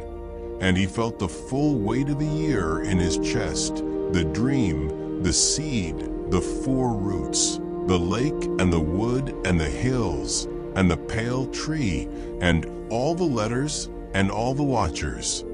And he let it be everything it was, without diminishing or explaining it. He was not alone. He became aware of this gradually. The small sounds of other mice, of the village waking up to what was happening. He heard the murmur of voices, saw the movement of figures at other points along the meadow's edge. Old Barrow, Mistress Fern, families with small children, the children going immediately and inevitably toward the meadow in the way of small creatures approaching wonder, held back by parents who were themselves moving forward. The whole village, drawn by some signal too soft for language, gravitating toward the meadow's edge to see what had returned. Elder Bramble appeared beside him. He had not heard her come, which was typical of her. She moved with the quiet of something that has had a very long time to get comfortable in its own existence. She stood at the meadow's edge in her shawl, and she watched the fireflies, and her pale gray eyes caught their light and held it, each blink reflected, so that she seemed for a moment to be lit from within by the same small, patient fires. She did not speak. He did not speak. They watched together, the old elder and the young watcher, in the meadow's light that was not quite light, but was the world's own way of illuminating itself. And the whole of Mosswick gathered around them in the warm dark and breathed together, which is what communities do when something beautiful happens, because beauty is one of the things that reminds us we are one thing rather than many. After a long time, Elder Bramble said, "There, just the one word." And Pip said, "Yes." And that was everything that needed saying. He wrote to Clover and Thorn that night, after the village had slowly, reluctantly drifted back to its burrows and its beds. He wrote by lantern light at his table, and the writing was quick because there was only one thing to say. They came back. Tonight, the fireflies. All of them. The meadow is what it was. I wanted you to know. He sealed both letters and left them for Mistress Barley's morning round. Then he blew out his lantern and lay on his sleeping mat and looked at the ceiling of his small burrow in the dark. He pressed his paw to his chest. His heart was beating with that calm, deep urgency, the same urgency as the night of the dream, the night of the seed, the first morning of everything changing, not the urgency of something beginning, this time, the urgency of something continuing, the sense that what he was feeling was not a conclusion, but a commitment, not an ending, but a deepening. He was 23 seasons old now. He had been further than the stream bank. He had a correspondence with a pine marten in the great northern forest, and a frog with golden eyes who swam her grandmother's pond every morning, and a hedgehog who tended a cave where a pale tree was growing by lamplight in the deep earth. He had a sketchbook nearly full again. He had a village that was healing. He had a meadow full of fireflies. He had a world that was, by his watching and the watching of those he had found and those he would find, slowly, patiently, perseveringly remembering itself. He closed his eyes. Outside, the meadow continued its ancient, newly restored conversation with the dark, blinking its patient, beautiful code.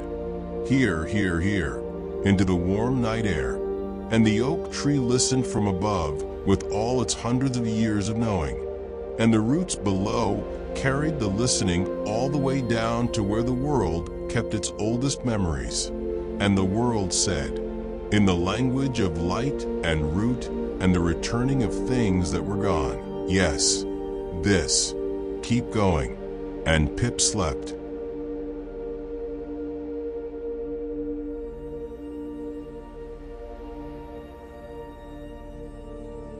Chapter 17. What the Seasons Carry. Autumn returned to Mosswick exactly 1 year after everything had changed. The same slant of light, the same cooling of the air at evening, the same first falling leaves from the oak, always the same branch that released its first leaf each year, the southernmost branch, the one that got the most sun and was somehow always first to know when enough was enough and it was time to let go gracefully. Pip watched it fall. He was at the gathering stone, had come there deliberately, because this morning was the anniversary of the morning he had first sat here with the green star overhead and found the seed in the crack of the stone. And he sat on its smooth gray surface and watched the first leaf of autumn spiral slowly down through the still morning air and land without sound on the earth below. He picked it up. It was still green at the center, amber at the edges, in the exact moment of transition. Not yet fully autumn, not quite still summer, suspended between its two identities in a way that was not indecision, but truth. It was both things at once, as most true things are. He put it in his sketchbook to press. The year had been extraordinary. Not in the way of adventures. The extraordinary parts had mostly been quiet, had mostly happened in the exchange of letters and the maintenance of watching and the gradual, undramatic recovery of the world around him. But extraordinary nonetheless, in the way that a year is extraordinary when you can see, looking back across it, that it has changed the shape of things. Not all at once, not dramatically. Season by season, root by root, watcher by watcher. The beaver letter had led to an entire river system network, 12 different creatures at 12 different points along a river that ran south from the hills to the sea, each one watching their particular stretch, reporting to each other and to the record. The beavers wrote detailed engineering assessments of the water's flow and health. The otter contributed behavioral observations of the fish. An elderly heron who lived at the river's mouth contributed tide observations that nobody else in the network had thought to include, but which turned out, when added to the record, to reveal patterns that the watchers further upstream hadn't been able to see. The whole was more than the sum of the parts. This was the thing that Pip kept returning to, in his letters and in the record and in the long evenings at the meadow's edge with his sketchbook. The network was not merely a collection of individuals doing the same thing in different places. It was something emergent, something that existed in the connections between the watchers as much as in the watchers themselves. Like roots, as Clover had said, the root system of an oak is not a collection of roots. It is one thing reaching in many directions. The watchers were increasingly one thing. Sable the pine marten came south in late autumn. She had written to say she was coming, a brief, direct letter, as her letters always were, in that slightly formal common language that Pip had come to find charming. I would like to see Mosswick. I will arrive in the second week of autumn if the weather permits. The weather permitted. She was larger than Pip had imagined. Most of his correspondents were, when he finally met them, either slightly different from his imagination or considerably different. And Sable was considerably different. Pine martens are not small creatures. She was lean and long and dark-furred, with the particular grace of something designed for moving through trees at speed. And her eyes were the dark amber of the pine forest she came from. She arrived carrying two things: her own traveling pack, compact and efficient, and a thick sheaf of her 11 years of observations, carefully transcribed and organized in a way that suggested a methodical mind that had been waiting for the right system to organize itself into. She stood at the edge of Mosswick and looked at the oak. She was quiet for a long time. "It's smaller than I expected," she said. "The oak," Pip said, mildly surprised. "I've been imagining it as," she paused, looking for the right word, "mythological. The root keeper, the center of everything." She looked at the tree again, at its actual dimensions, at its actual presence in the actual world. "It's very old. I can see that. And it's extraordinary, really. But it's a tree." "Yes," Pip said. "That's important. That it's a tree." She looked at him. "If it were mythological," he said, "it would be above the world. But it's in the world. Its roots are in the same earth that every other tree's roots are in. Its leaves are in the same sky. It's not separate from everything. It's the most connected part of everything. That's different." He paused. "It matters that it's just a tree." Sable considered this for a long moment. "That's a better answer than I expected," she said. "I've had a year to think about it," he said. She stayed for 2 weeks. She met Elder Bramble, who received her with the ceremony and seriousness that Pip had come to understand the elder reserved for those encounters she considered genuinely important. They sat together in the low burrow for an entire afternoon, and when Sable came out, her expression had the settled quality of someone who has had a long-held question answered, not answered with words exactly, but answered by the answerer's manner of being, which is sometimes the more convincing form. She met Clover, who had come south for the autumn gathering that was becoming, Pip was starting to understand, a yearly thing. The Watchers reconvening, adding to the record, updating the map, checking in on each other in the way that the network's health required as much as any particular node's health required.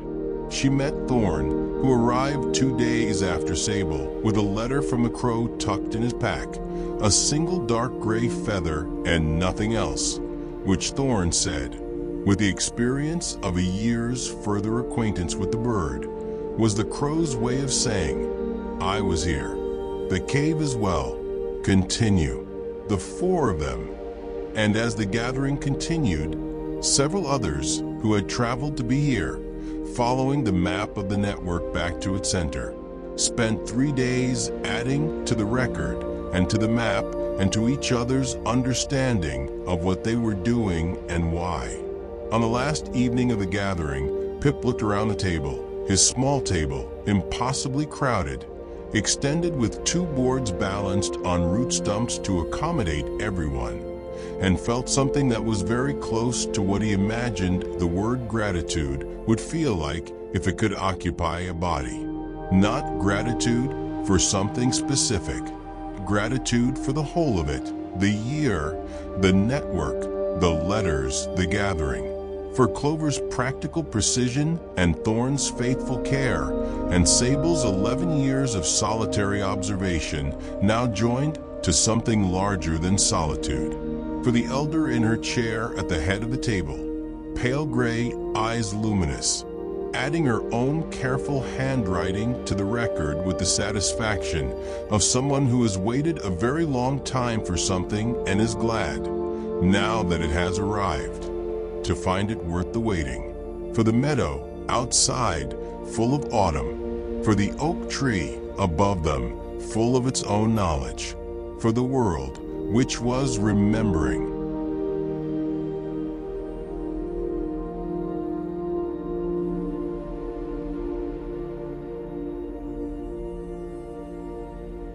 Chapter 18. The Deep Record. The second winter came. Pip had not expected to feel winter differently than he had before the journey. He had always liked winter, had always valued the inward turn of it, the permission it gave to slowness and warmth, and the long, productive quietness of firelit evenings. But this winter was different from all previous winters in the way that everything was different now, which was not that the things themselves had changed, but that his relationship to them had. He understood what winter was for now, not just in the practical sense, the rest, the conservation, the preparation for spring, in the deeper sense, in the sense of the root. Winter was when the tree thought, not consciously, not with what a mouse would recognize as thought, but with the kind of thinking that very old living things do, which is slower and deeper and more structural than anything a brain produces. The drawing down of energy into the heartwood, the processing of the year's experience into the rings, adding another layer to the record. The deep conversation with the roots, not the surface roots, not the roots that move through meadow soil, but the very deep roots, the ones that reach toward the pale tree in the northern cave, toward whatever was older than the oak that the pale tree connected to. Pip walked the winter meadow and thought about this. He had been reading this winter, reading with a focused purpose he hadn't had before. The Elder's Library, which he was allowed into on long winter evenings, contained not only the founding record and its accumulated centuries of observation, but other things, older things, some of them so old they were difficult to read, written in older forms of the common language, but decipherable with patience. He was learning to read the old script. He was reading the oldest books. What he found there confirmed what he had come to understand through the journey. The world had always had its watchers. In every era, in every region, in every kind of landscape, creatures who had given their attention to what was around them with the particular quality that made the difference, that fed what needed feeding, that kept the connections alive. Sometimes they had known what they were doing. Often they hadn't, but the watching had been happening steadily across the whole long history of the world, in the way that roots grow in the dark without knowing what they're connecting to. The forgetting happened when the watchers were lost.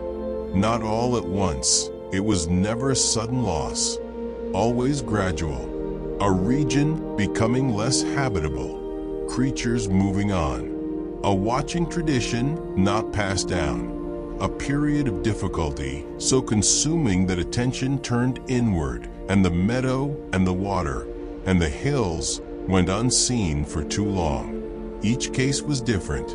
The result was the same, and the recovery, when it came, always came the same way, through the creature who had never stopped watching, through the one who had been paying attention all along. There had always been Pips, in every era, in every place. This was the most important thing he added to the record that winter, a long, careful section on the history of the watching, drawn from the old books, placing the network in its true context. Not something new, something ancient, interrupted, and resumed. He sent copies to all his correspondents. The replies came back through the winter. Sable wrote that she had found references to earlier watchers in her own region's oral tradition, stories her grandmother's grandmother had told that she had taken as myth, and which now seemed, reading Pip's addition to the record, to be something more like history. The beaver colony wrote that the river had records going back further than any living beaver. marks in the riverbank, maintained by each generation, that they had always called the river's memory, and which were, they now believed, the physical record of a watching tradition, so old it had lost its original meaning and become custom. Clover wrote from her pond. Her letter arrived in the deepest part of winter, when the snow was at its heaviest and the days at their shortest, and it was short, which was unusual for her. But it was the kind of short that is not brevity but precision, every word carrying exactly its own weight and nothing else. I swim every morning, even in winter, even in the cold. The pond is teaching me things my grandmother knew and couldn't quite put into words. I am trying to write them down. I think she was a watcher too. I think she knew it, but the knowing was worn smooth by time into something that looked like habit. This is why the record matters, so that the knowing doesn't wear smooth, so that the next frog who swims her pond every morning knows what she is doing and why. I'll come in spring. Your friend, Clover. The letter that changed things arrived in the late winter. It came from a direction Pip hadn't been corresponding with, the deep south, far past the southern hollow, from a region he had no contacts in and had not yet mapped. The paper it was written on was unfamiliar, warm-toned, slightly rough-textured. The handwriting was confident and clear. Dear Pip, Watcher of Mosswick, my name is Reed. I am a water vole, living on the edge of the Great Southern Marsh, which is the largest freshwater marsh in the region, home to more species of living thing than I have been able to count in 20 years of counting. I heard about the network from a tern who passes through my marsh twice a year on its migration. The tern had heard about it from a heron who had heard about it from a frog. I write because I have something to report, and because I believe it belongs in the Watcher's record. The marsh has always been healthy. It is very large, very old, very full of life. I have been watching it my whole life and recording what I observe, as my mother did before me and her father before her, going back 6 generations. We have always been here watching. But in the last year, something has changed in the marsh that I cannot explain except in the language of what you have written in the record. It is more itself than it was. The connections between things, the way each species is aware of the others, the way the whole system responds as a unit rather than as a collection of parts, feel stronger, clearer, more alive. I did not do anything different. I simply kept watching, as I always have. And yet the marsh is better. I think what you have built with the network and what the 4 offerings accomplished has reached this far. The healing is wider than your journey. The root's reach is wider than the 4 marks on the map. I thought you should know that. I thought you should know how far it goes. With great respect, Reed. Pip read this letter in the quiet of his winter burrow in the lamplight of a January evening, with snow falling soft and steady outside his round window. He sat with it for a long time. Then he went to Elder Bramble. She read the letter by her own lantern, and when she finished, she sat with it the way she sat with important things, not quickly, not with immediate response, but with the patience of someone taking the full measure. The marsh, she said finally. I have no connections there, Pip said. I haven't reached that far. No, she agreed, but the root has. She looked at him. This is what Roswick understood, she said, but could not quite say, I think. The watching doesn't work because it is directed. It doesn't work because a watcher focuses on a particular place and holds it in attention. It works because the watching exists at all, because there are creatures in the world who are paying attention. The attention is contagious, perhaps, or perhaps structural. The presence of watching in the world maintains a quality in the world that makes more watching possible, that makes more connection possible. Like roots, Pip said. Like roots, she agreed. One root finding water makes it easier for others to find water. One watcher making the connections visible makes it easier for others to see them. She set down the letter. Reed has been watching for 20 years. The marsh has been watched. The marsh is therefore part of the network, whether or not it knew. The healing reached it because it was never disconnected. It was waiting to be found. Pip looked at the letter in his hand. He thought about the lines of silver light in his dream, the ones that ran through everything, the connections between all things, the map of what the world was beneath its surface. The map, he said quietly, is everything. Yes, she said, it always was.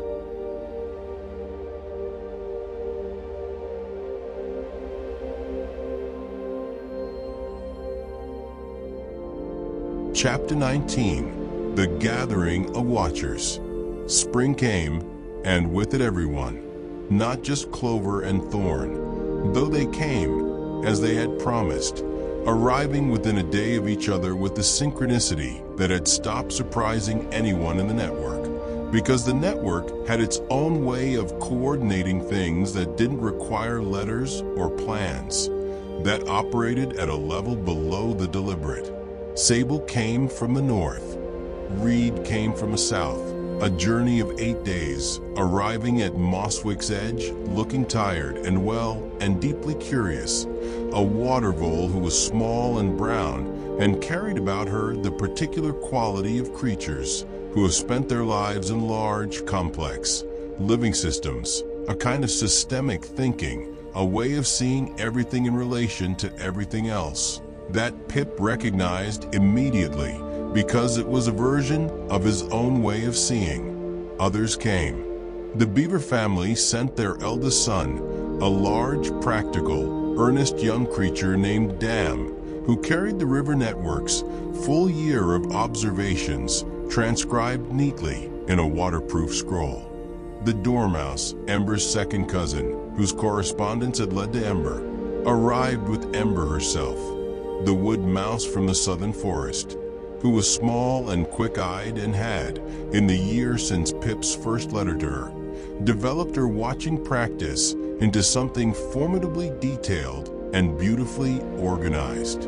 A pair of otters from the river's lower reaches. A family of hedgehogs from the western hills, cousins of Thorn, who had taken up their own watching of the high ground after Thorn's letters home over the winter. The crow came. It arrived on the morning of the second day, settling in the oak tree's canopy with the composure of a creature that has traveled a long way and considers the distance unremarkable. It did not come down into the village. It sat in the high branches and watched, amber eye steady. And its presence was felt by everyone below in the way that the presence of something very old is always felt, not as pressure, not as weight, but as a quality of the air, a depth to the proceedings that would not have been there otherwise. Mosswick had never seen anything like it. The village had accommodated all of them, neighbors opening their burrows, extra sleeping spaces found in the community hall, Mistress Fern's herb drying room pressed into service as additional lodging with good humor and a great deal of lavender. The mushroom gardens and the spring stores provided food, and the watchers supplemented this with their own provisions. And the meals that resulted with a kind of communal, improvised, impossibly varied feasts that happen when many different creatures from many different places bring what they have and combine it without a plan. Old Barrow contributed grain and was seen having a long, earnest conversation with Dam, the young beaver, about the comparative storage properties of different seed types, which was Pip observed from across the gathering. Clearly the most interesting conversation either of them had had in some time.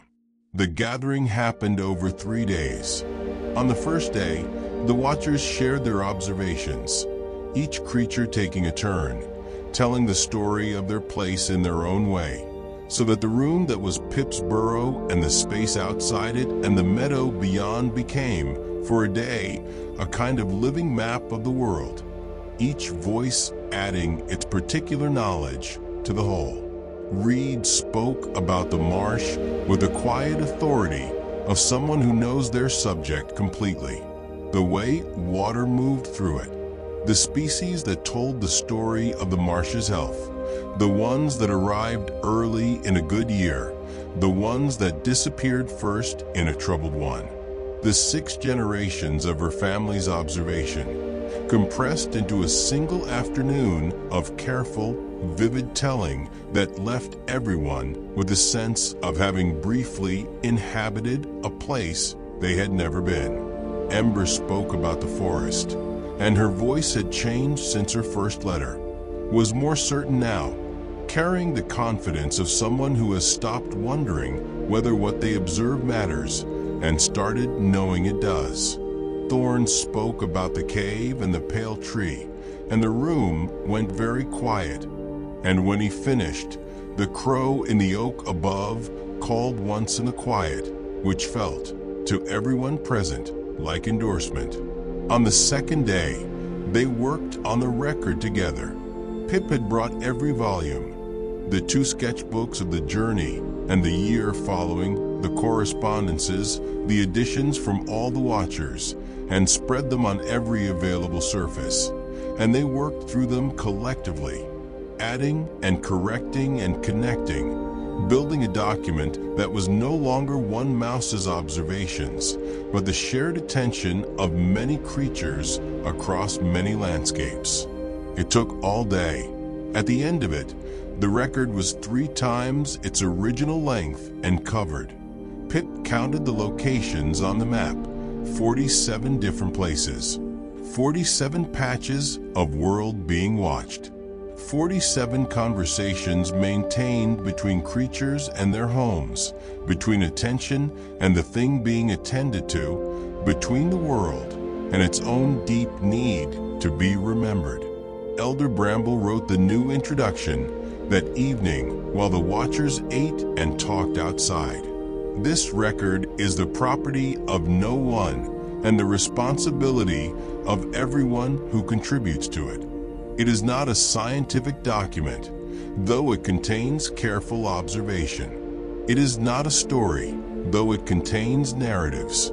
It is closer to a conversation, an ongoing exchange between the watchers and the world they watch, recorded, so that the conversation does not end when individual watchers do. Copy it, add to it, send it to those who are watching without knowing why, so they may know.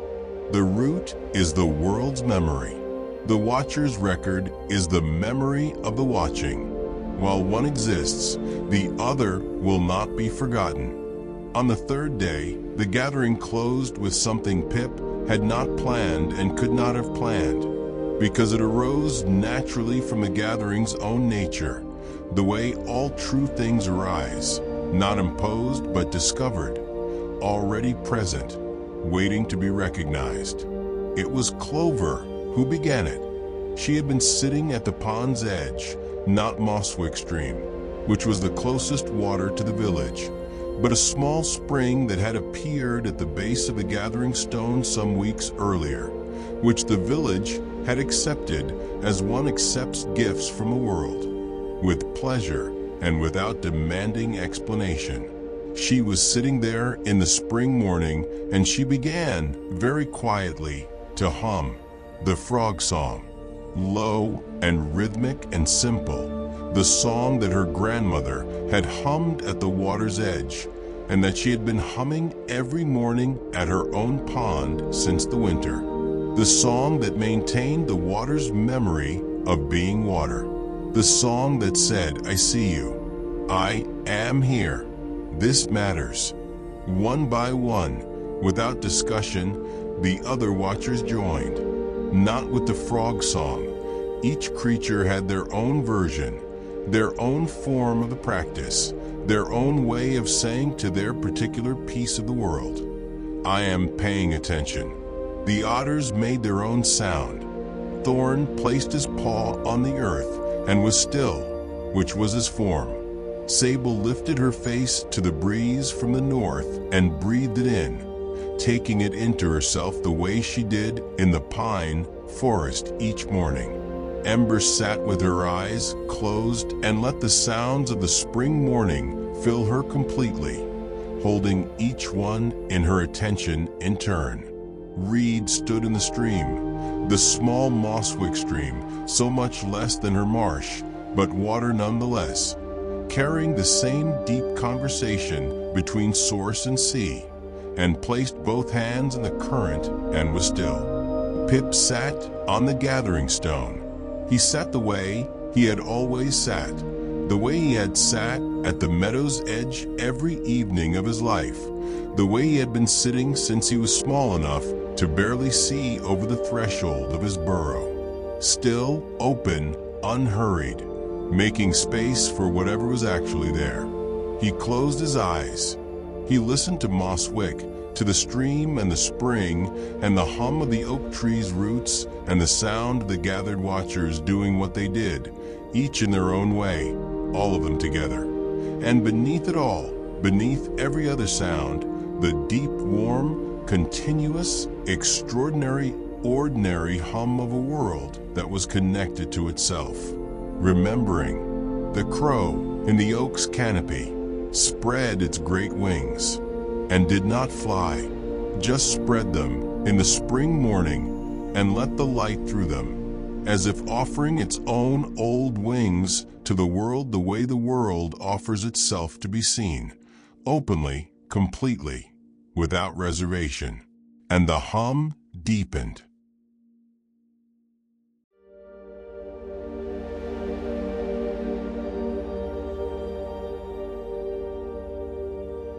Chapter 20.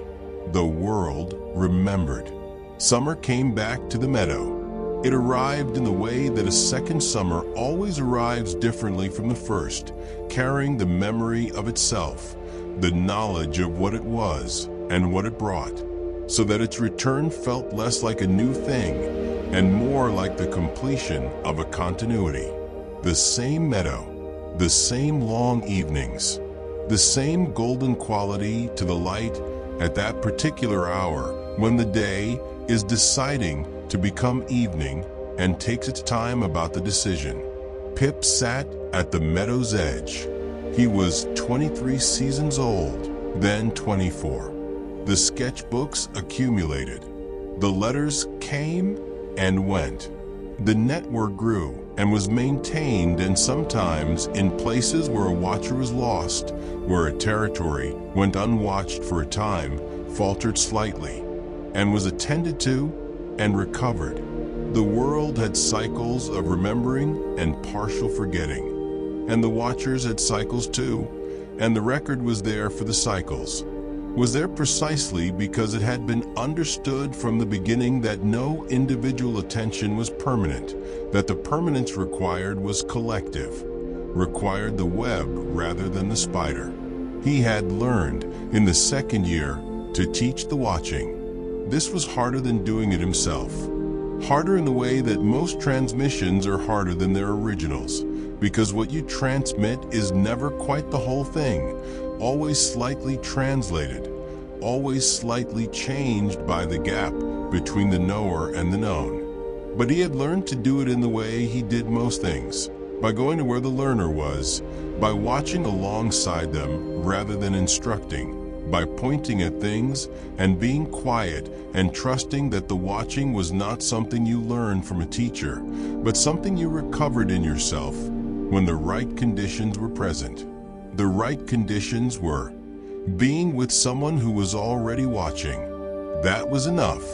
He taught Barrow's youngest daughter, who had his grandfather's habit of looking at things carefully and his grandmother's habit of writing down what she saw, and who needed only to be told that the two things together were a practice, before the practice became hers.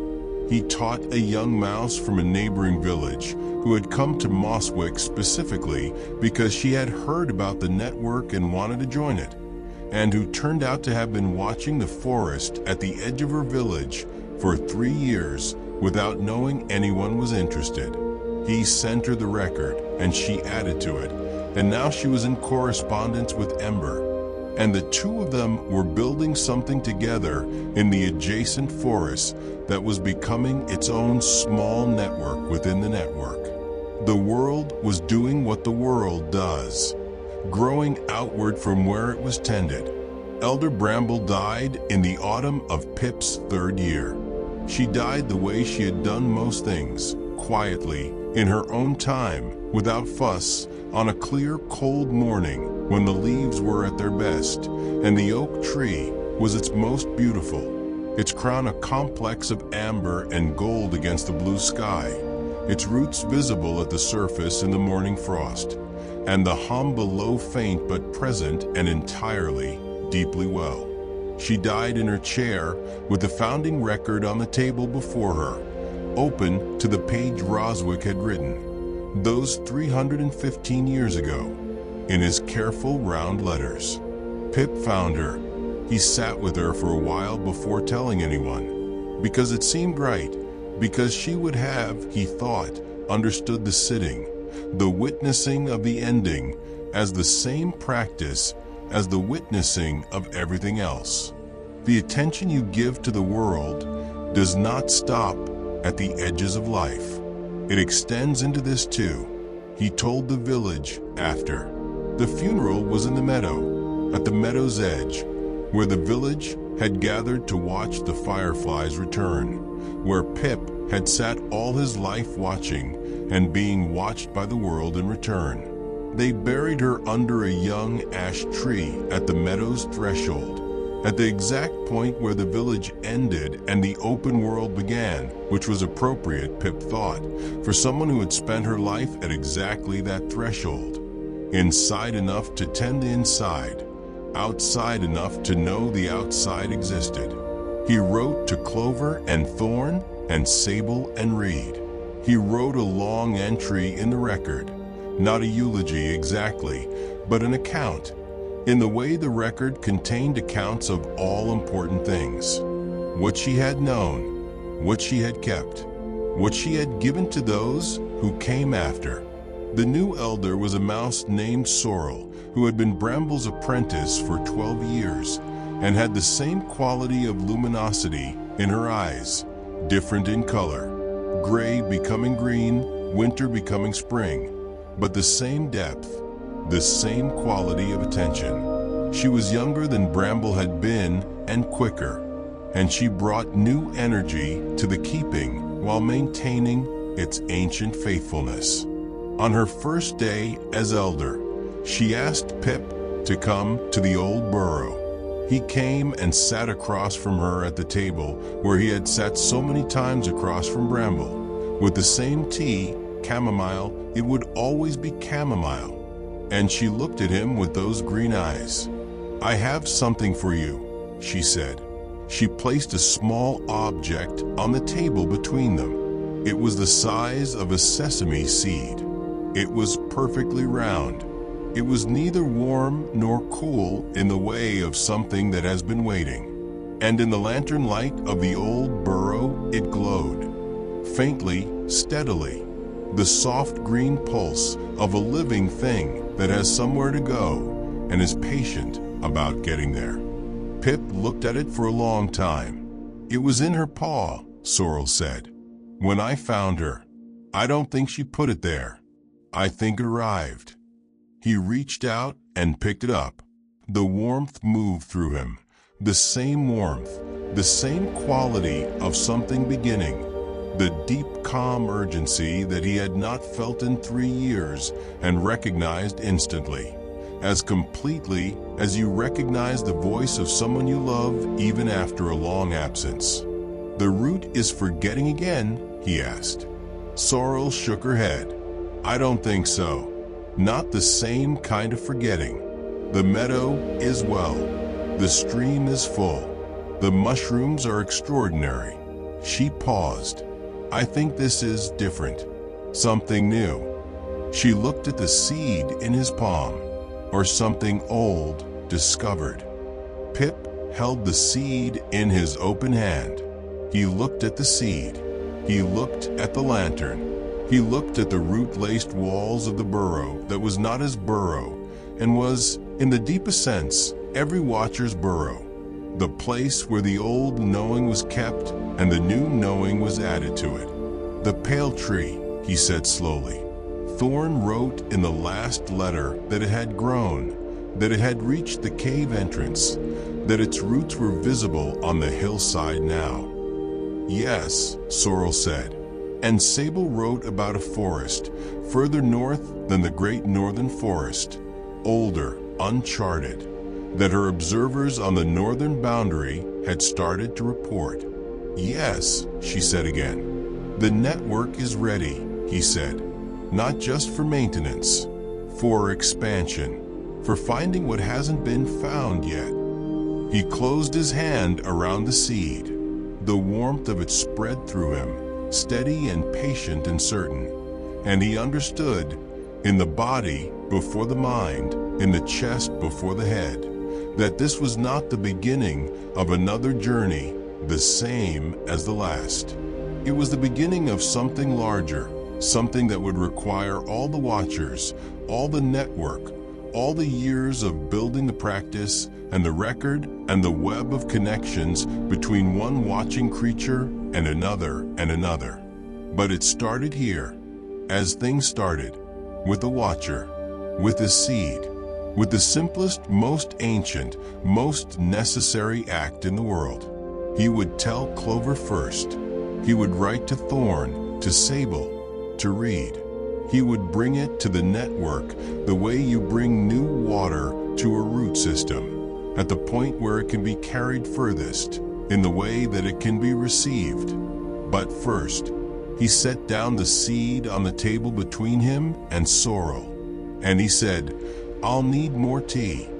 And she made it, and they sat together in the warm autumn evening in the old burrow at the center of the old village under the vast old tree, and talked about what was coming with the focused, interested, unhurried attention of creatures who know that the world is always larger than it was yesterday, and that this is a reason for gladness rather than alarm.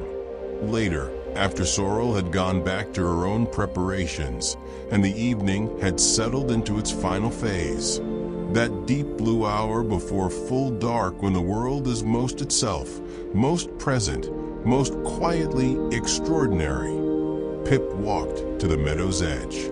He had his sketchbook. He had his charcoal stub, the new one, which was getting short. He would need another soon. He had the seed in his pocket, warm against his side, patient as only truly certain things are patient. He sat on the earth at the threshold of the meadow. The grasses were the deep late summer green of the end of something and the beginning of something else. The sky was the blue of the deepest hour.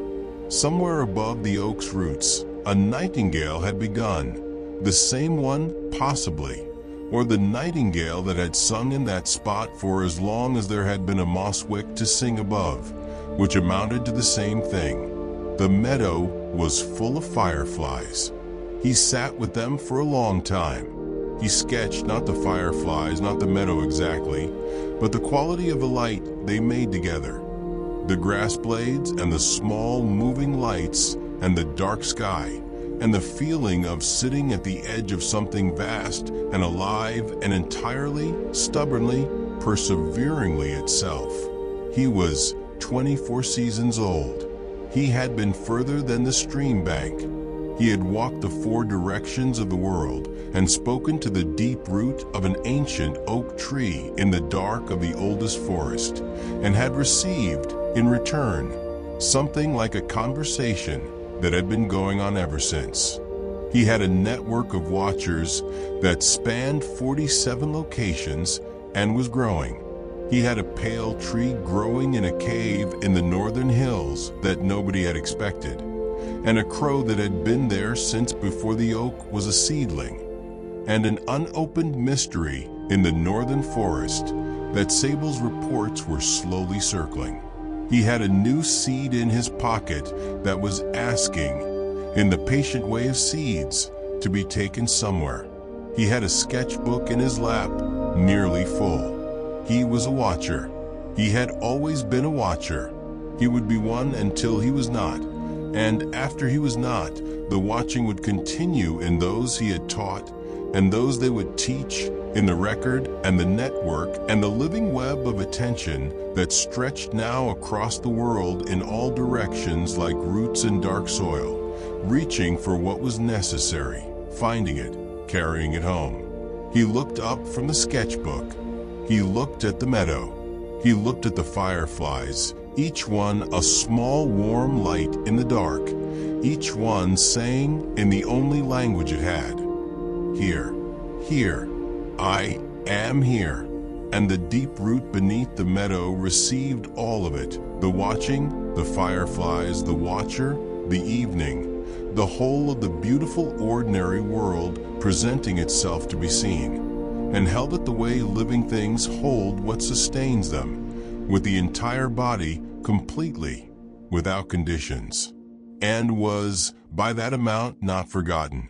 Pip opened his sketchbook to the last remaining page. He looked at it. A clean white page, waiting. The world outside, waiting. The seed in his pocket, patient and warm and certain. He put charcoal to paper. He began. And so the watching continues, through the seasons, through the years, through the turning of the world that is always the same world and always different. The way a river is always the same river and always new water. The root does not forget as long as there are eyes upon the meadow and paws in the water, and ears attending to the sound of wind through old trees. And there will always be those eyes, those paws, those ears.